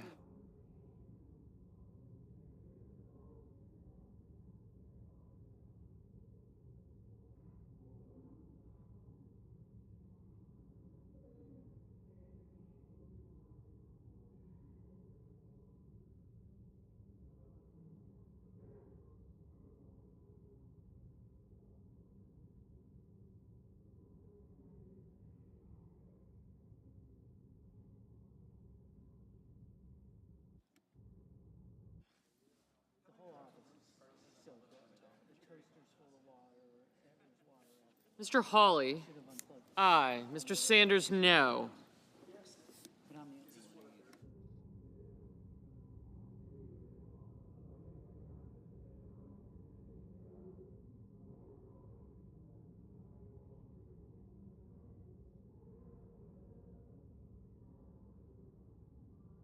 Mr. Booker? Mr. Booker? No.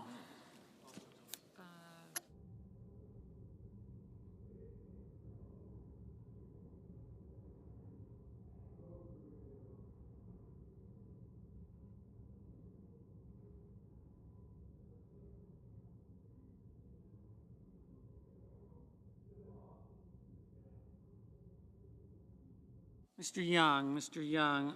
Aye.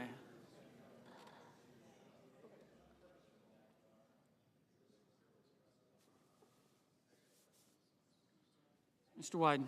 Mr. Wyden? No.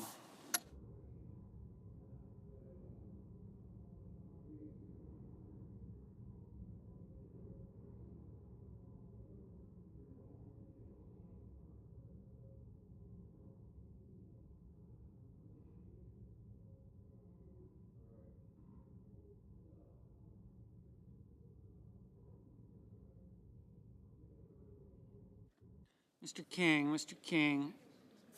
Aye.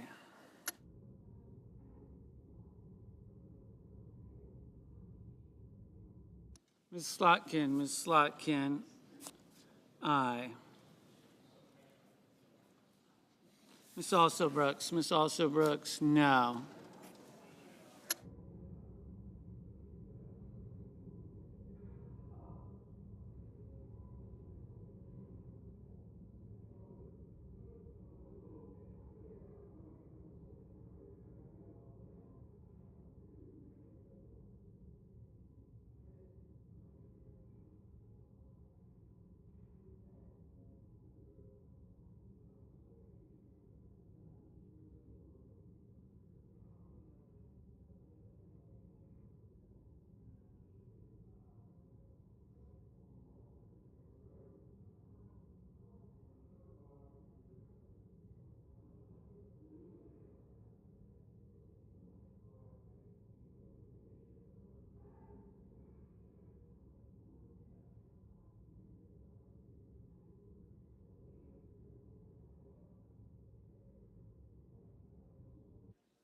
Mr. Van Hollen? Mr. Van Hollen? No.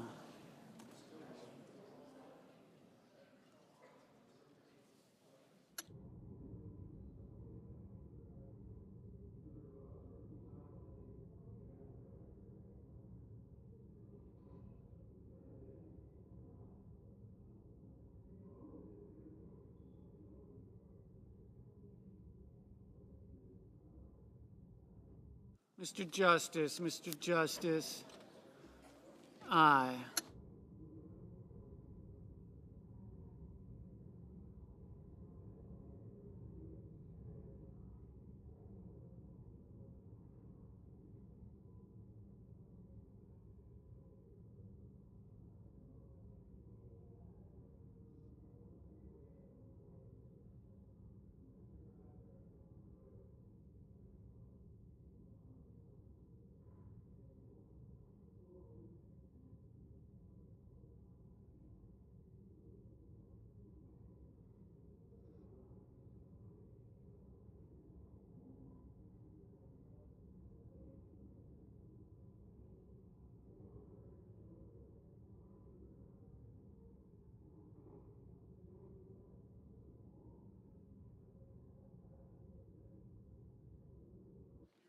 Mr. Hickenlooper? Mr. Hickenlooper?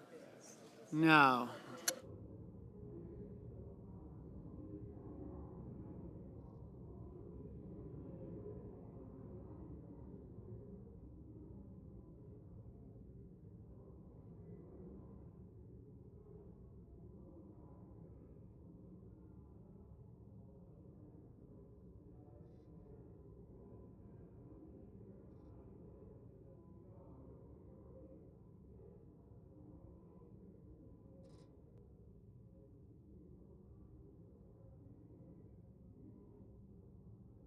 Mr. Blumenthal, Mr. Blumenthal, no.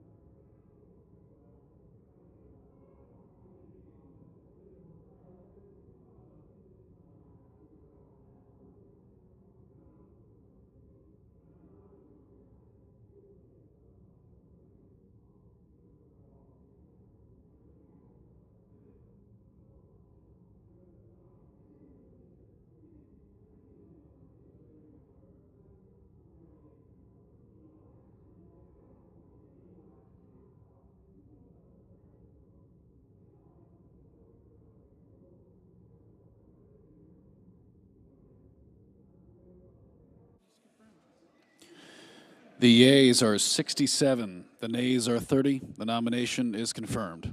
Mr. President. Senator from Utah. Mr. President, I ask unanimous consent that the motion to reconsider be considered made and laid upon the table, and that the President be immediately notified of the Senate's action for the Isaacson nomination and any nominations confirmed during Wednesday's session of the Senate. Without objection. And, Mr. President, I ask unanimous consent to waive the mandatory quorum call with respect to the Weaver nomination. Without objection. The clerk will report the motion to invoke cloture. Cloture motion. We, the undersigned senators, in accordance with the provisions of Rule 22 of the Standing Rules of the Senate, do hereby move to bring to a close debate on the nomination of Douglas Weaver of Maryland to be a member of the Nuclear Regulatory Commission, signed by 17 senators. By unanimous consent, the mandatory quorum call has been waived. The question is it the sense of the Senate that debate on the nomination of Douglas Weaver of Maryland to be a member of the Nuclear Regulatory Commission for the remainder of the term expiring June 30, 2026 shall be brought to a close. The yeas and nays are mandatory under the rule. The clerk will call the roll. Ms. Alsobrooks, Ms. Baldwin, Mr. Banks, Mr. Barrasso, Mr. Bennett. No.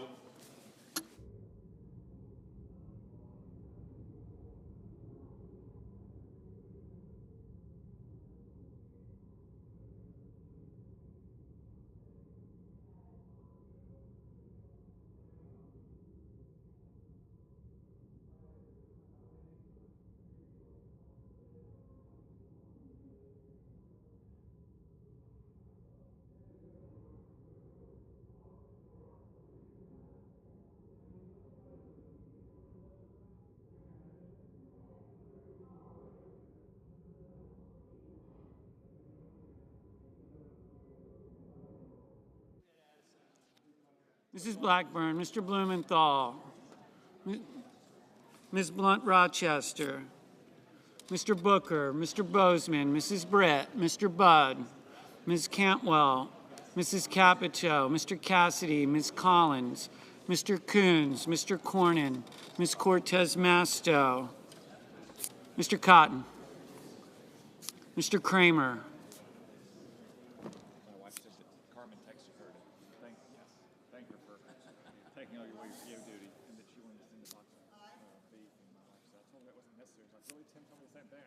Mr. Crapo, Mr. Cruz, Mr. Curtis, Mr. Daines, Ms. Duckworth, Mr. Durbin,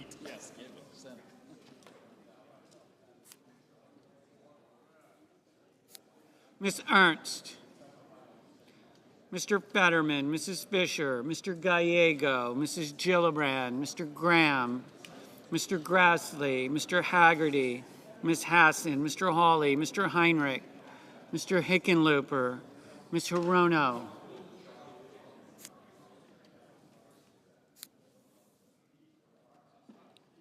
Mr. Hoven,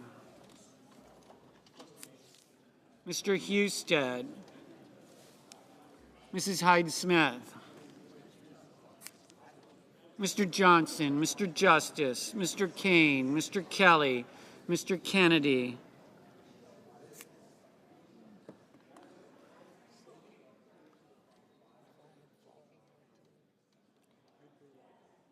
Mr. Kim, Mr. King,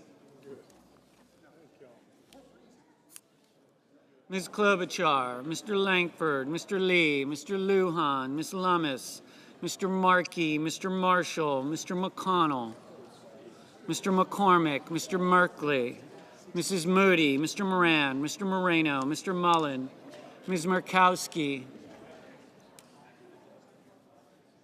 Mr. Murphy, Mrs. Murray, Mr. Ossoff, Mr. Padilla, Mr. Paul, Mr. Peters, Mr. Reed, Mr. Ricketts, Mr. Risch, Ms. Rosen, Mr. Rounds, Mr. Sanders, Mr. Schatz, Mr. Schiff,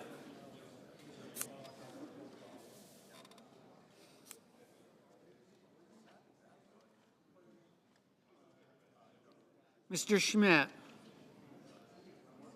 Mr. Schumer,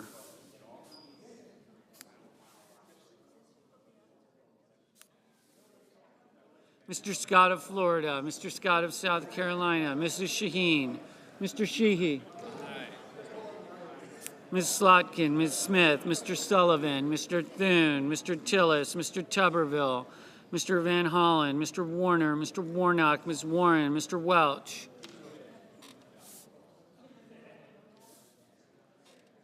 Mr. Whitehouse, Mr. Wicker, Mr. Wyden, Mr. Young.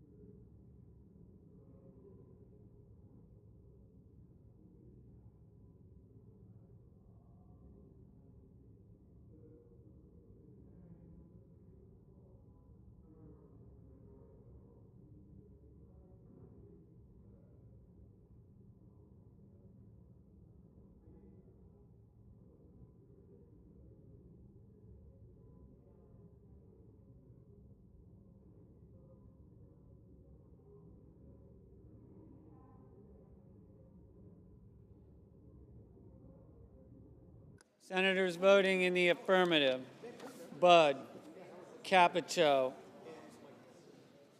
Cornyn, Cotton, Fetterman, Fisher, Hawley, Heinrich, Justice, Kelly, King, Klobuchar, Langford, Lee, Lummis, McConnell, McCormick, Mullen, Ossoff, Paul, Rounds, Sheehy, Tillis, Young. Mr. Daines, aye.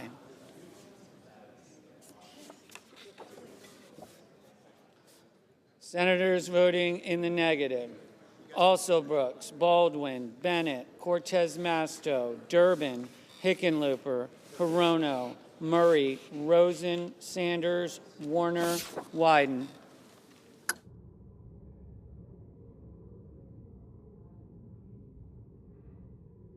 Mr. Blumenthal, no.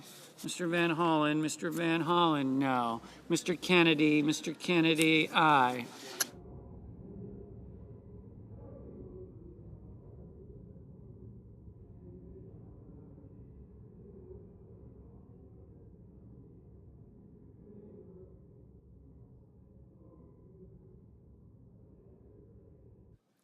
Mr. Merkley, aye.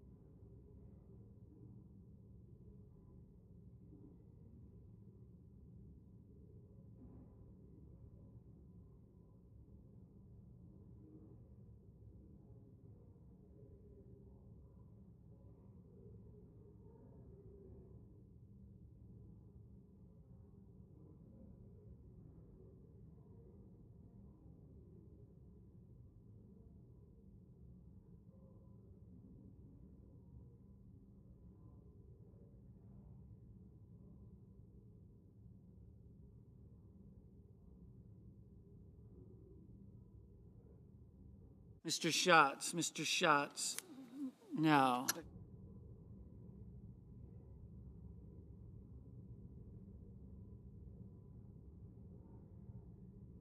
Ms. Collins,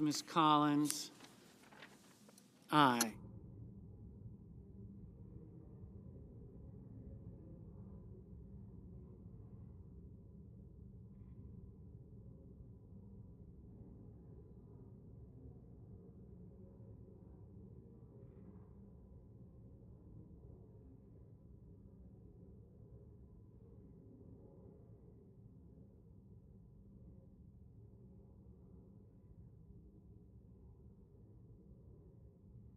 Mr. Reed, aye. Mr. Barrasso, aye. Mr. Johnson, aye.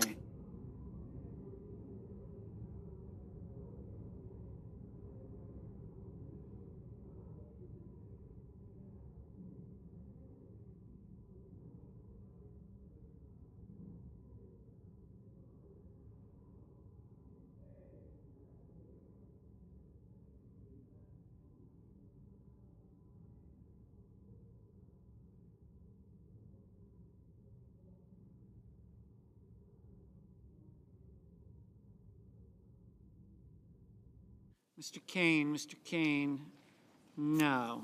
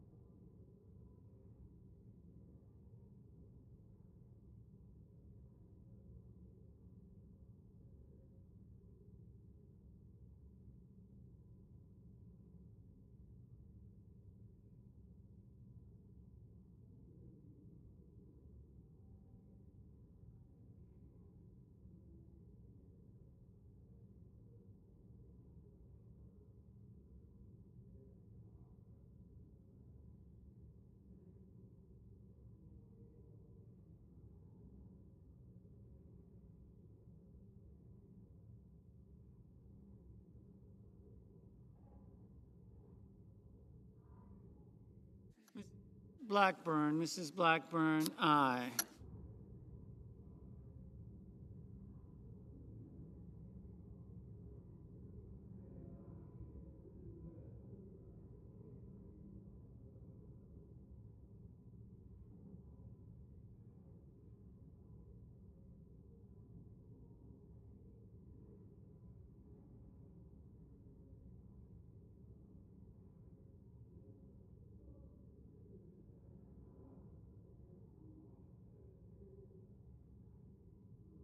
Mr. Murphy,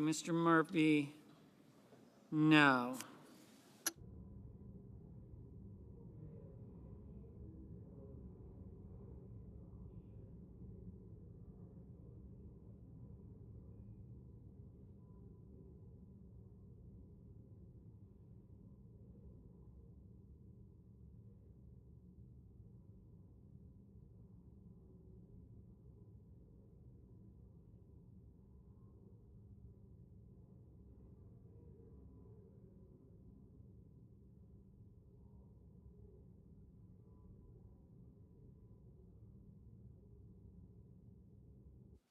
Mr. Ricketts, aye.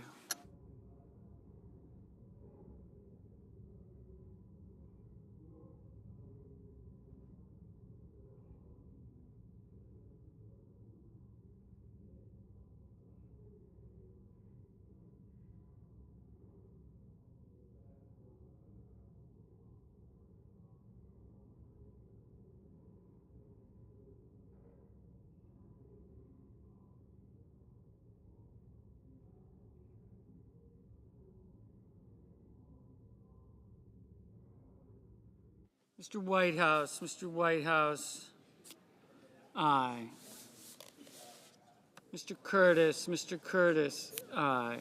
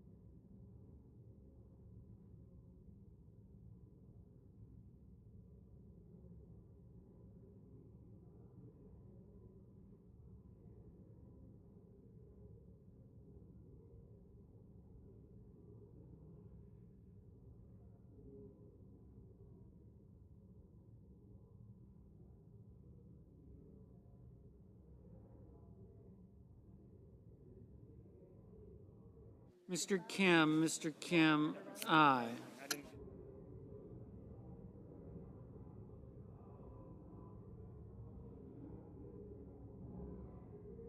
Mr. Risch, aye. Mr. Scott of South Carolina, aye.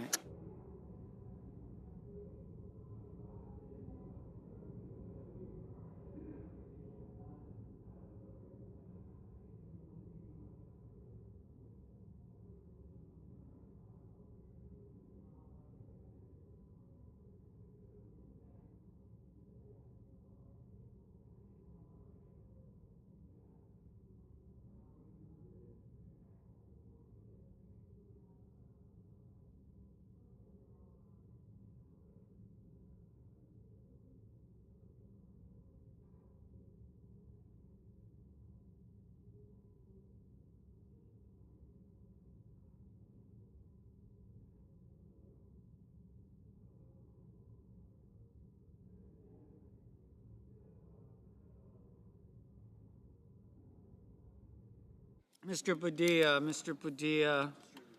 aye.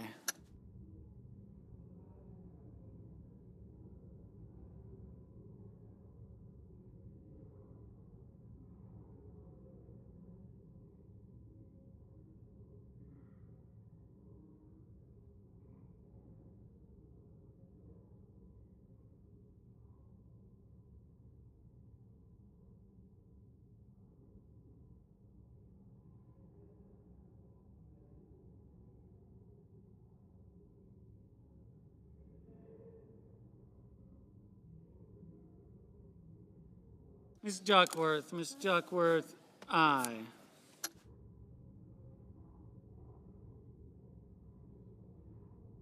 Mr. Thune, aye. Mr. Wicker, aye.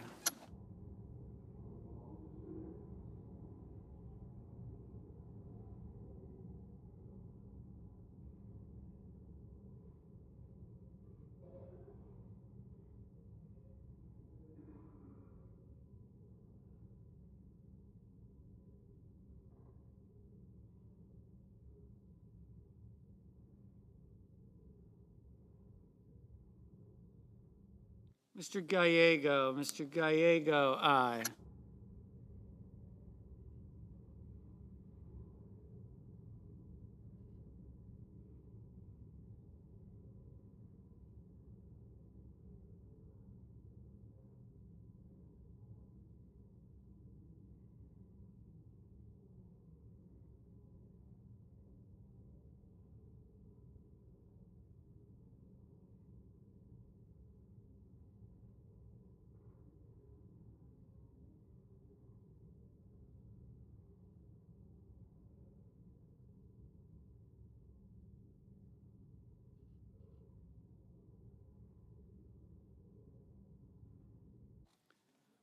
Mr.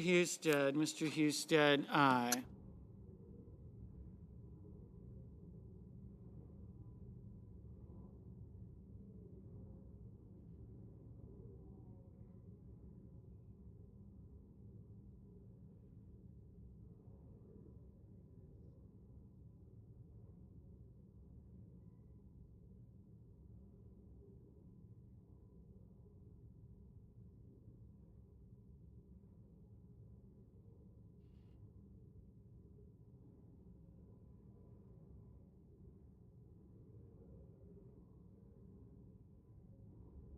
Mr.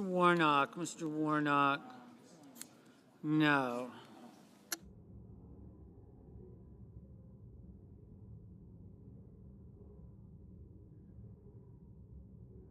Mr. Schiff, aye.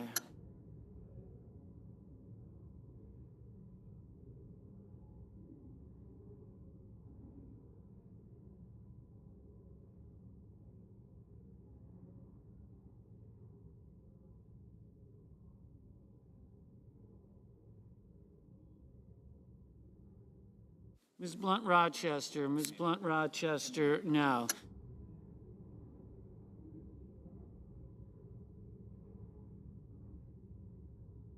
Ms. Smith, no.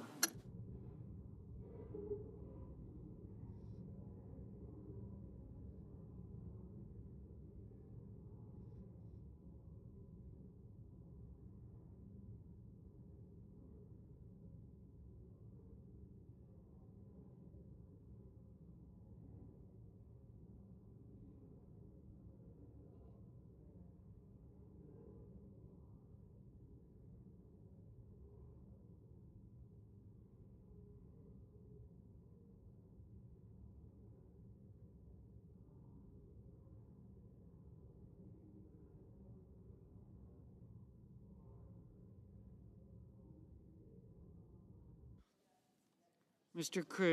Cruz, aye.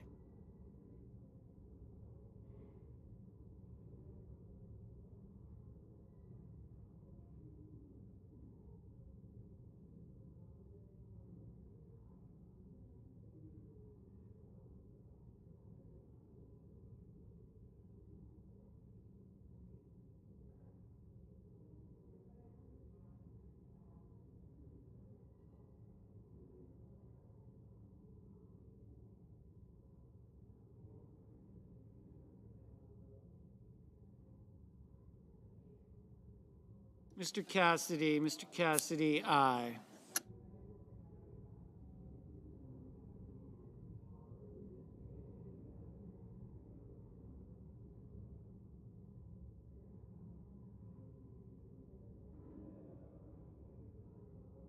Ms. Hassan, aye. Mr. Markey, no.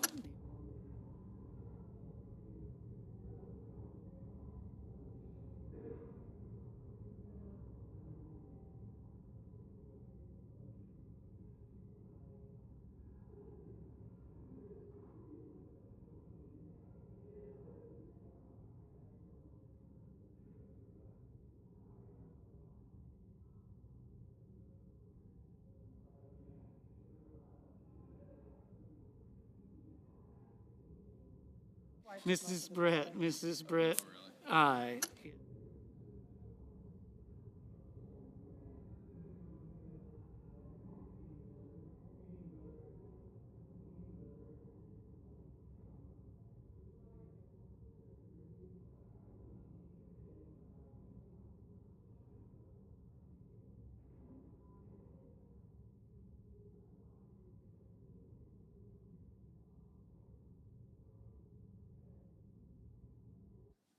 Mrs. Hyde Smith, aye. Mr. Booker, no.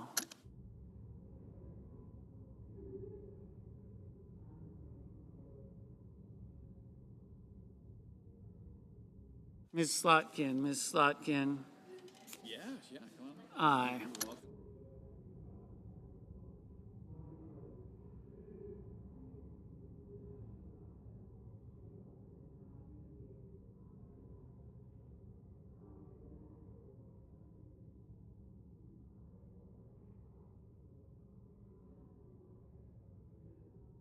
Mrs. Moody, aye. Mr. Marshall, aye.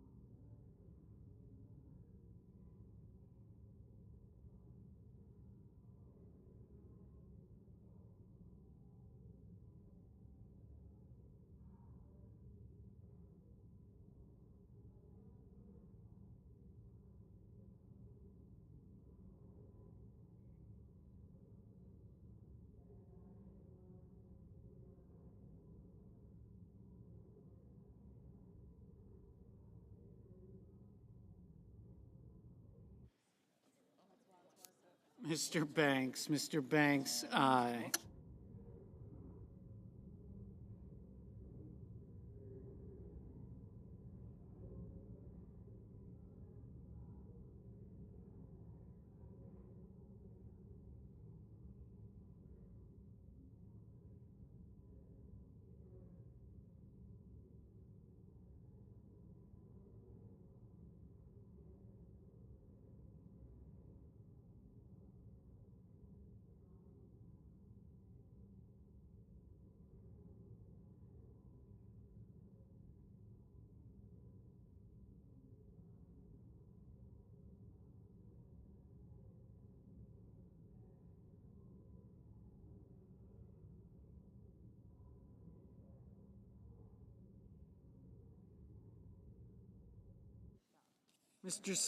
Mr. Scott of Florida. Aye. Mr. Peters, no. Mr. Welch, aye.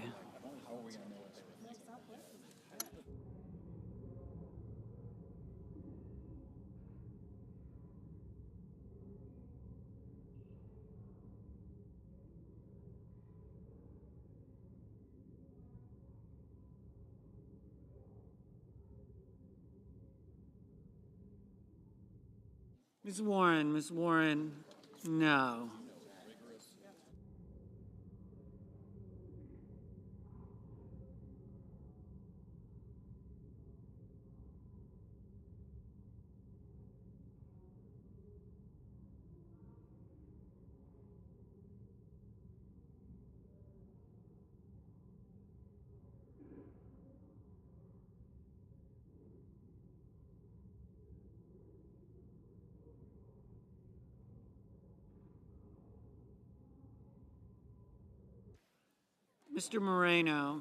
Mr. Moreno, aye.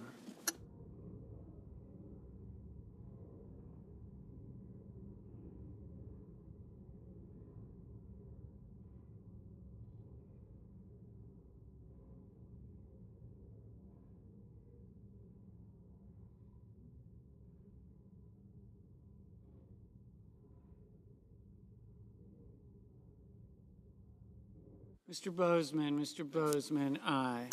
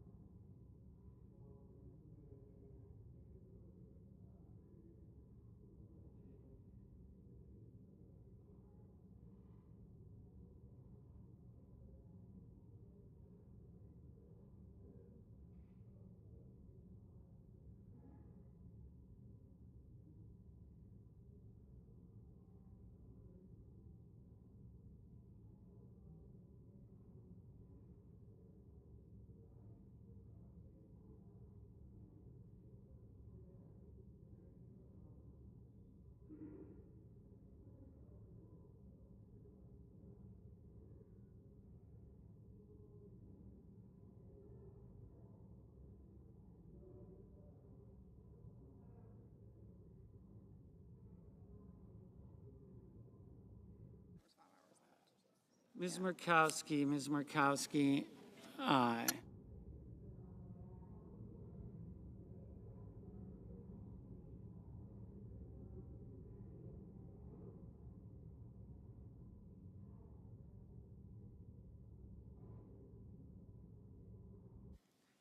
Mr. Tuberville,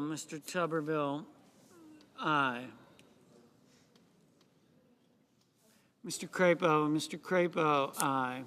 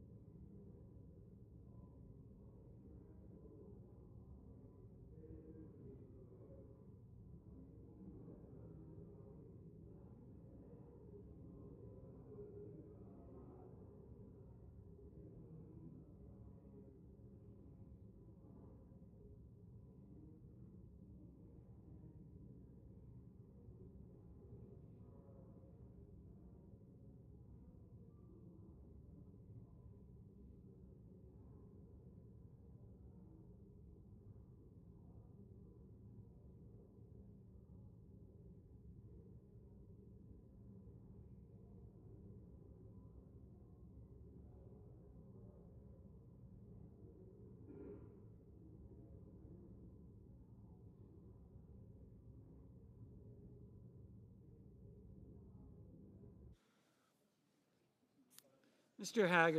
Haggerty, aye.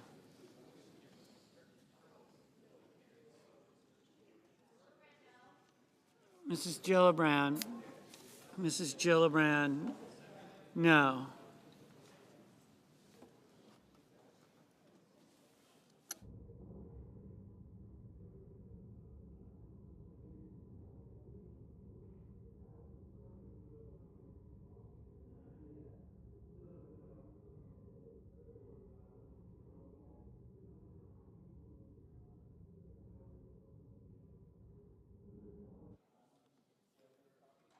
Mr. Kramer, aye.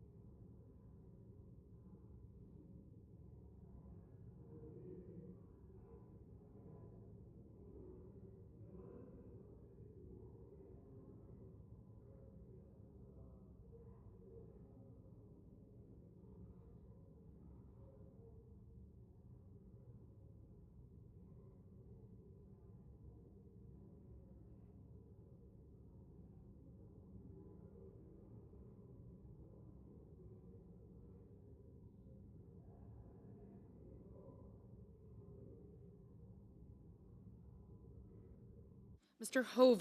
Hoven, aye.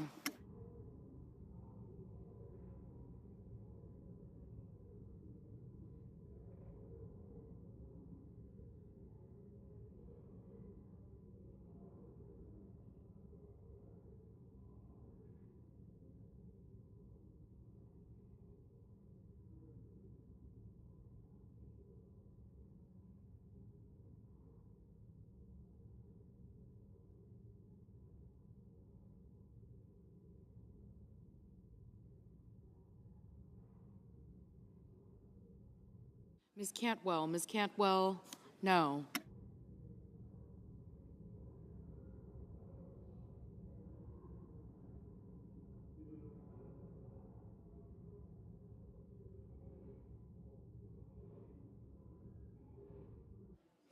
Mr. Sullivan, aye.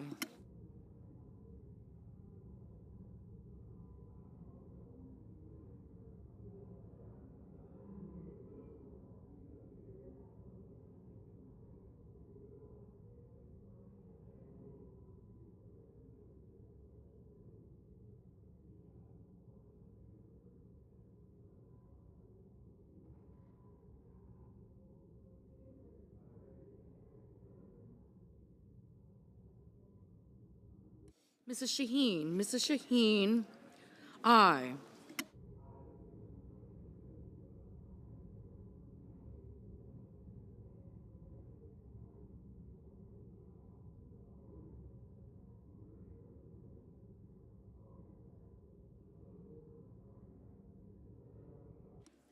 Mr. Schumer. Mr. Schumer, no.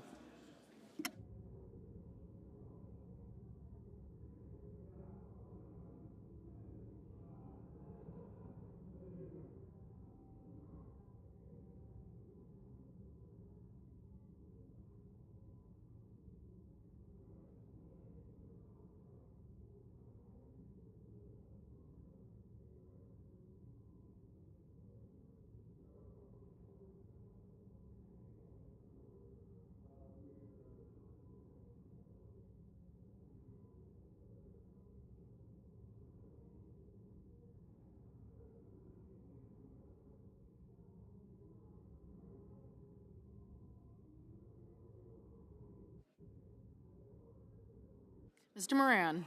Mr. Moran, aye.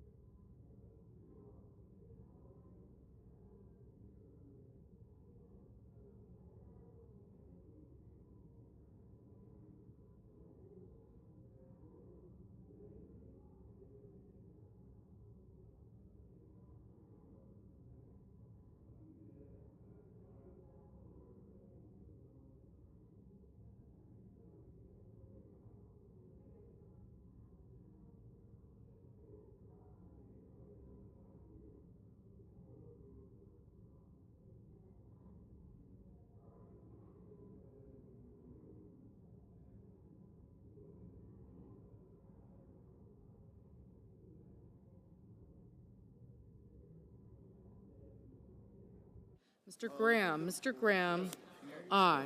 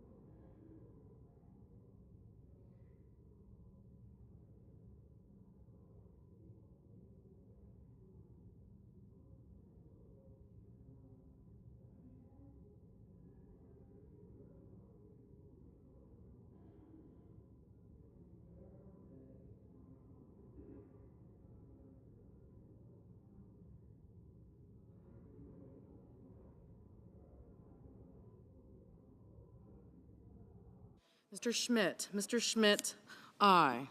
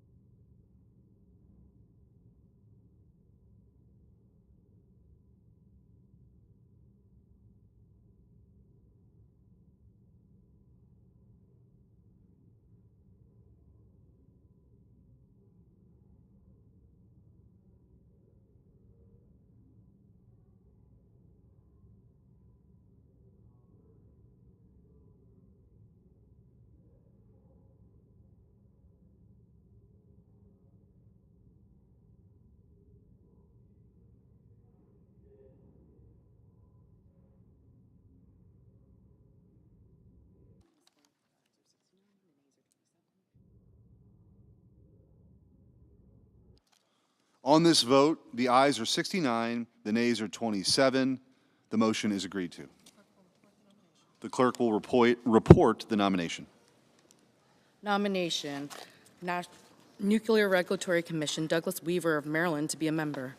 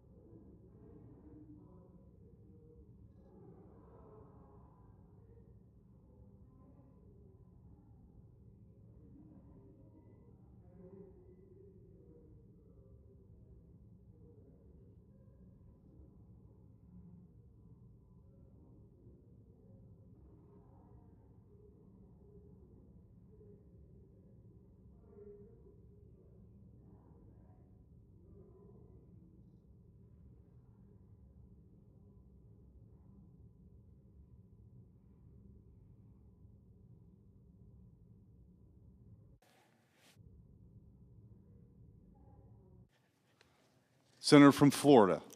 As if in legislative session and notwithstanding Rule 22, I ask unanimous consent that the Committee on Energy and Natural Resources be discharged from further consideration of S 3082 and the Senate proceed to its immediate consideration. Further, that the bill be considered read a third time and passed, and that the motion to reconsider be considered made and laid upon the table. And prior to any further ruling by the chair, if I might make a comment.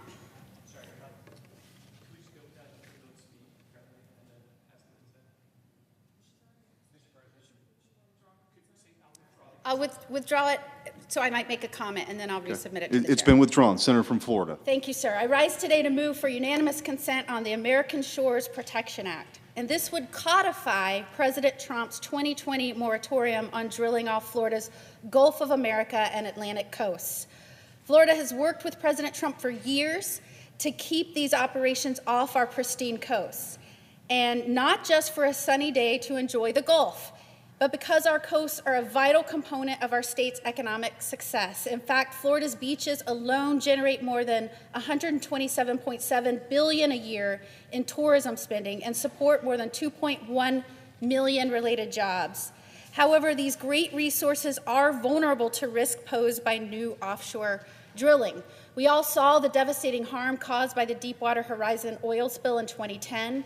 That disaster wiped billions of dollars from Florida's industries and caused horrific damage to our environment and coastal communities. Places like Panama City Beach, Pensacola, Destin, they all saw dramatic drops in tourist revenues that summer following the catastrophe. Even places like Clearwater and St. Petersburg, Miami Beach suffered a decline in visitors after the oil spill. Our coasts also play an important role in securing our nation. The Gulf Test Range, a big part of the Department of War's training to ensure mission readiness, is supported by multiple military bases in Florida's Panhandle. More than 50,000 jobs in the Panhandle depend directly on operations at military facilities in this area. Eglin Air Force Base in Okaloosa County alone employs 20,000 people and provides the country with $11 billion in economic impact every year. If there were new offshore drilling in the Gulf Test Range, these activities that support national security would have to be reduced, meaning job cuts in an area that depends heavily on military activity. As a fifth-generation Floridian, preserving our state's natural beauty is deeply important to me and all Floridians and the millions that call the Sunshine State home, as well as those who come to visit and vacation. It's my mission to protect our state's coastline, from Pensacola Beach, where the Blue Angels fly, to Duval Street in Key West, from the iconic South Beach, Miami, to Fernandina and the very tip of Northeast Florida, all for our next generation. I appreciate my colleagues' support as we work together to ensure oil drilling stays off our beaches and we pass the American Shores Protection Act. And if I may defer to my fellow senator from Florida, Senator Rick Scott. The senior senator from Florida. I want to first thank my colleague from Florida, Senator Moody. I am proud to work together with her to protect Florida's shores, which is very, very, very important to Floridians. As Floridians, we know that our beaches and coastal waters are vital to the state's economy, environment, tourism, and military community. I've worked for years both as Florida's governor and U.S. senator to keep oil drilling off our coast. We do not want oil drilling on our coast. In 2018, I was proud to work with President Trump during his first term to extend the moratorium on oil drilling off Florida's coast through 2032. And I fought to codify this action as I got to the Senate. Florida's shorelines are not only an iconic and pristine part of the state's environment, they also generate jobs in the area and support billions in tourism revenue. Florida's beaches alone contribute more than $127 billion per year to our state's economy just in tourism spending. People come from all over the world to enjoy our beaches. 2.1 million jobs held by Floridians are tourism-related jobs. Our coasts are also a critical national security point for military training with the Gulf Test Range. Anybody that's done testing, if you've served along in the Panhandle, you know how important the military training is on the testing there for the Gulf Test Range.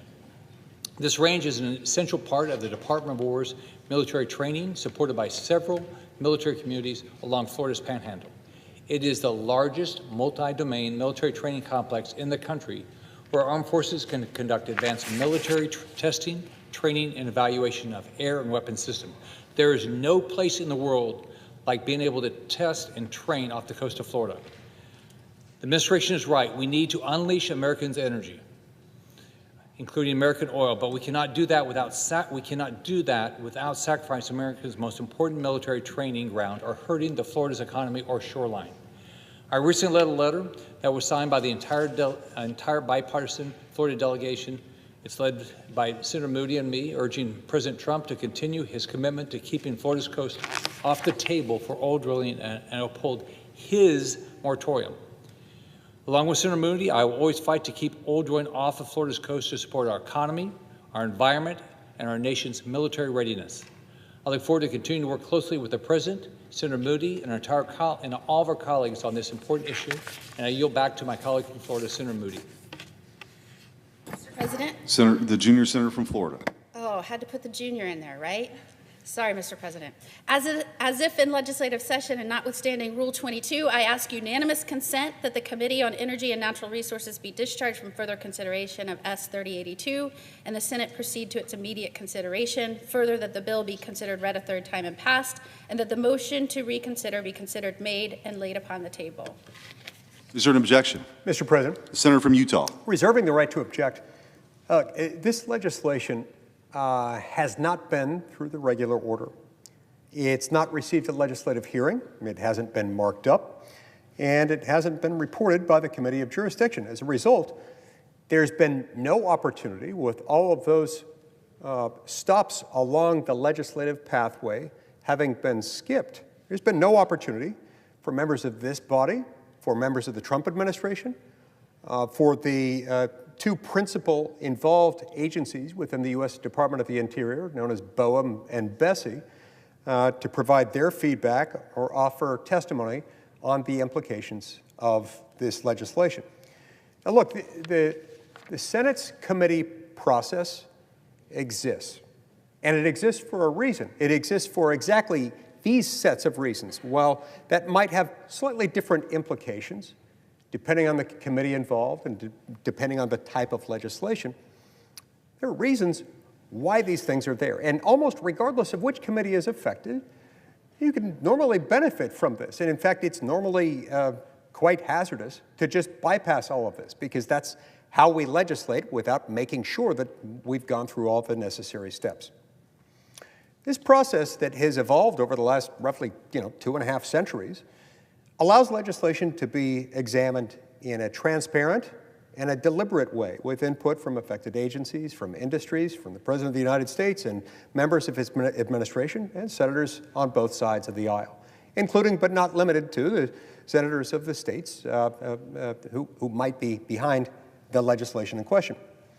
Before legislation is advanced to the floor, it should be vetted through that process so that the Senate can fully understand and appreciate its scope, its effect, its legal posture, and whatever unintended or intended consequences the legislation might have.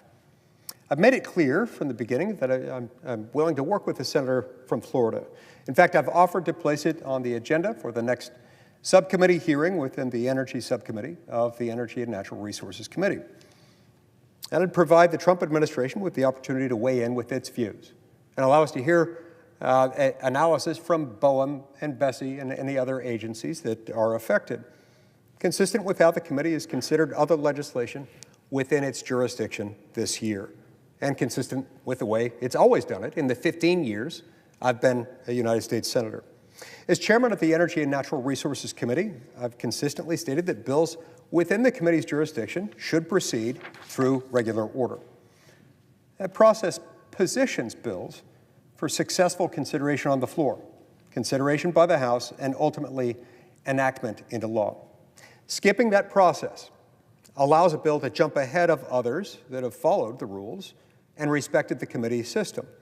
So my objection today is not based on the merits of the underlying policy. It is based on the process. But the process is important to getting the policy right. That's why we don't skip it. That's why in the absence of a compelling, overwhelming, urgent reason, we don't just ignore it, and I can't and won't ignore it here. The Senate should not abandon its regular order by advancing legislation that's not been considered by the Committee of Jurisdiction. I look forward to working with my friend and colleague, the distinguished senator from Florida, to consider her bill in the Energy and Natural Resources Committee in a transparent manner. And until that occurs, I must object and object now. The objection is heard. Mr. President, may I respond? Senator from Florida. I thank my colleague for taking the time to come down here today. I will note that he spent a lot of time talking about the long bureaucratic process that this must go through every single step and that we must get the policy right, and going through the things that might take years, as we've seen happen in the Senate, is what the American people are tired of.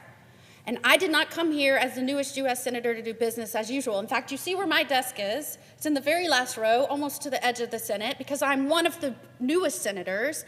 And we need to do things different. We need to get things done. And in respect to the pristine beaches of Florida, we have to act with a sense of urgency. And as far as getting policy right, this simply codifies President Trump's 2020 moratorium on drilling off Florida's Gulf of America and Atlantic coasts. This policy has been negotiated and talked about, and it's already in a moratorium. This would simply codify that.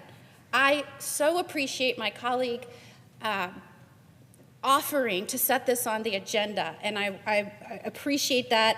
I hope my other Senate colleagues recognize the urgency to get this done. I can't think of anything more top of mind for Floridians right now, and I am proud to be here along with my colleague Senator Scott to fight for Floridians and fight for Florida's livelihood, our pristine natural resources. Thanks so much.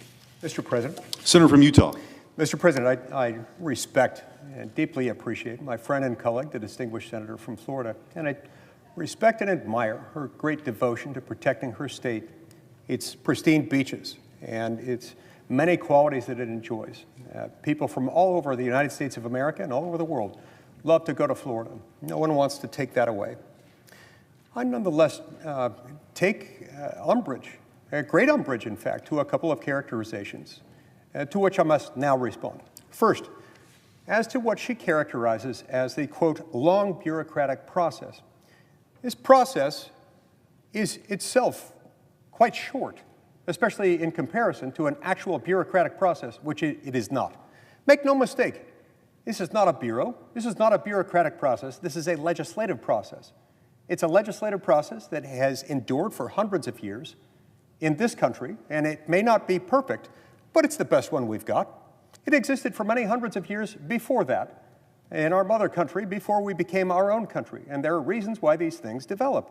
To call it a long bureaucratic process is neither fair nor accurate, and it misapprehends the nature of the legislative task, including the legislative task before us at this very moment.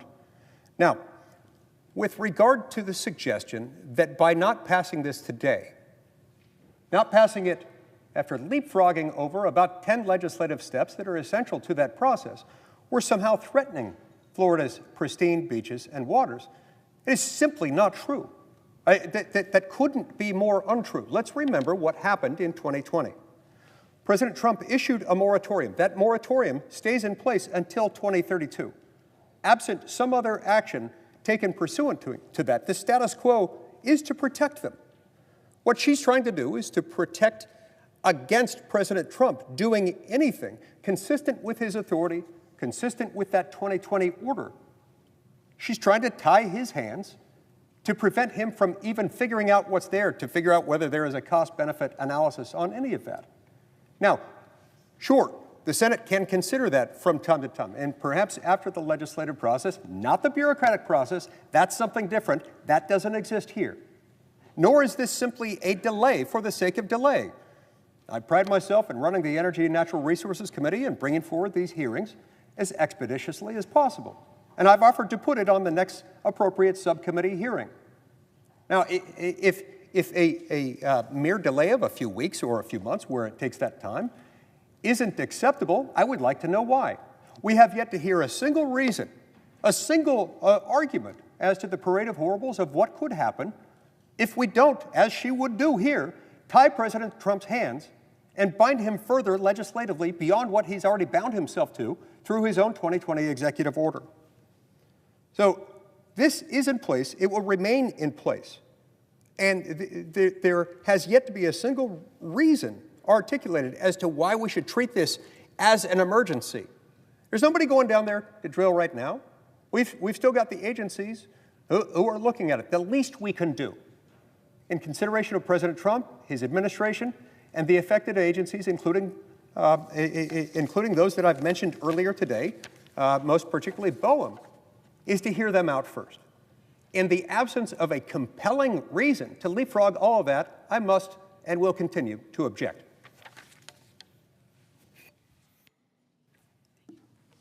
Thank you. I appreciate my colleagues' willingness Senator to Florida. work in the next weeks or a few months. Thank you so much.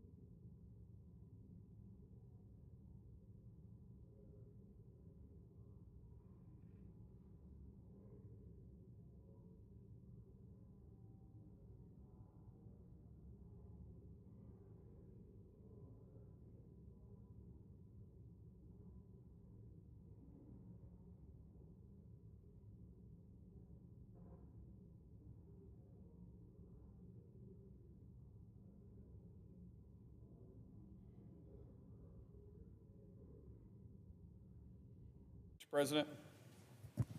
I recognize the senator from Oklahoma. Mr. President, I'm here today to ask the Senate to pass a bill that helps kids with cancer. Michaela, Nima, or Nealon Give Kids a Chance Act. Now, very seldom do I actually read remarks. I typically like to just simply speak about it, but I think this is so important that I'm actually going to read the remarks that are in front of me, because I think it's important for people to know what we're doing, why we're doing, and who she was, the advocate, and to understand why we're here today. So Michaela, who the bill is named after, was a 16-year-old girl from Colorado.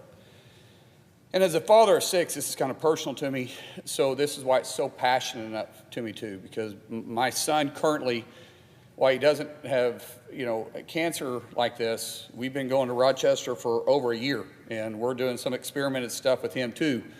And we got an opportunity, because it's not a death sentence. What he has isn't a death sentence, but we've had to go through this and continue to go through this. And so it's even more personal to me now. But in July of 2020, Michaela was diagnosed with a rare pediatric cancer, and she spent nearly 6 years traveling across the country for treatments, while also coming to Capitol Hill to advocate for children with cancer. So but unfortunately, she tragically passed away October 29th of this year, advocating literally almost every day of her life.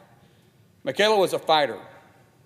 She fought so other children could have an opportunity that one day the devastating diagnosis that she received would someday be curable for other kids.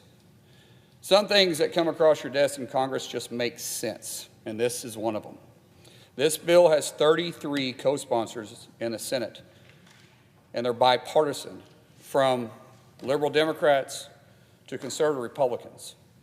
We worked hard to get this bill passed for over a year, and it passed the House by voice. Not one single person objected to this. Why? Because why wouldn't you want to allow kids, our kids, an opportunity to simply have the same opportunity as adults do with cancer? It's called pediatric cancer. Give kids a chance. Why wouldn't we want to do that? It's hard to explain why we wouldn't want to do that. But yet I understand that my senator from Vermont intends to object to the Senate in doing this. And I think it's wrong. I think it's dead wrong. To think that someone is willing to hold hostage a child who's fighting for their life, that simply wants to have an opportunity to try an experimental drug that may extend their life 1 week, 1 day, or may even cure it. And you're willing to take that away from the family because you have other priorities, because you want to hold it hostage so you can try to do something with community health care centers? I support community health care centers. I want them. They're important to rural Oklahoma. But there's a time and place for everything, and to hold this bill hostage because of it is not right.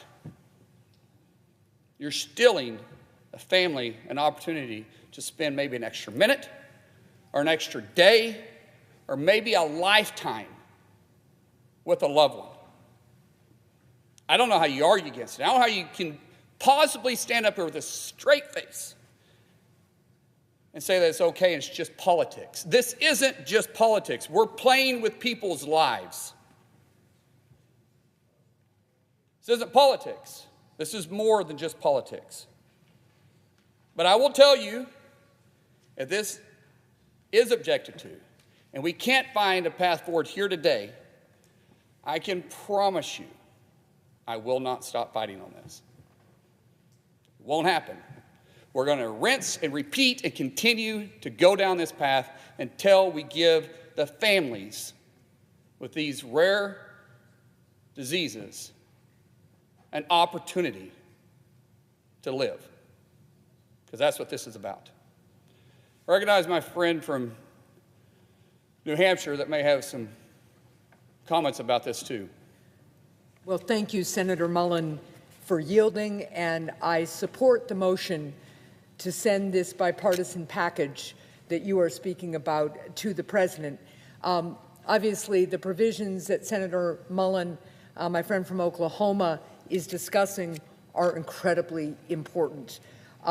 There are other provisions in this bill, too, that have bipartisan support.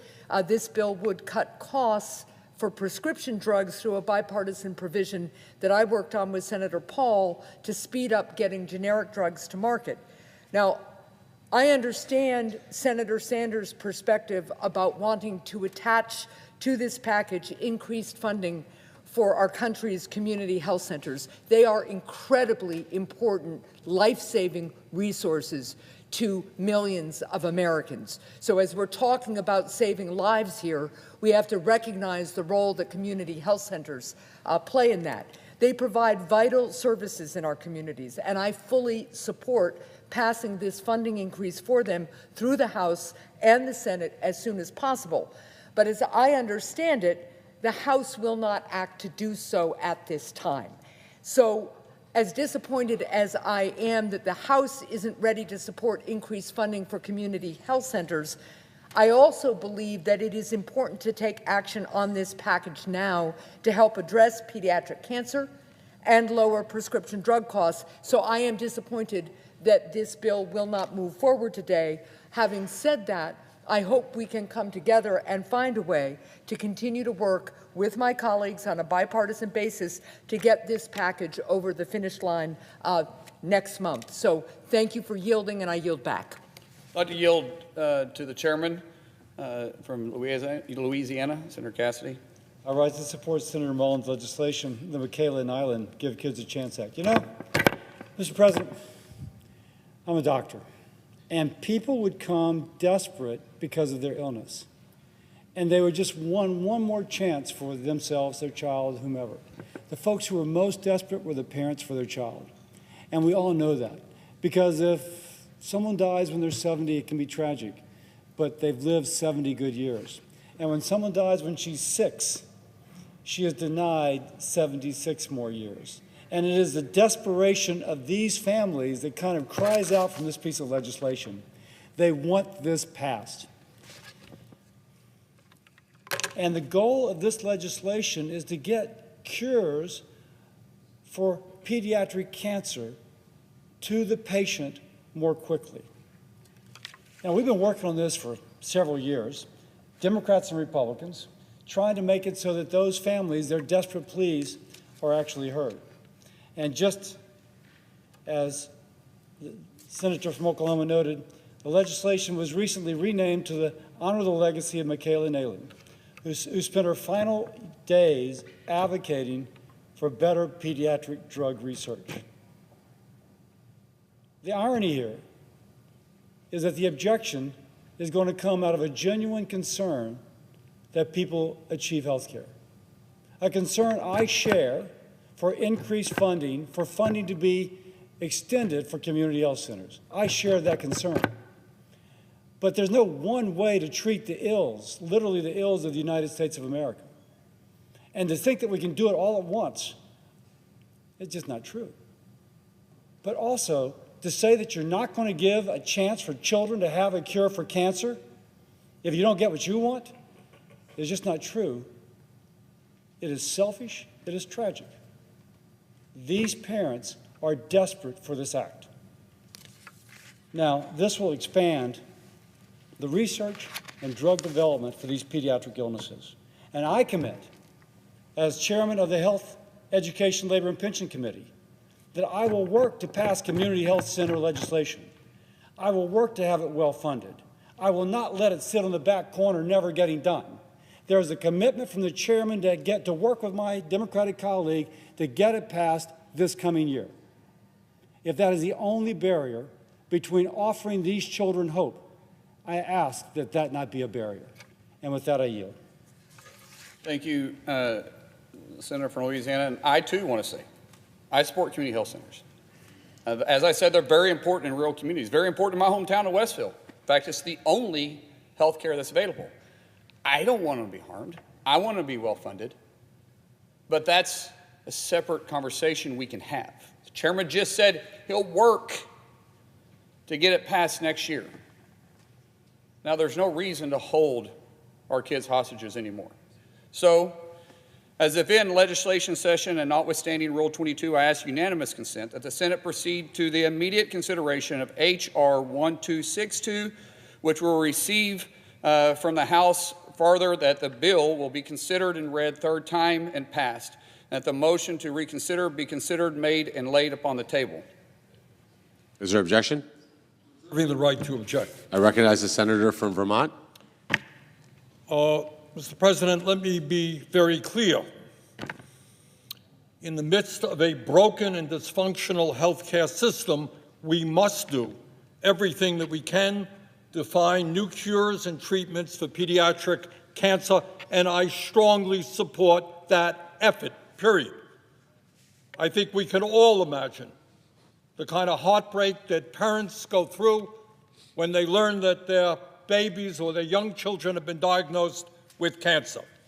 And I should say that as the former chair of the Health Committee, I was actively involved in the bipartisan agreement that we reached over a year ago, which included the Give Kids a Chance Act. Bipartisan support, ready to go. Sadly, that enormously important legislation was torpedoed, as some of you will recall, by a series of tweets by Elon Musk. And Republicans became frightened and they gave up on that bipartisan legislation. As the current ranking member of the Health, Education, Labor, and Pensions Committee, I believe that we must revive that bipartisan agreement that was worked on month after month after month by Democrats and Republicans. Therefore, in a minute, I will be making a unanimous consent request to include this bipartisan health care package, again, an agreement that was supported by the leadership in the House and the Senate as an amendment to the Give Kids a Chance Act, and I hope very much that my Republican colleague will support that amendment and we can go forward together. And let me very briefly describe what my amendment would do, which I hope my Republican friends will support. And I say this at a time, as all people know, not only that our health care system is broken, our primary health care system is especially broken. Tens of millions of Americans today cannot get to a doctor when they need to.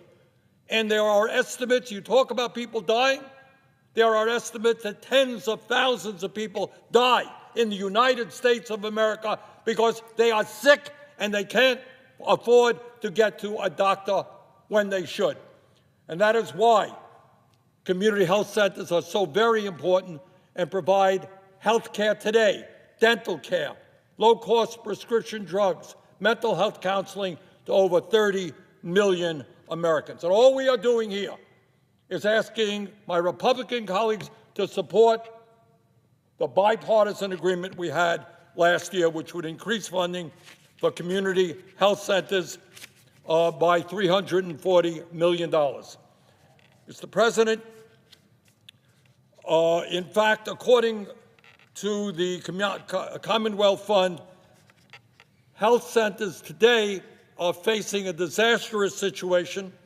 In fact, they face losses of nearly $42 billion in revenue over the next 5 years. So community health centers are a lifeblood. They are the way the low-income, working-class people in rural America, urban America, get the health care they need, and we are seeing them under enormous financial strain. Just this past year, we had a health center site in Vermont, and I understand 2 in New Hampshire, that were forced to shut down because lack of funding. What do you think happens when people can't get to a doctor? You know what happens when they're sick? They die. This is happening all over America. We all know that primary care is critical for children, in fact, in detecting cancer early, saving lives. How do you think children with cancer, how do we learn about it? They go to a doctor. If they don't go to a doctor, we don't find out about it. Researchers at the Emory University School of Medicine and the University of Chicago found that having access to primary care in childhood has been shown to lower the rate of death in blood cancer by over 10%. It is vital that we begin to increase funding for community health centers. If Republicans agree with it, if Democrats agree with it, let us do it. Let us do it right now.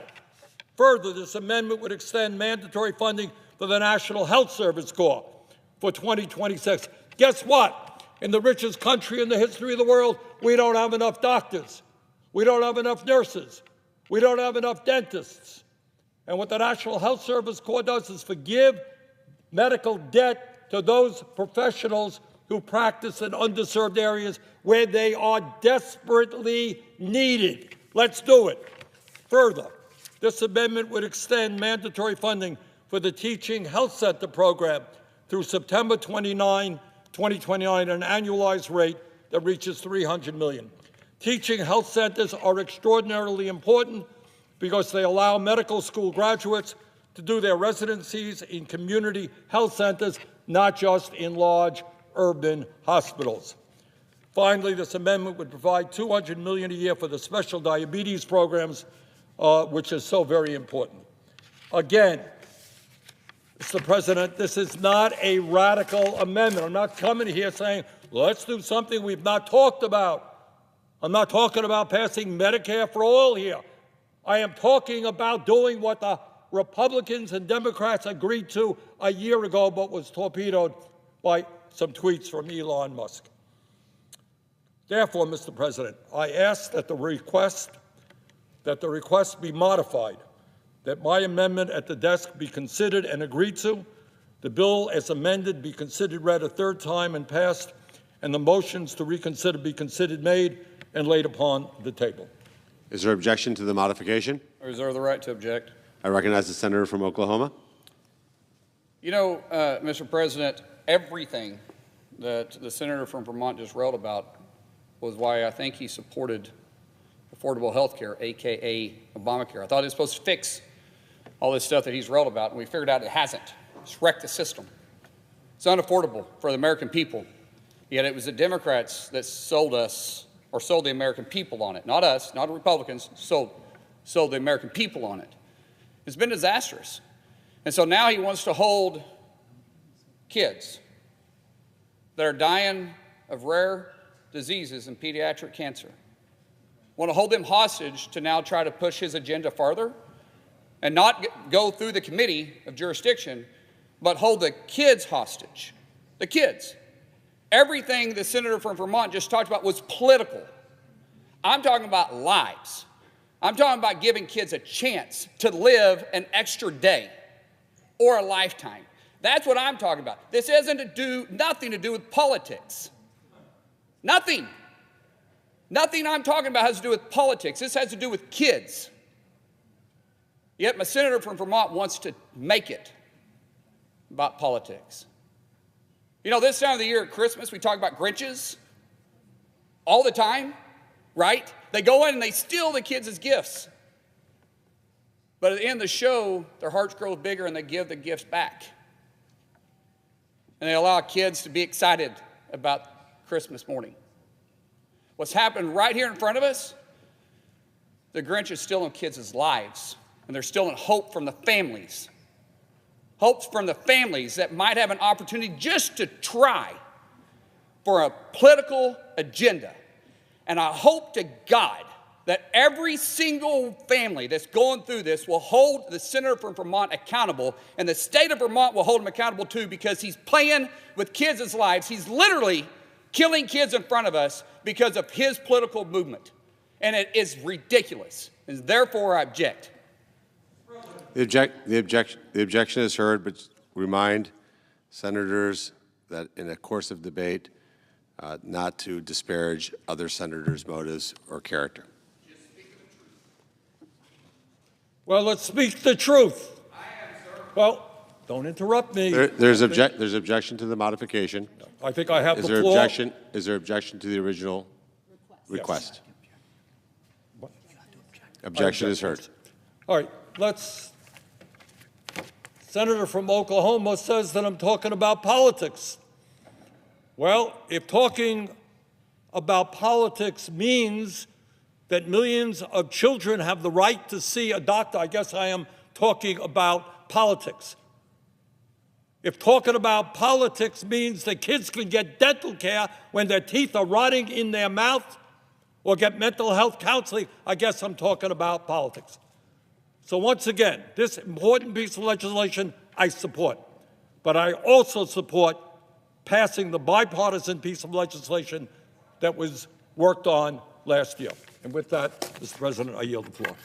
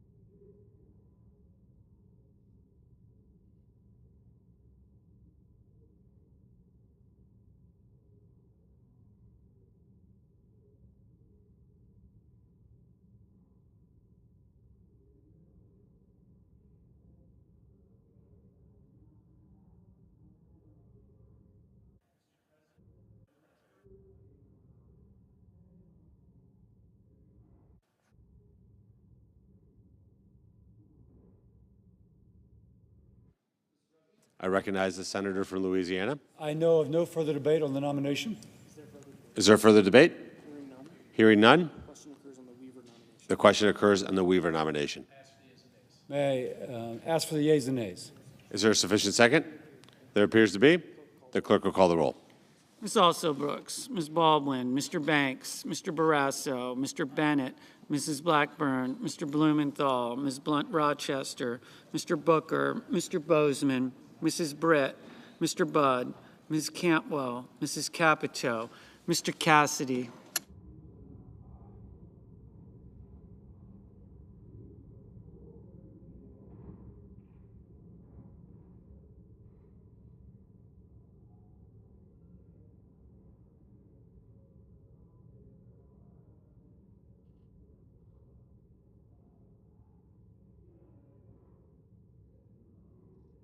Ms. Collins.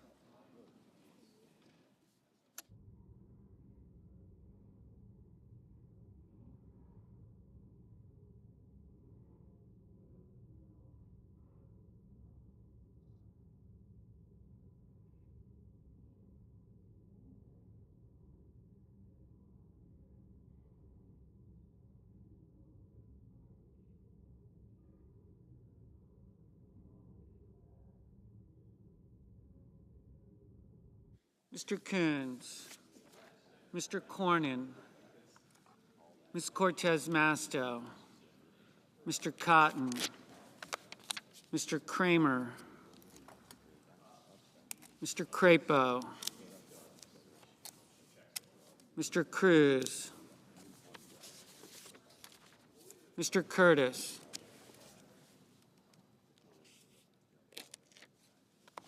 Mr. Daines,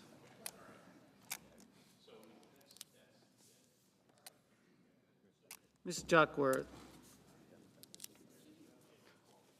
Mr. Durbin, Ms. Ernst, Mr. Fetterman, Mrs. Fisher, Mr. Gallego,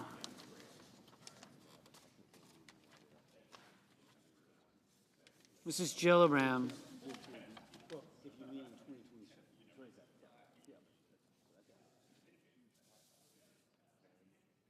Mr. Graham, Mr. Grassley,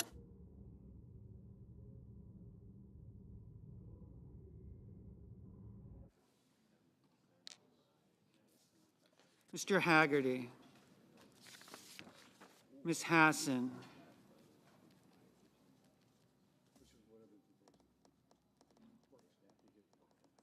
Mr. Hawley, Mr. Heinrich, Mr. Hickenlooper,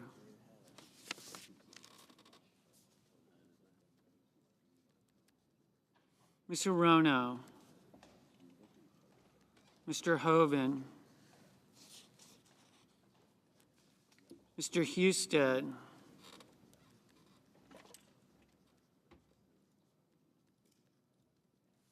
Mrs. Hyde-Smith, Mr. Johnson, Mr. Justice, Mr. Kane, Mr. Kelly, Mr. Kennedy, Mr. Kim, Mr. King,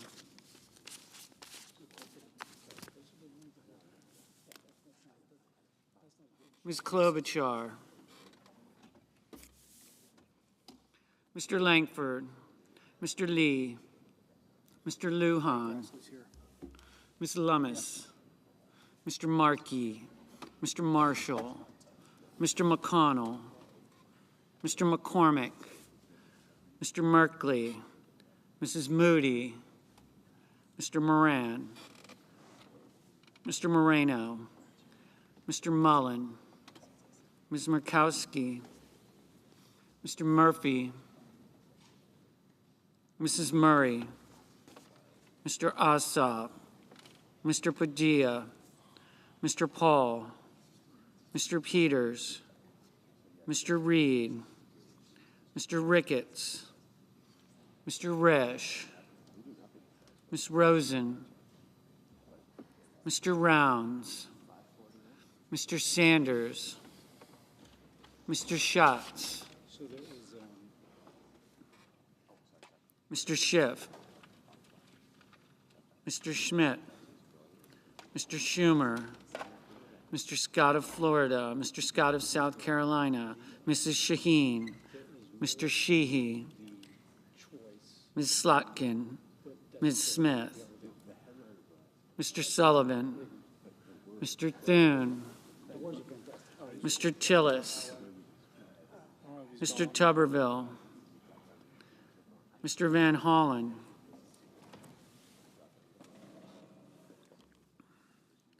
Mr. Warner, Mr. Warnock, Ms. Warren, Mr. Welch, Mr. Whitehouse, Mr. Wicker, Mr. Wyden, Mr. Young.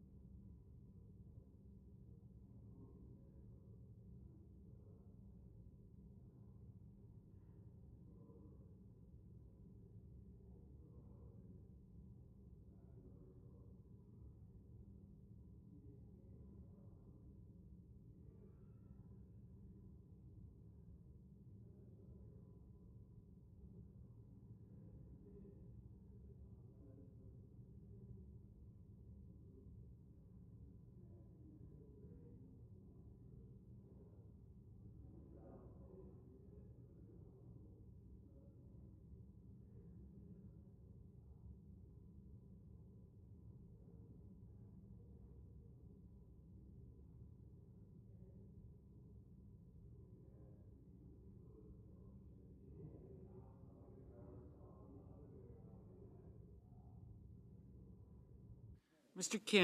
Kim, aye.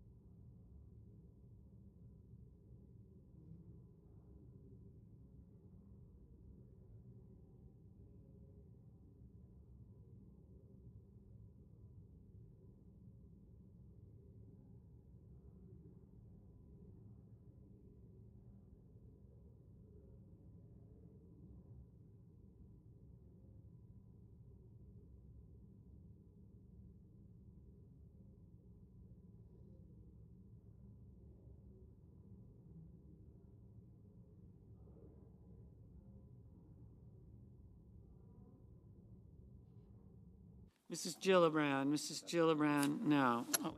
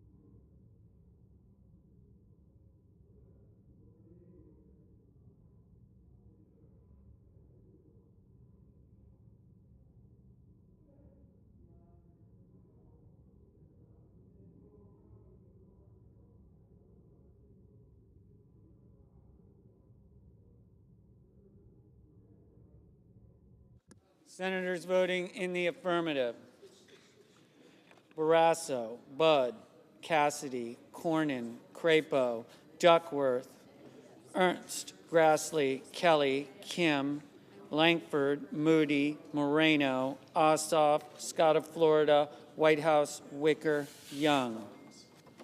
Ms. Collins, aye. Mr. Tuberville, aye. Senators voting in the negative: Gillibrand, Peters, Schumer.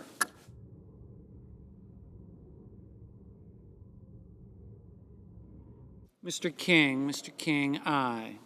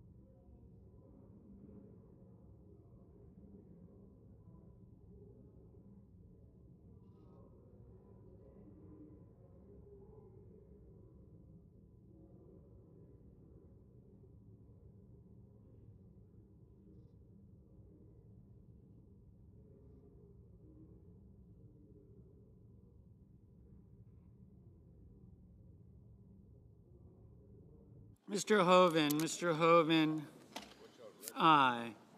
Mr. Bozeman, aye. Mrs. Blackburn, aye. Mr. Banks, aye.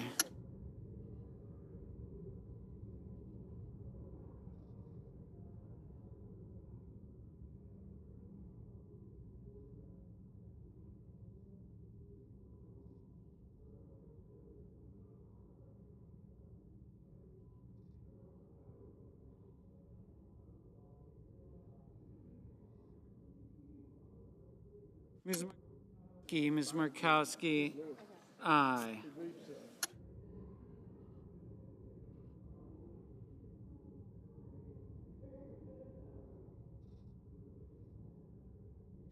Mr. Husted, aye.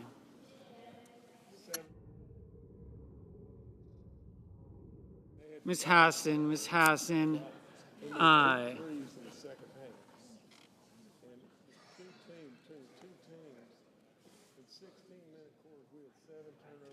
Mr. Curtis, aye.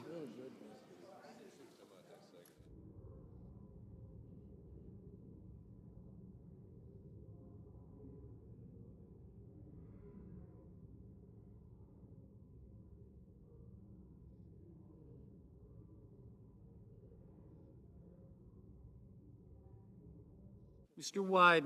Wyden, no.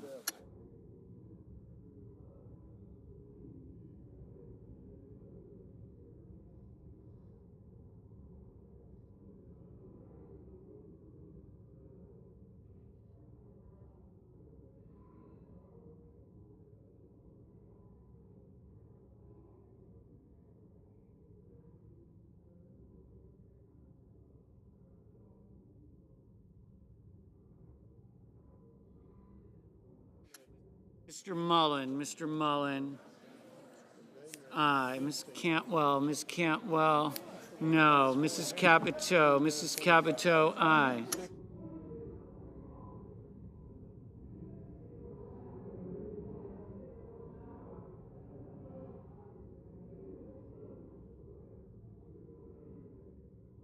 Mrs. Shaheen. Mrs. Shaheen, aye. Ms. Klobuchar. Ms. Klobuchar, aye. Mrs. Hyde Smith. Mrs. Hyde Smith, aye.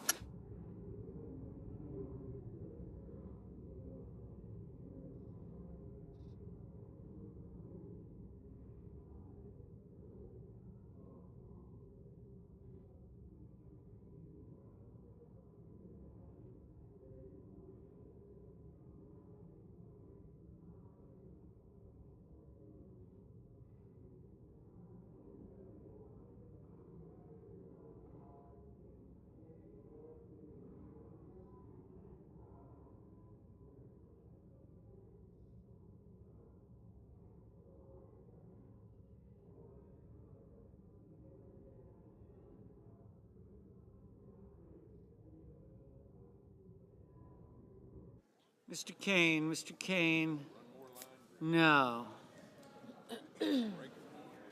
Mrs. Murray. Mrs. Murray, no. Mr. Marshall. Mr. Marshall, aye.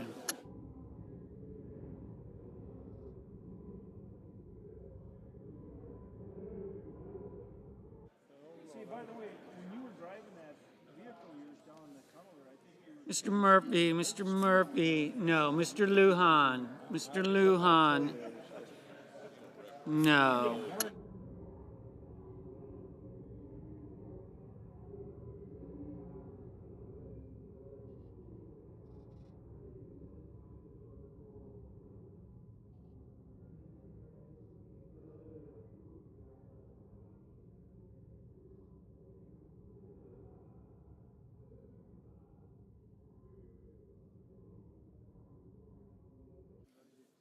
Mr. McCormick. Mr. McCormick, aye.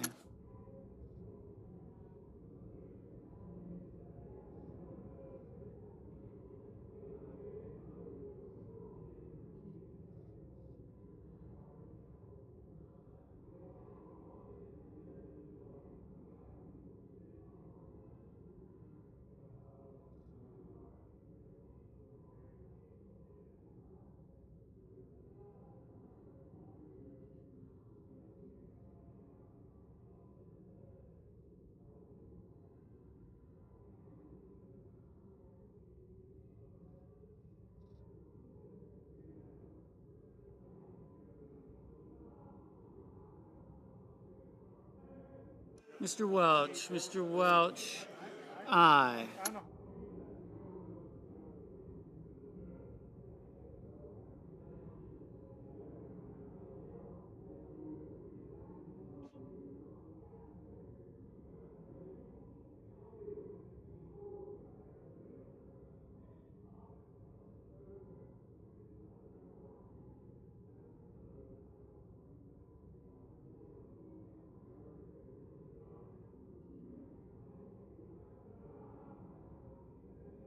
Mr. Reed. Mr. Reed, aye.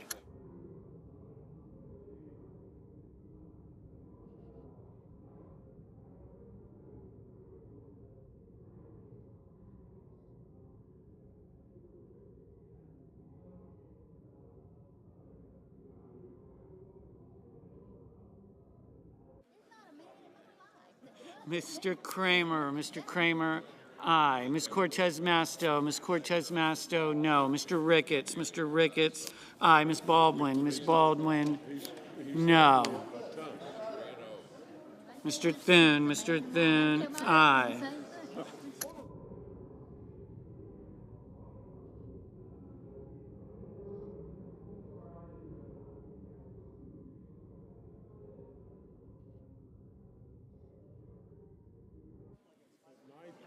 Mr. Johnson. Mr. Johnson, aye.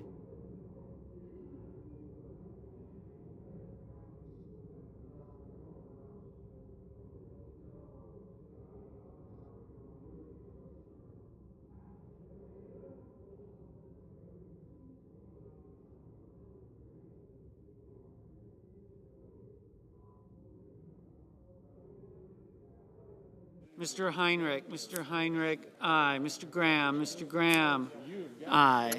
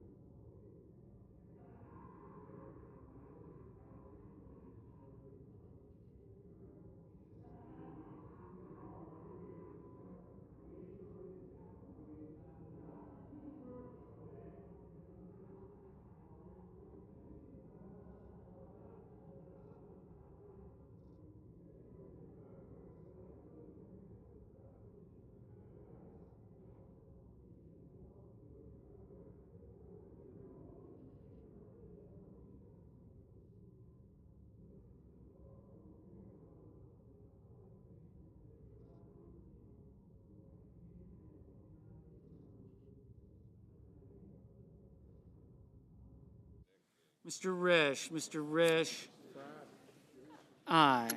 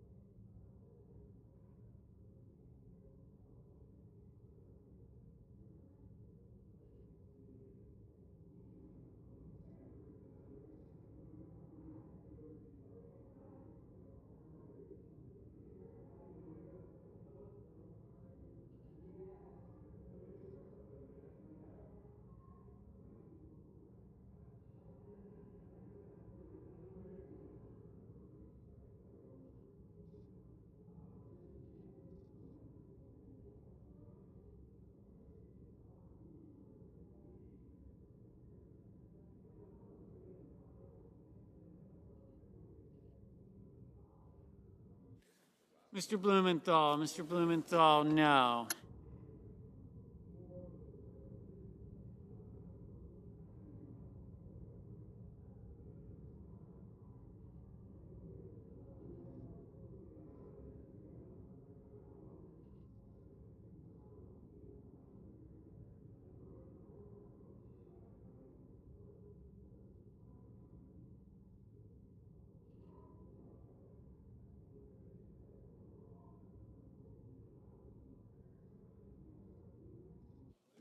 Mr. Paul, aye. Mr. Sheehy, aye.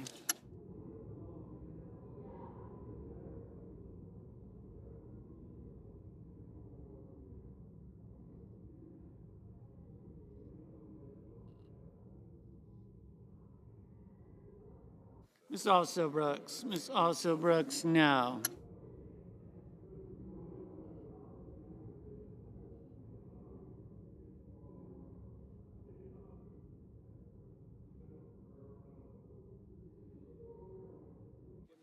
Mr. Cotton, aye.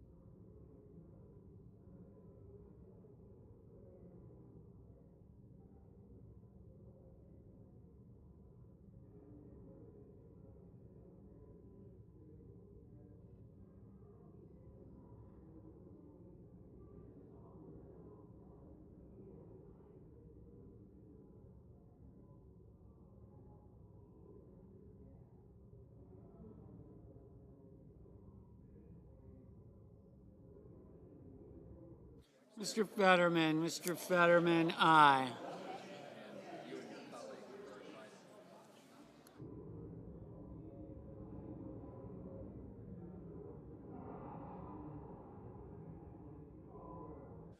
Mr. Bennett, Mr. Bennett. No.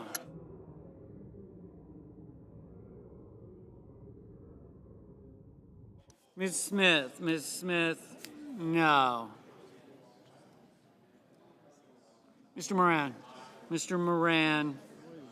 Aye.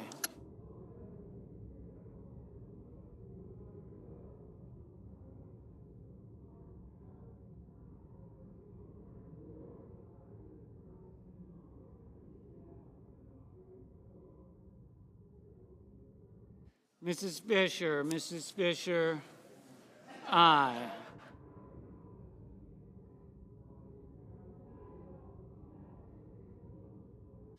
Mr. Scott of South Carolina, aye. Mr. Rounds, aye.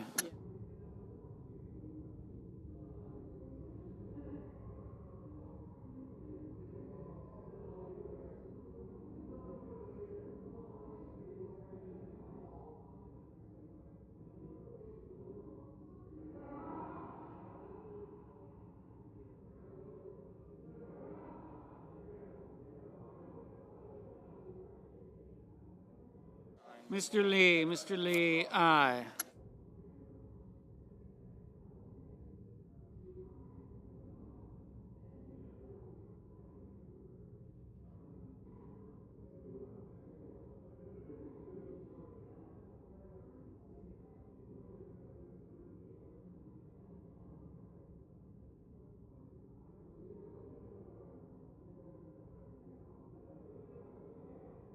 Mr. Justice, aye.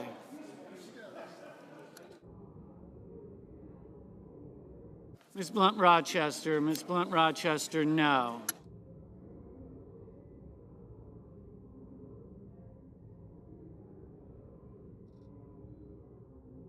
Mr. Gallego, aye.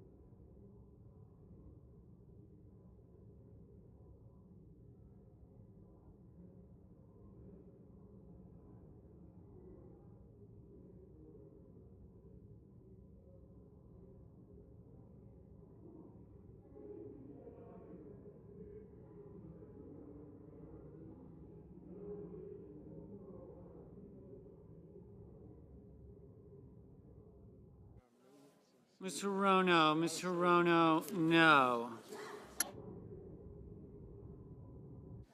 Ms. Rosen, no. Mr. Schatz, no. Mr. Kennedy, aye.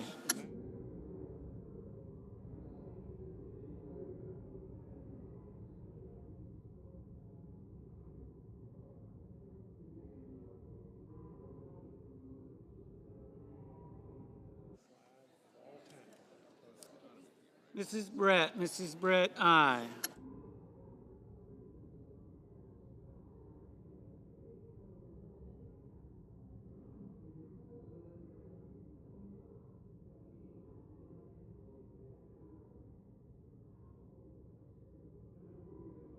Mr. Hickenlooper, no.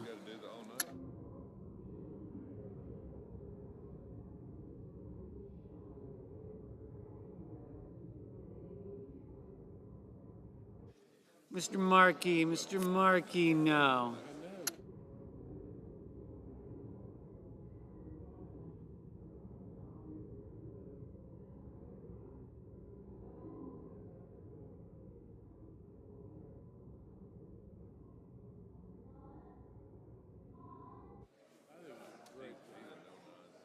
Ms. Lummis, aye. Mr. Merkley, aye. Mr. Daines, aye.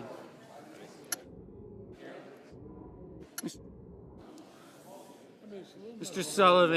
Sullivan, aye. Mr. Warner, no.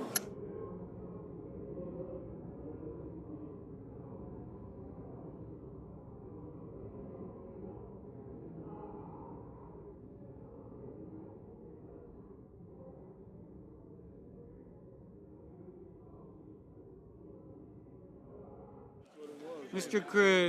Cruz, aye.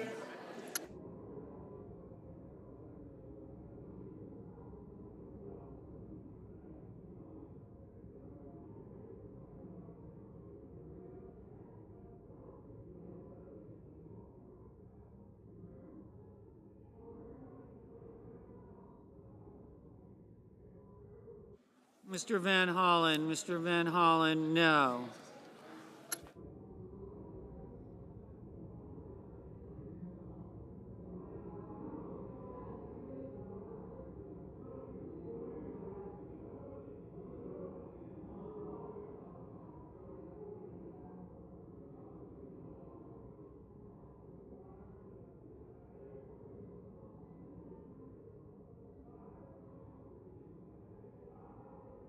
Mr. Warnock, no.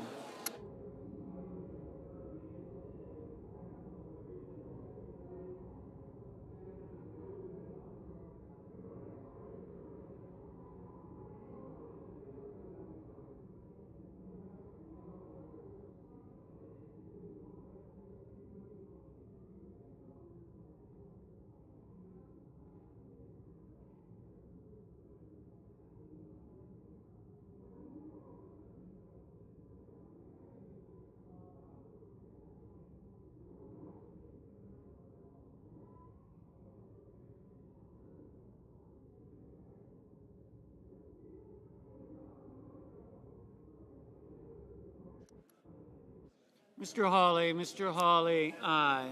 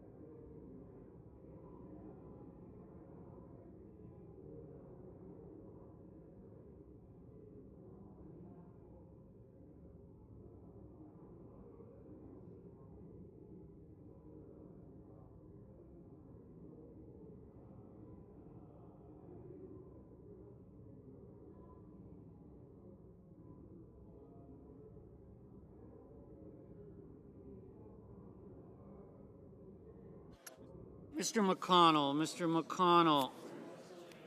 aye.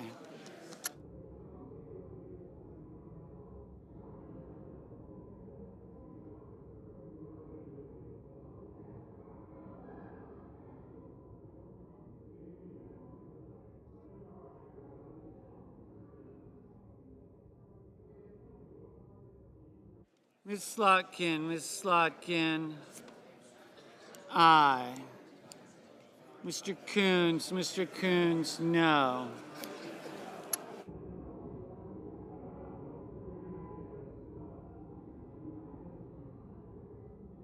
Mr. Schmidt, aye.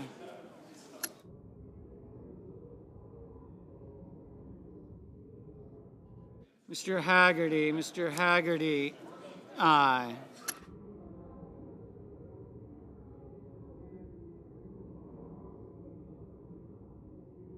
Mr. Tillis, aye.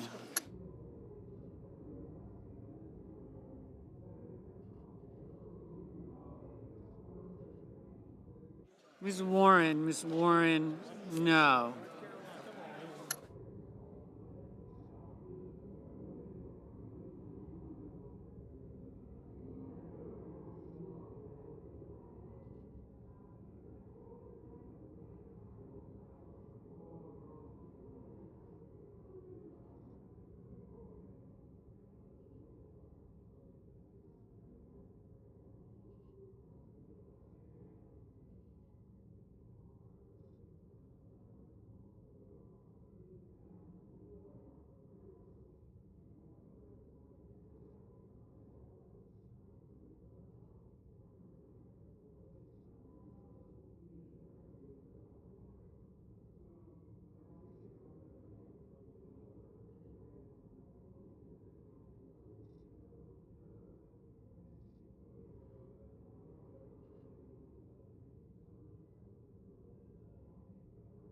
Mr. Booker, no. Mr. Durbin, no.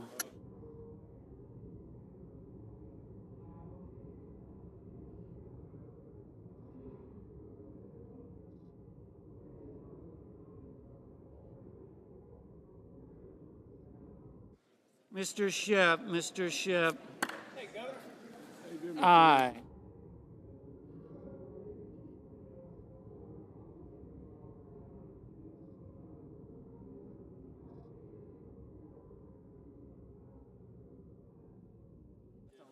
Mr. Sanders, no.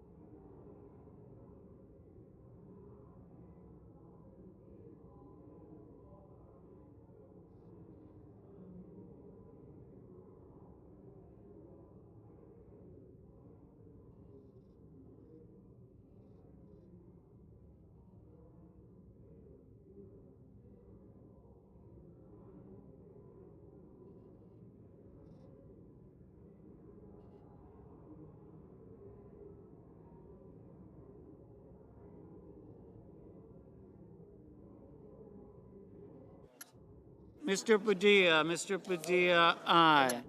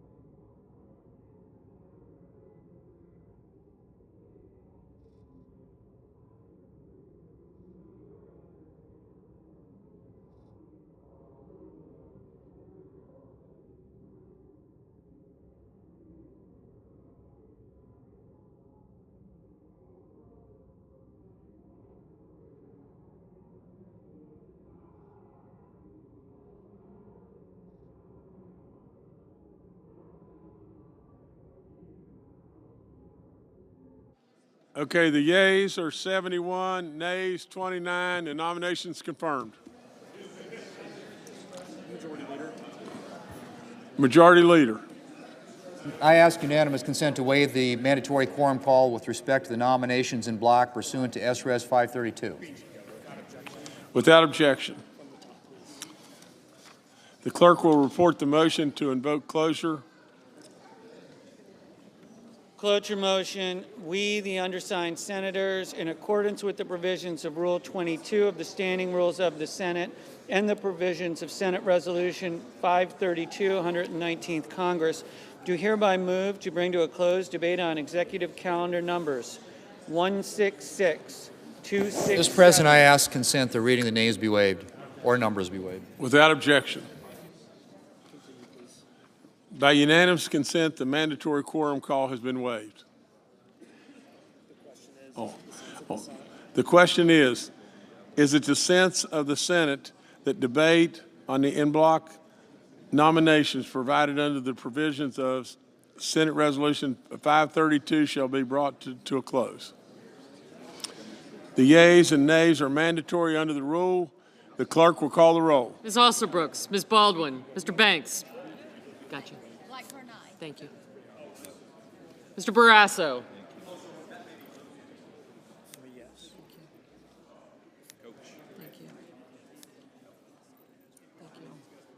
Thank you. Gotcha. Thank you. Dan's Capito, gotcha. Marshallized. Gotcha. Thank you. Schmidt. Hey, Brad, did you waive the quorum on this, right? Does he have that piece of paper up there? Or? I did hear him say it. I heard him do it. Yeah, I heard him. I just want to get the paper from Rachel. Got it? No, I just need this for his dad. Thank Thank you. Thank you.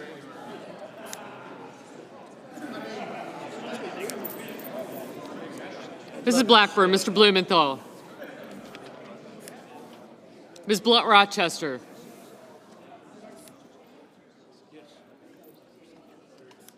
Mr. Booker. Mr. Bozeman, Mrs. Britt. Mr. Budd, Ms. Cantwell.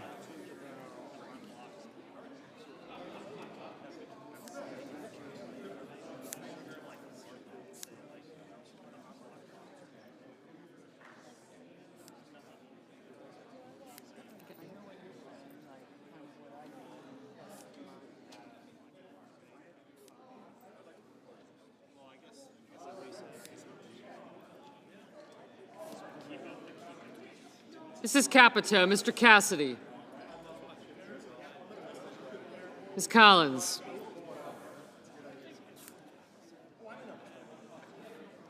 Mr. Coons.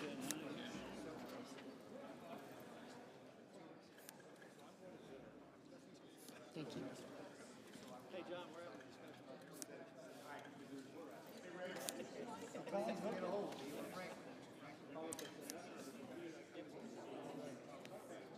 Mr. Cornyn, Ms. Cortez Masto, Mr. Cotton. Fetterman's up at the door there.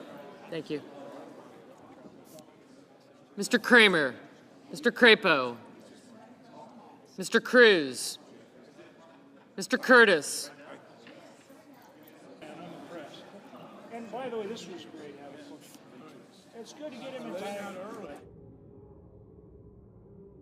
Right? That was Mr. Daines, Ms. Duckworth, Mr. Durbin, Ms. Ernst, Mr. Fetterman, Mrs. Fisher, Mr. Gallego, Mrs. Gillibrand,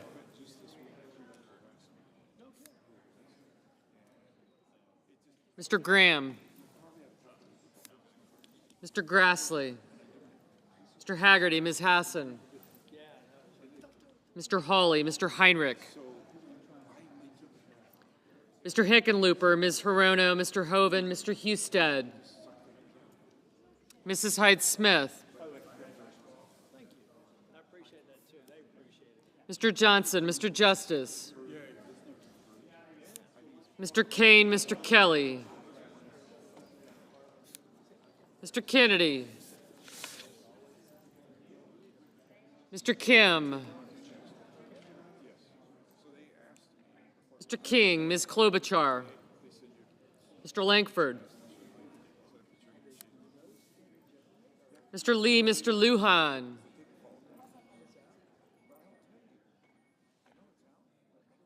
Ms. Lummis, Mr. Markey, Mr. Marshall, Mr. McConnell, Mr. McCormick, Mr. Merkley, Mrs. Moody, Mr. Moran, Mr. Marino, Mr. Mullen, Ms. Murkowski, Mr. Murphy, Mrs. Murray, Mr. Ossoff, Mr. Padilla, Mr. Paul. I got him.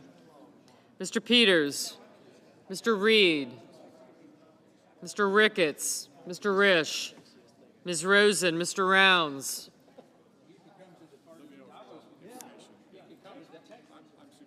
Mr. Sanders, Mr. Schatz, Mr. Schiff, Mr. Schmidt, Mr. Schumer, Mr. Scott of Florida, Mr. Scott of South Carolina, Mrs. Shaheen,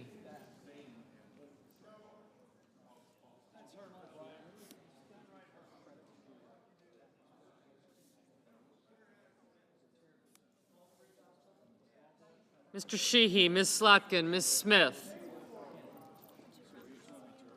Mr. Sullivan, Mr. Thune,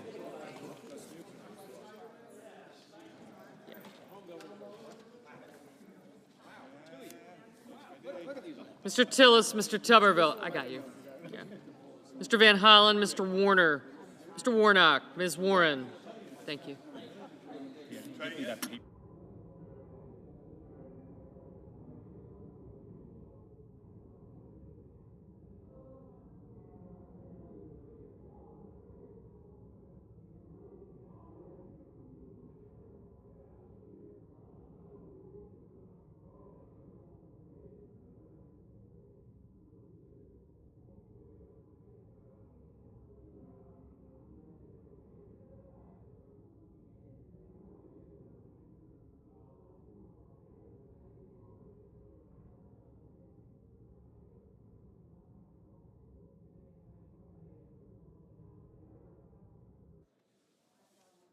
Mr. Van Hollen, Mr. Warner, Mr. Warnock, Ms. Warren, Mr. Welch,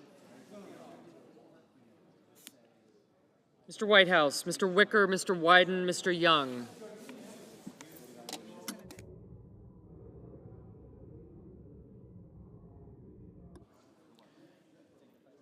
Senators voting in the affirmative: Banks, Barrasso, Blackburn, Bozeman, Budd, Capito, Cassidy, Cornyn, Cotton, Kramer, Curtis, Daines, Ernst, Fisher, Grassley, Haggerty, Hawley, Hoven, Hyde-Smith, Johnson, Justice, Lee, Lummis, Marshall, McConnell, Mullen, Paul, Ricketts, Risch, Rounds, Schmidt, Scott of Florida, Scott of South Carolina, Sheehy, Tillis, and Tuberville. Senators voting in the negative: Bennett, Blumenthal, Booker, Coons, Cortez Masto, Duckworth, Durbin, Fetterman, Gallego, Heinrich, Hickenlooper, Hirono, Kane, Kelly, King, Merkley, Murray, Ossoff, Padilla, Sanders, Schatz, Slapkin, Van Hollen, Warner, Warnock, Warren, Whitehouse, and Wyden. Mr. Sullivan, aye. Mr. Murphy, no.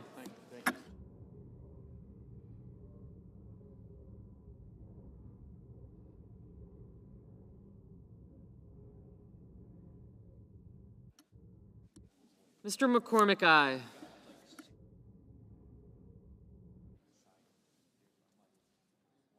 Mr. Husted, aye.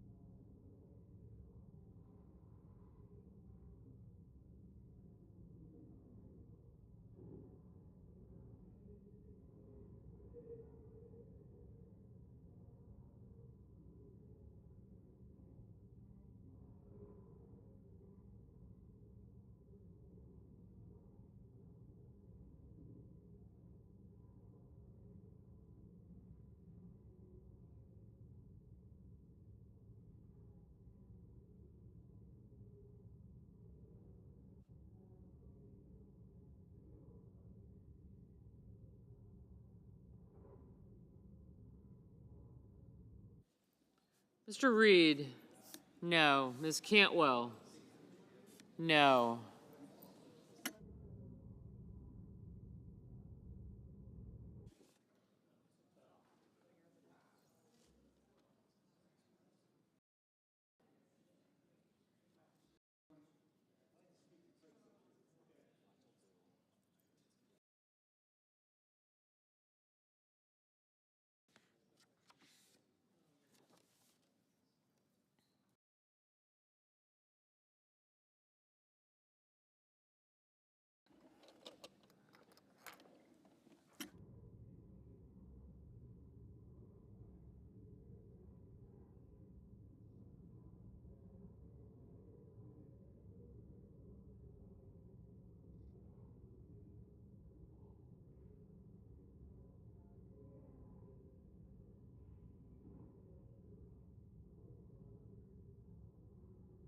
Mr. Schiff, no.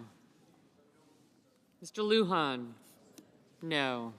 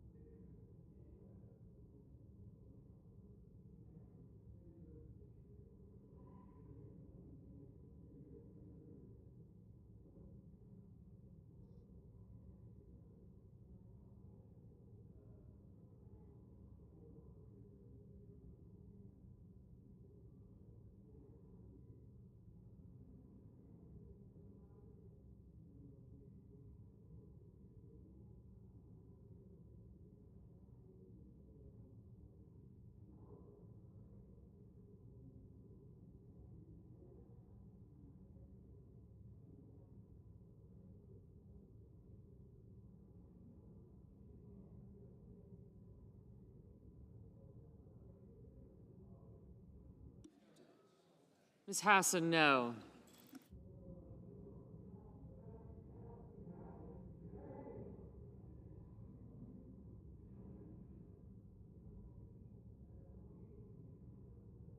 Ms. Baldwin, no. Mr. Kennedy, aye. Mr. Graham, aye. Ms. Smith, no. Ms. Blunt Rochester, no. Ms. Alsa Brooks, no.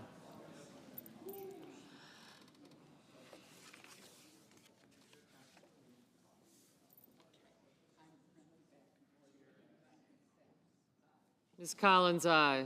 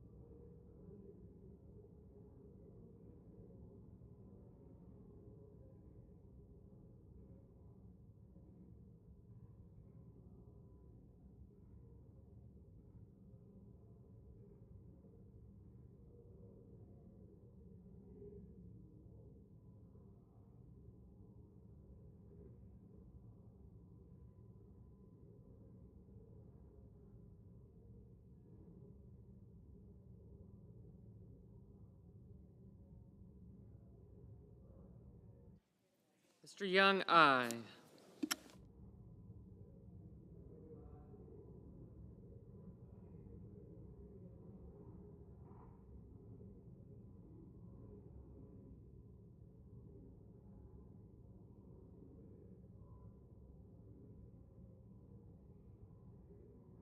Mr. Murky, no.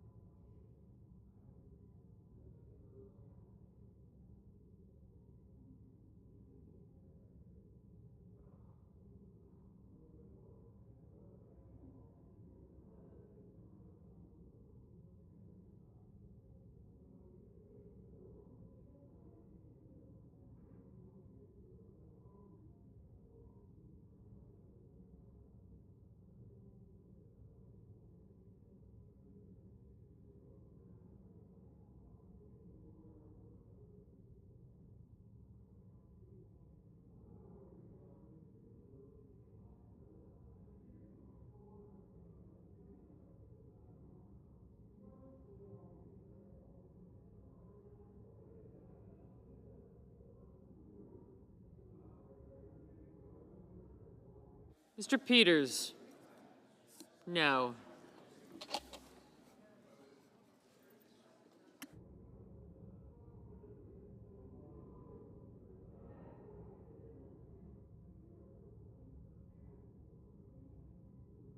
Mr. Thune?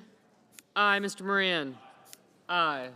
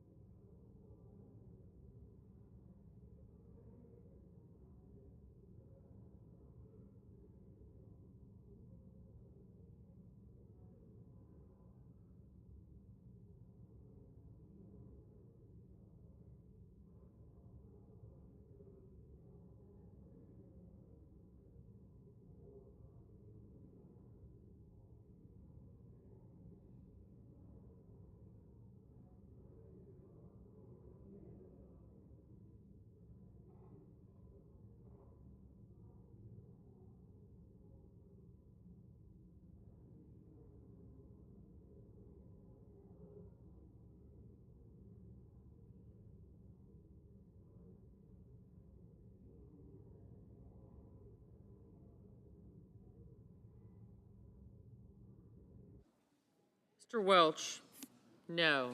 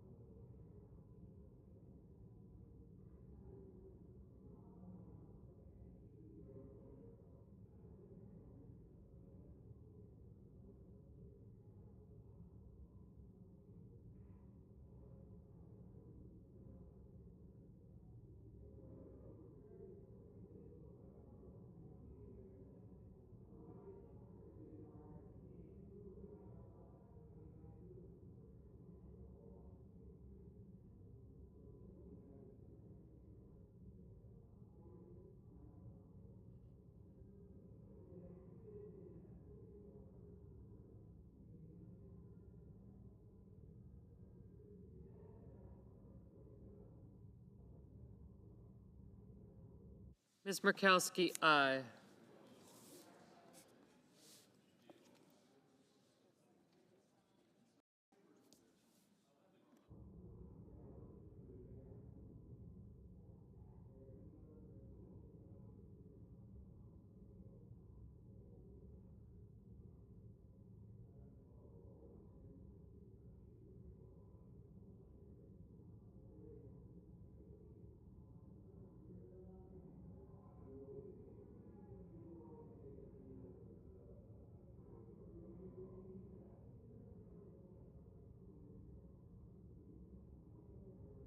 Mrs. Britt? Aye.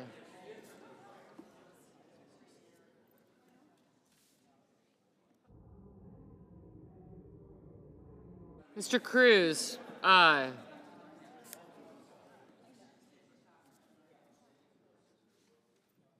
Ms. Klobuchar? No. Ms. Rosen? No.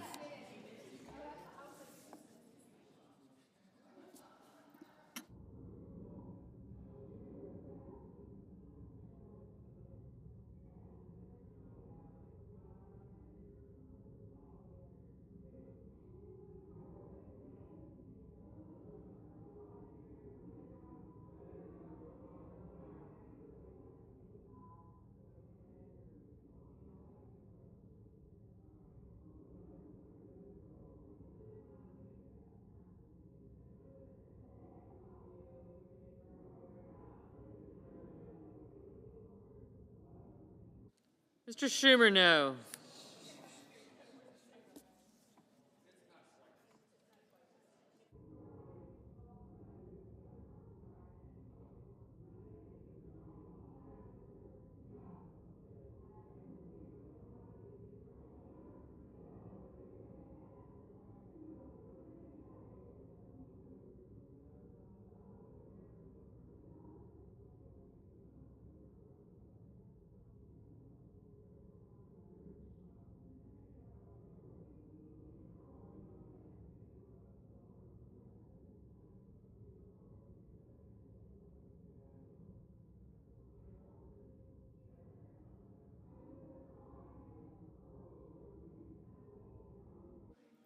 Mr. Marino, aye.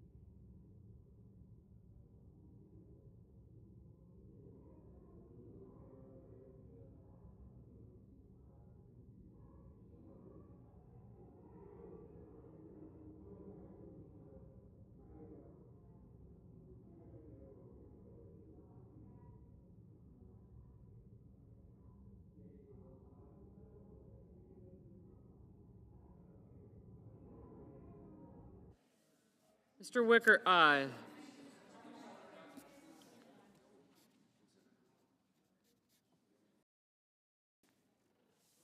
Mrs. Gillibrand, no.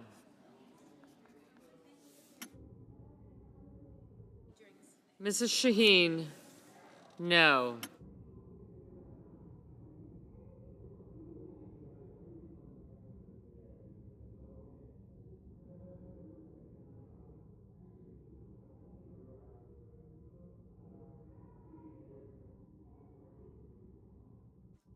Mr. Kim, no.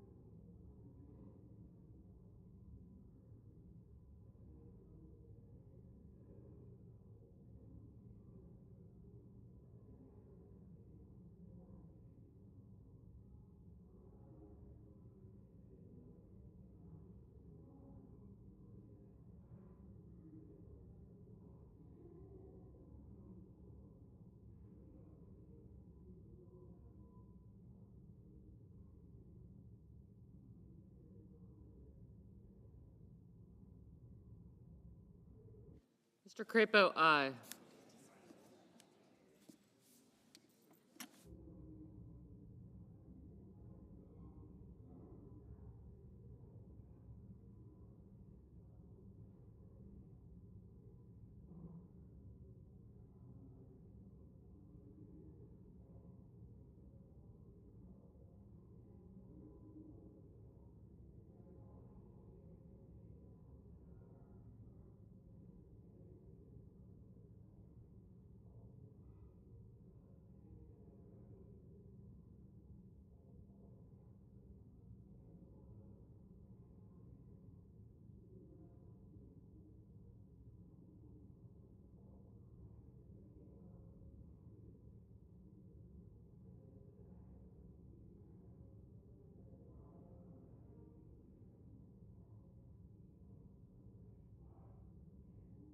Mr. Langford, aye.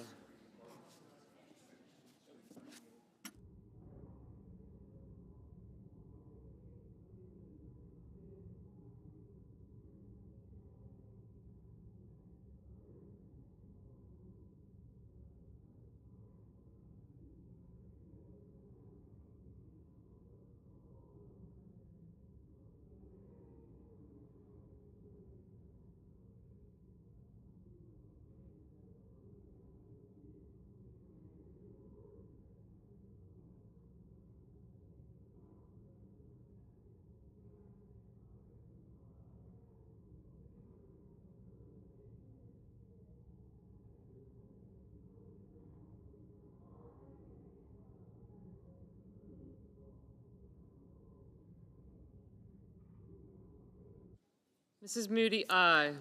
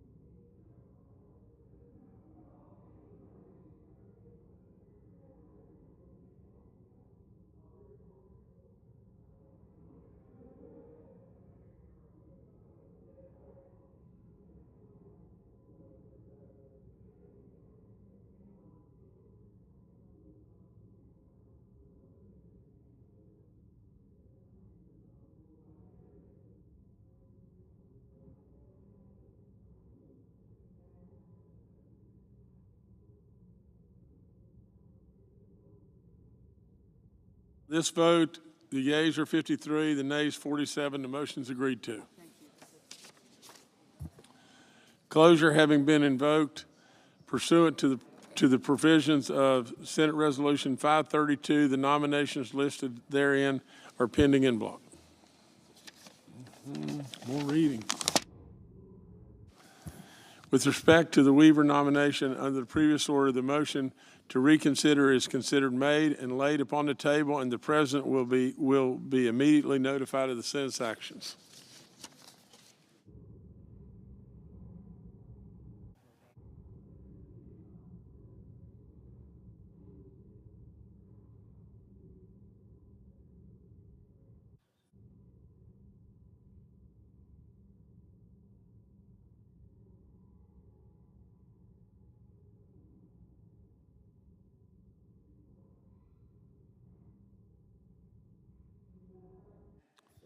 The senator from Louisiana. Mr. President, I want to talk for a few minutes about money. Money, money, money. People's money. Like you, Mr. President, I've learned a few things in life. I want to mention two. Number one, money does not buy happiness. Number two, poverty does not buy a damn thing. And that's the theme of my few minutes as I talk today. This is about people's money, and it has to do with unredeemed, uncashed savings bonds. Now, Mr. President, you know what I mean when I talk about a bond. Usually when we're talking on the Senate floor, we're talking about Treasury bonds, or Treasury bills, or Treasury notes. I want to talk about a different kind of bond today. Same principle, but a different animal. It's called a savings bond. Savings bonds used to be very, very popular in America, particularly last century, particularly during World War II. They're less popular today because there's so many other ways to earn interest on your money. Though many people still believe in savings bonds, I do. It's a great way to invest your money. What am I talking about when I say a savings bond as opposed to a treasury bond? Well, let's take the example of one particular savings bond. It's called a EE U.S. savings bond. A savings bond is just a loan to the federal government. Let's suppose I have $1,000 and I want to loan it to the federal government because the federal government will pay me interest. I can go to the federal government and say, I'm going to loan you $1,000. And the federal government would say, thank you very much. Here's your EE U.S. savings bond. And this is how it would work.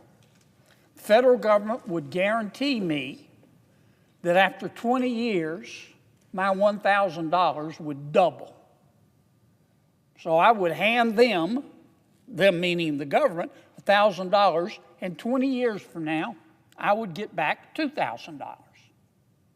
And if I didn't really need my money after 20 years, I could let the government keep it, loan it to the government, if you will, for another 10 years, and they would continue paying me interest. Now, there are two things you need to note about what I just talked about, this EE savings bonds. So, number one, unlike a regular corporate bond, when I loan that $1,000 to the federal government and get back a EE U.S. savings bond, I don't get periodic interest payments. The interest accrues and it compounds. But when I give the government $1,000, I don't get quarterly interest payments, but at the end of the 20 years, I get back $2,000. Roughly in today's market, I'm making about 2.7% a year. But it's very, very safe. If you believe in the sovereignty of the federal government, our federal government being part of the wealthiest country in all of human history, then it's a pretty safe investment. The other thing you need to note about this savings bond, in addition to the fact that they don't pay me periodic interest, I get all my interest when I get my principal back at the end of 20 years, is that at some point, in the example I just gave, after 30 years, the federal government stops paying me interest. Interest stops accruing. So if I give the federal government, loan the federal government $1,000, and after 20 years, interest is accrued. If I want to, I can redeem my savings bond, and they'll give me $2,000. Maybe I say, okay, I'll re-up another 10 years and continue to earn interest. But 30 years is the limit.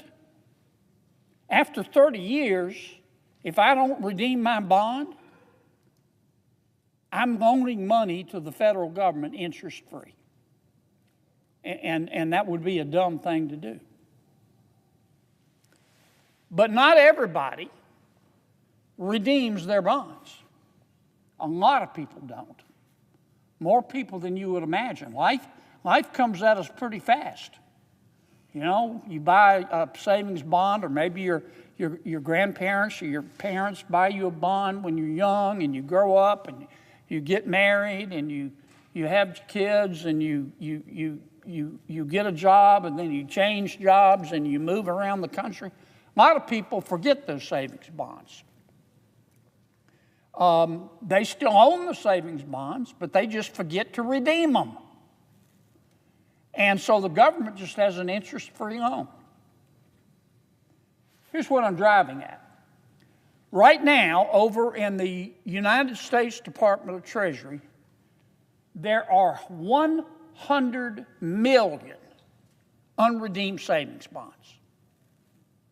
Money that belongs to the American people.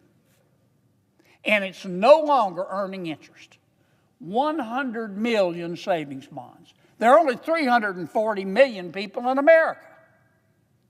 So it's a little less than a third of the people in America, though I realize some may be deceased, who have one of these savings bonds where the federal government owes them money, but the money's just sitting there and the federal government's using it and they're not paying people interest. The total amount of these unredeemed savings bonds, $36.27 billion. And that $36 billion has been there a long, long time because people have either died or they've forgotten that they have these unredeemed savings bonds. Now, this is very uncool.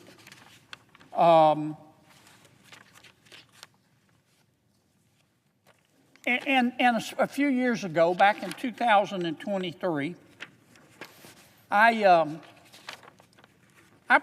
introduced a bill which actually passed. I got it passed. That said to the federal government, specifically the United States Department of Treasury, you've got to give this money back.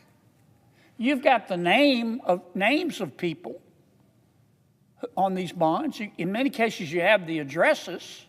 In a lot of cases, you have the serial numbers. Why are you just sitting on this $36 billion, these 100 million bonds? Why don't you contact people and give them their money? And they said, Kennedy, you don't understand. First of all, they said our records are a mess. Some of these bonds go back, 75 years before there were computers. The Treasury Department said to me, the records are not digitized. We'd have to comb through boxes and boxes and boxes to get names and addresses, and it's just a lot of trouble. And I said, well, I feel your pain, but you still ought to return the money to people. So here's what I'm going to do. I'm going to introduce a bill, and I did, and I passed it, that says the federal government has got to return this money to the people to whom it is owed. And in that bill, I provided money for the U.S. Department of Treasury to digitize those records, to go out and hire a consultant to go through all the records and put them in a database so they can be easily searched. And the U.S. Department of Treasury has done that. And I want to thank them. Hadn't been the easiest thing I've ever done. I worked with Secretary Mnuchin first, and then Secretary Yellen, and now Secretary Bessent, and all of the good women and men who work for them, but we finally gotten it done. And here's what we're ready to do. We are ready to turn the names and addresses and serial numbers over to the treasurer of every state, in Louisiana and West Virginia and every other state. We're going to give them the names and addresses and serial numbers so they can contact people in their state and say, the federal government has your money and we want to get it back to you. Why are we doing it that way through the states instead of just telling the U.S. Department of Treasury to start calling people up? Well, because the states are very experienced. Every state has what's called an unclaimed property program. What's an unclaimed property program? Well, every state has a law that says if a business, usually it's a business, not always, but if a business has your money and it can't find you, that business can't keep it. At the end of a certain period of time, usually 3 to 4 years, that business has got to turn that money over to the state. It's called unclaimed property. And the state's got to help give it back to people. What am I talking about? Let's say a utility deposit. Happens all the time. People move into an apartment. They post a utility deposit with the electricity company. They move. They forget to get their deposit back. Apartment deposit works the same way. Tax refunds. Stocks. Maybe you own a stock and it's being held by your brokerage company and you move and you don't leave a forwarding address or the forwarding address expires. That security company can't, that brokerage can't just keep that stock. That brokerage turns that stock over to the state treasurer of every state, and it's their job to return it to people. And let me tell you something. The states do a marvelous job. You can go to any single state right now, just Google it, and find the state's unclaimed property program. And you can go spend a few minutes, you can put in your name, you can put in your parents' name, you can put in your friend's name, you can put in the name of the town in which you were raised and find people who are owed unclaimed property. And the treasurers do a great job of getting it back. They not only have websites, but they advertise and toll-free numbers, and they just do a wonderful job of getting money back to people. When I was state treasurer in Louisiana, I was in charge of Louisiana's unclaimed property program. And I was there for 17 years. I think I returned $500 million to the people in Louisiana. I had a whole unclaimed property section, men and women who would contact people all day long. And we had a very sophisticated database. So that's why the U.S. Department of Treasury, under my legislation, is not going to give this money back itself. It's going to return or give the information to the treasurer of every state, and the treasurer of every state is going to be in charge of contacting people. We've gone through this. We've been working on it. I passed the bill in 2023, I think, but we worked on it for 2 years prior to that. But we're almost home. What now we have to do is get the state treasurers to sign an agreement with the U.S. Department of Treasury. All the state treasurers have to do is sign an agreement with the U.S. Department of Treasury to cooperate, and Treasury will send them the names, and we can start returning this money to people. And I'm going to be sending another letter out in short order to all of the state treasurers, asking them to go ahead and sign that user agreement with the Treasury Department, so we can start getting this money back to people. It's free money. And remember, there are 100 million bonds, 340 million people in America, $36 billion that is owed to the American people that the federal government has just been sitting on, that hasn't been returned. And now we're going to start doing it. If I can just get our state treasurers to turn in these user agreements.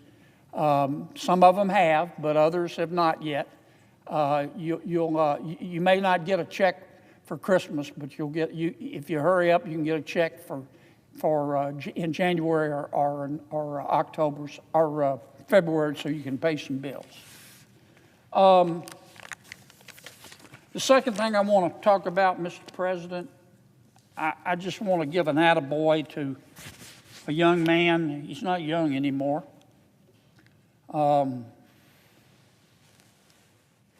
that I grew up with. His name is Professor Willis Deloney. I grew up with him in Zachary, Louisiana. Professor Deloney is a remarkable talent. God has blessed him with so much talent. He's the Boyd Professor of Piano and Jazz Studies in the School of Music at LSU. He's been there since 2000, 24 years. Before that, he taught at Southeastern Louisiana University and at Delta State University. Professor Deloney, he has earned worldwide acclaim. He is one of America's leading, if not America's leading, classical jazz crossover artists. Willis has also appeared, in addition to his teaching, Willis has appeared as a soloist, a guest pianist, an arranger, a conductor with orchestras throughout the United States, Canada, China, the former Soviet Union, all over the world. An immensely talented man. And Professor Deloney, my friend of many years, as I said, I grew up with him. He was just named to the Steinway and Sons Music Teacher Hall of Fame. That's a big deal. It's a big, big deal. And I wanted to spend a few minutes, Mr. President, calling out one of Louisiana's best and brightest, Professor Willis Deloney, who grew up in little old Zachary, Louisiana, for his remarkable, remarkable achievement. With that, Mr. President, I conclude my remarks, and I hope everyone has a Merry Christmas and a Happy Hanukkah, and I thank you for your time and attention. My work here is done, Mr. President. I was going to suggest the absence of a quorum, Mr. President, but I see the parliamentarian over there wants me to call on my good friend, the senator from Vermont. And so I yield my time to the esteemed, legendary senator from Vermont, who is what cool looks like, Senator Peter Welch. Mr. President, The senator from Vermont. I thank my understated colleague from Louisiana. Mr. President, the United States is on the brink of a war of regime change in Venezuela. President Trump has amassed an armada of U.S. warships, fighter planes, and special forces off the coast of Venezuela.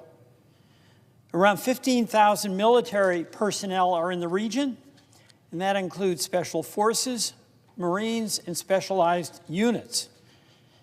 Reports indicate that 13 warships are operating in the Caribbean right now, and that includes the USS Gerald Ford carrier group and several amphibious assault ships.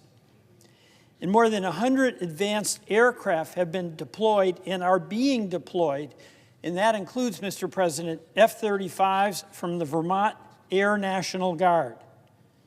And the President has also deployed combat rescue units, the types of specialists that can rescue pilots who are down in hostile territory. And the President himself has said that the attack could come very soon.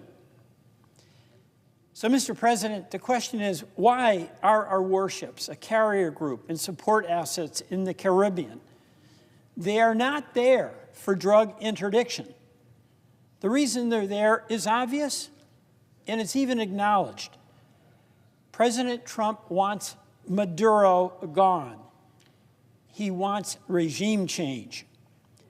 The President has said himself that Maduro's days, quote, are numbered.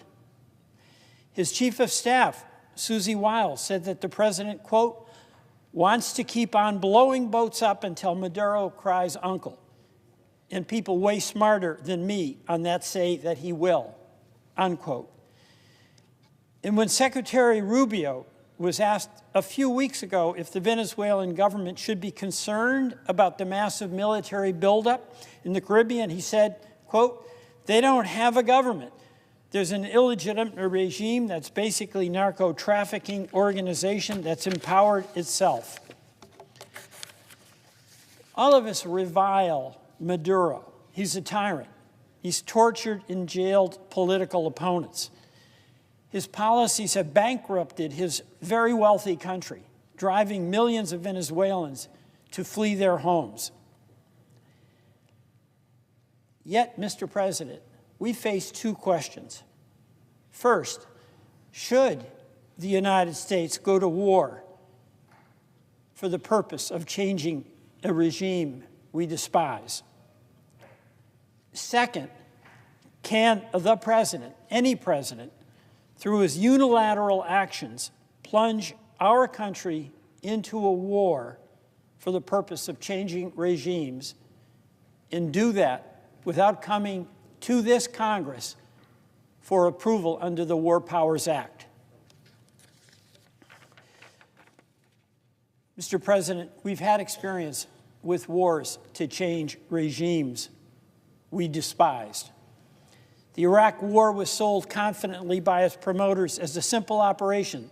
Our troops would be welcomed as liberators. We remember that. And we know how that ended. True, it only took weeks for America's superior firepower to topple Saddam Hussein's regime. But that was only the beginning. The war in Iraq unleashed decades of instability, ushering in revolutionary, violent Islamic insurgencies across the region. And of course, the war in Afghanistan took only a handful of special forces troops and targeted airstrikes to lead to the quick fall of the Taliban regime. But it also dragged our country and many of our allies into our longest war, fighting a 20-year insurgency. In each case, it was easy to topple the regime, but what followed was tremendously terrible for our soldiers and our taxpayers. Those wars cost the United States and our allies the lives of 10,000 of our brave soldiers. It cost us trillions of dollars, and we are still paying for that. Mr. President, the executive has two obligations, and the Congress must demand compliance. First, the administration owes us transparency. In the buildup of our military presence, the administration has ordered the extrajudicial killings of nearly 100 civilians in international waters. That they were alleged drug dealers or drug couriers does not give the president the authority to direct the military to attack. The administration has provided absolutely no information to Congress about these attacks, who was killed, the basis of the attacks, nor has it released the video of the recent attack in which survivors were killed in a second strike. Nor has the administration made public the classified legal opinion upon which it relies to justify its actions. Members of Congress, including me, have had an opportunity to read that opinion, which I found woefully unconvincing, but since it was classified, I can't discuss. My view, release that opinion to the American people. My view, release that video to the American people. Second, as the president masses our forces for a war, as he and his associates have explicitly stated, is one in which their goal would be the elimination of the Maduro regime. The president continues to refuses to come to Congress and seek congressional approval for a military action as is required under the War Powers Act. Mr. President, all of us as elected members of the United States Senate have vested in us, under the Constitution, Article 1, the responsibility and exclusive authority to declare war. Let us all accept our duty and demand that the executive be transparent, be accountable, and comply with the provisions of the War Powers Act, and come to Congress for our approval of the military action that is clearly underway. Mr. President, I yield.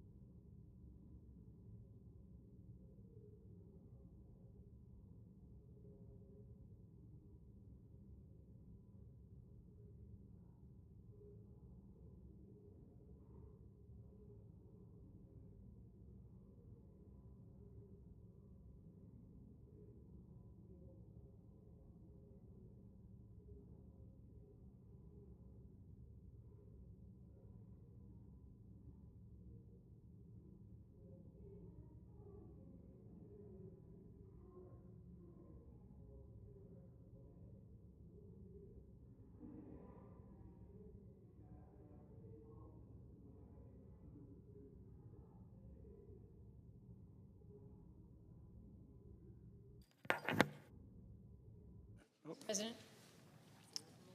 Senator from Alaska. Mr. President, I ask unanimous consent that the Senate be in a period of morning business with senators permitted to speak therein for up to 10 minutes each. Without objection. Mr. President, I ask unanimous consent that the appointments of the desk appear separately in the record as if made by the chair. Without objection. Mr. President, I ask unanimous consent that the Senate proceed to the immediate consideration of calendar number 278 S2393. The clerk will report. Calendar number 278 S2393, a bill to authorize a major medical facility project for the Department of Veterans Affairs and for other purposes. Is there objection to proceeding? Without objection, the Senate will proceed. I ask unanimous consent that the bill be considered read a third time and passed, and the motion to reconsider be considered made and laid upon the table. Without objection. Mr. President, I ask unanimous consent that the Committee on Veterans Affairs be discharged from further consideration of S3436 and the Senate proceed to its immediate consideration. The clerk will report. S3436, a bill to amend Title 38, United States Code, and so forth, and for other purposes. Is there objection to proceeding? Without objection, the committee is discharged, and the Senate will proceed. I ask unanimous consent that the bill be considered read a third time and passed, and that the motion to reconsider be considered made and laid upon the table. Without objection. Mr. President, I ask unanimous consent the Committee on Veterans Affairs be discharged from further consideration, and the Senate immediately proceed to S-Res 492. The clerk will report. Senate Resolution 492, recognizing community care as an essential tool for meeting the health care needs of the veterans of the United States. Is there objection to proceeding? Without objection, the committee is discharged, and the Senate will proceed. I ask unanimous consent the resolution to be agreed to, the preamble be agreed to, and that the motions to reconsider be considered made and laid upon the table with no intervening action or debate. Without objection. Mr. President, I ask unanimous consent that the Senate proceed to the consideration of S-Res 566, which is at the desk. The clerk will report. Senate Resolution 566, recognizing that care provided by employees of the Department of Veterans Affairs is essential for meeting the health care needs of veterans of the United States. Is there objection to proceeding? Without objection, the Senate will proceed. I ask unanimous consent the resolution be agreed to, the preamble be agreed to, and that the motions to reconsider be considered made and laid upon the table with no intervening action or debate. Without objection. Mr. President, I ask unanimous consent that the Senate proceed to the immediate consideration of H-Con Res 66, which was received from the House. The clerk will report. H-Con Res 66, concurrent resolution directing the Secretary of the Senate to make a correction in the enrollment of the bill as 1071. Is there objection to proceeding? Without objection, the Senate will proceed. I ask unanimous consent that the resolution be agreed to and the motion to reconsider be considered made and laid upon the table with no intervening action or debate. Without objection. Mr. President, I ask unanimous consent that the Senate proceed to executive session to consider the following nominations en bloc: calendar number 581, calendar number 602 through 607, and all nominations on the Secretary's desk with the exception of PN 89. That the nominations be confirmed en bloc, the motions to reconsider be considered made and laid upon the table with no intervening action or debate, that no further motions be in order to any of the nominations, that the President be immediately notified of the Senate's action, and the Senate then resume legislative session. Without objection. Mr. President, I ask unanimous consent that when the Senate completes its business today, it stand adjourned until 10 a.m. on Thursday, December 18th, that following the prayer and pledge, the journal of proceedings be approved to date, the morning hour be deemed expired, morning business be closed, the time for the two leaders be reserved for their use later in the day, and the Senate proceed to executive session and resume consideration of the en bloc nominations provided for under the provisions of Executive Calendar Number 4, S-Res 532, post-cloture, and that all time during recess, adjournment, morning business, and leader remarks count post-cloture. Further, at 12 o'clock noon, the Senate resumed legislative session to execute the order of December 10th in relation to S.J. Res 82, and the Senate vote on passage, and upon disposition of S.J. Res 82, the Senate resume executive session. Finally, If any nominations are confirmed during Thursday's session of the session, the motions to reconsider be considered made and laid upon the table, and the President's action, and the President be immediately notified of the Senate's action. Without objection, so ordered. If there's no further business to come before the Senate, I ask that it stand adjourned under the previous order. The Senate stands adjourned till 10 a.m. tomorrow.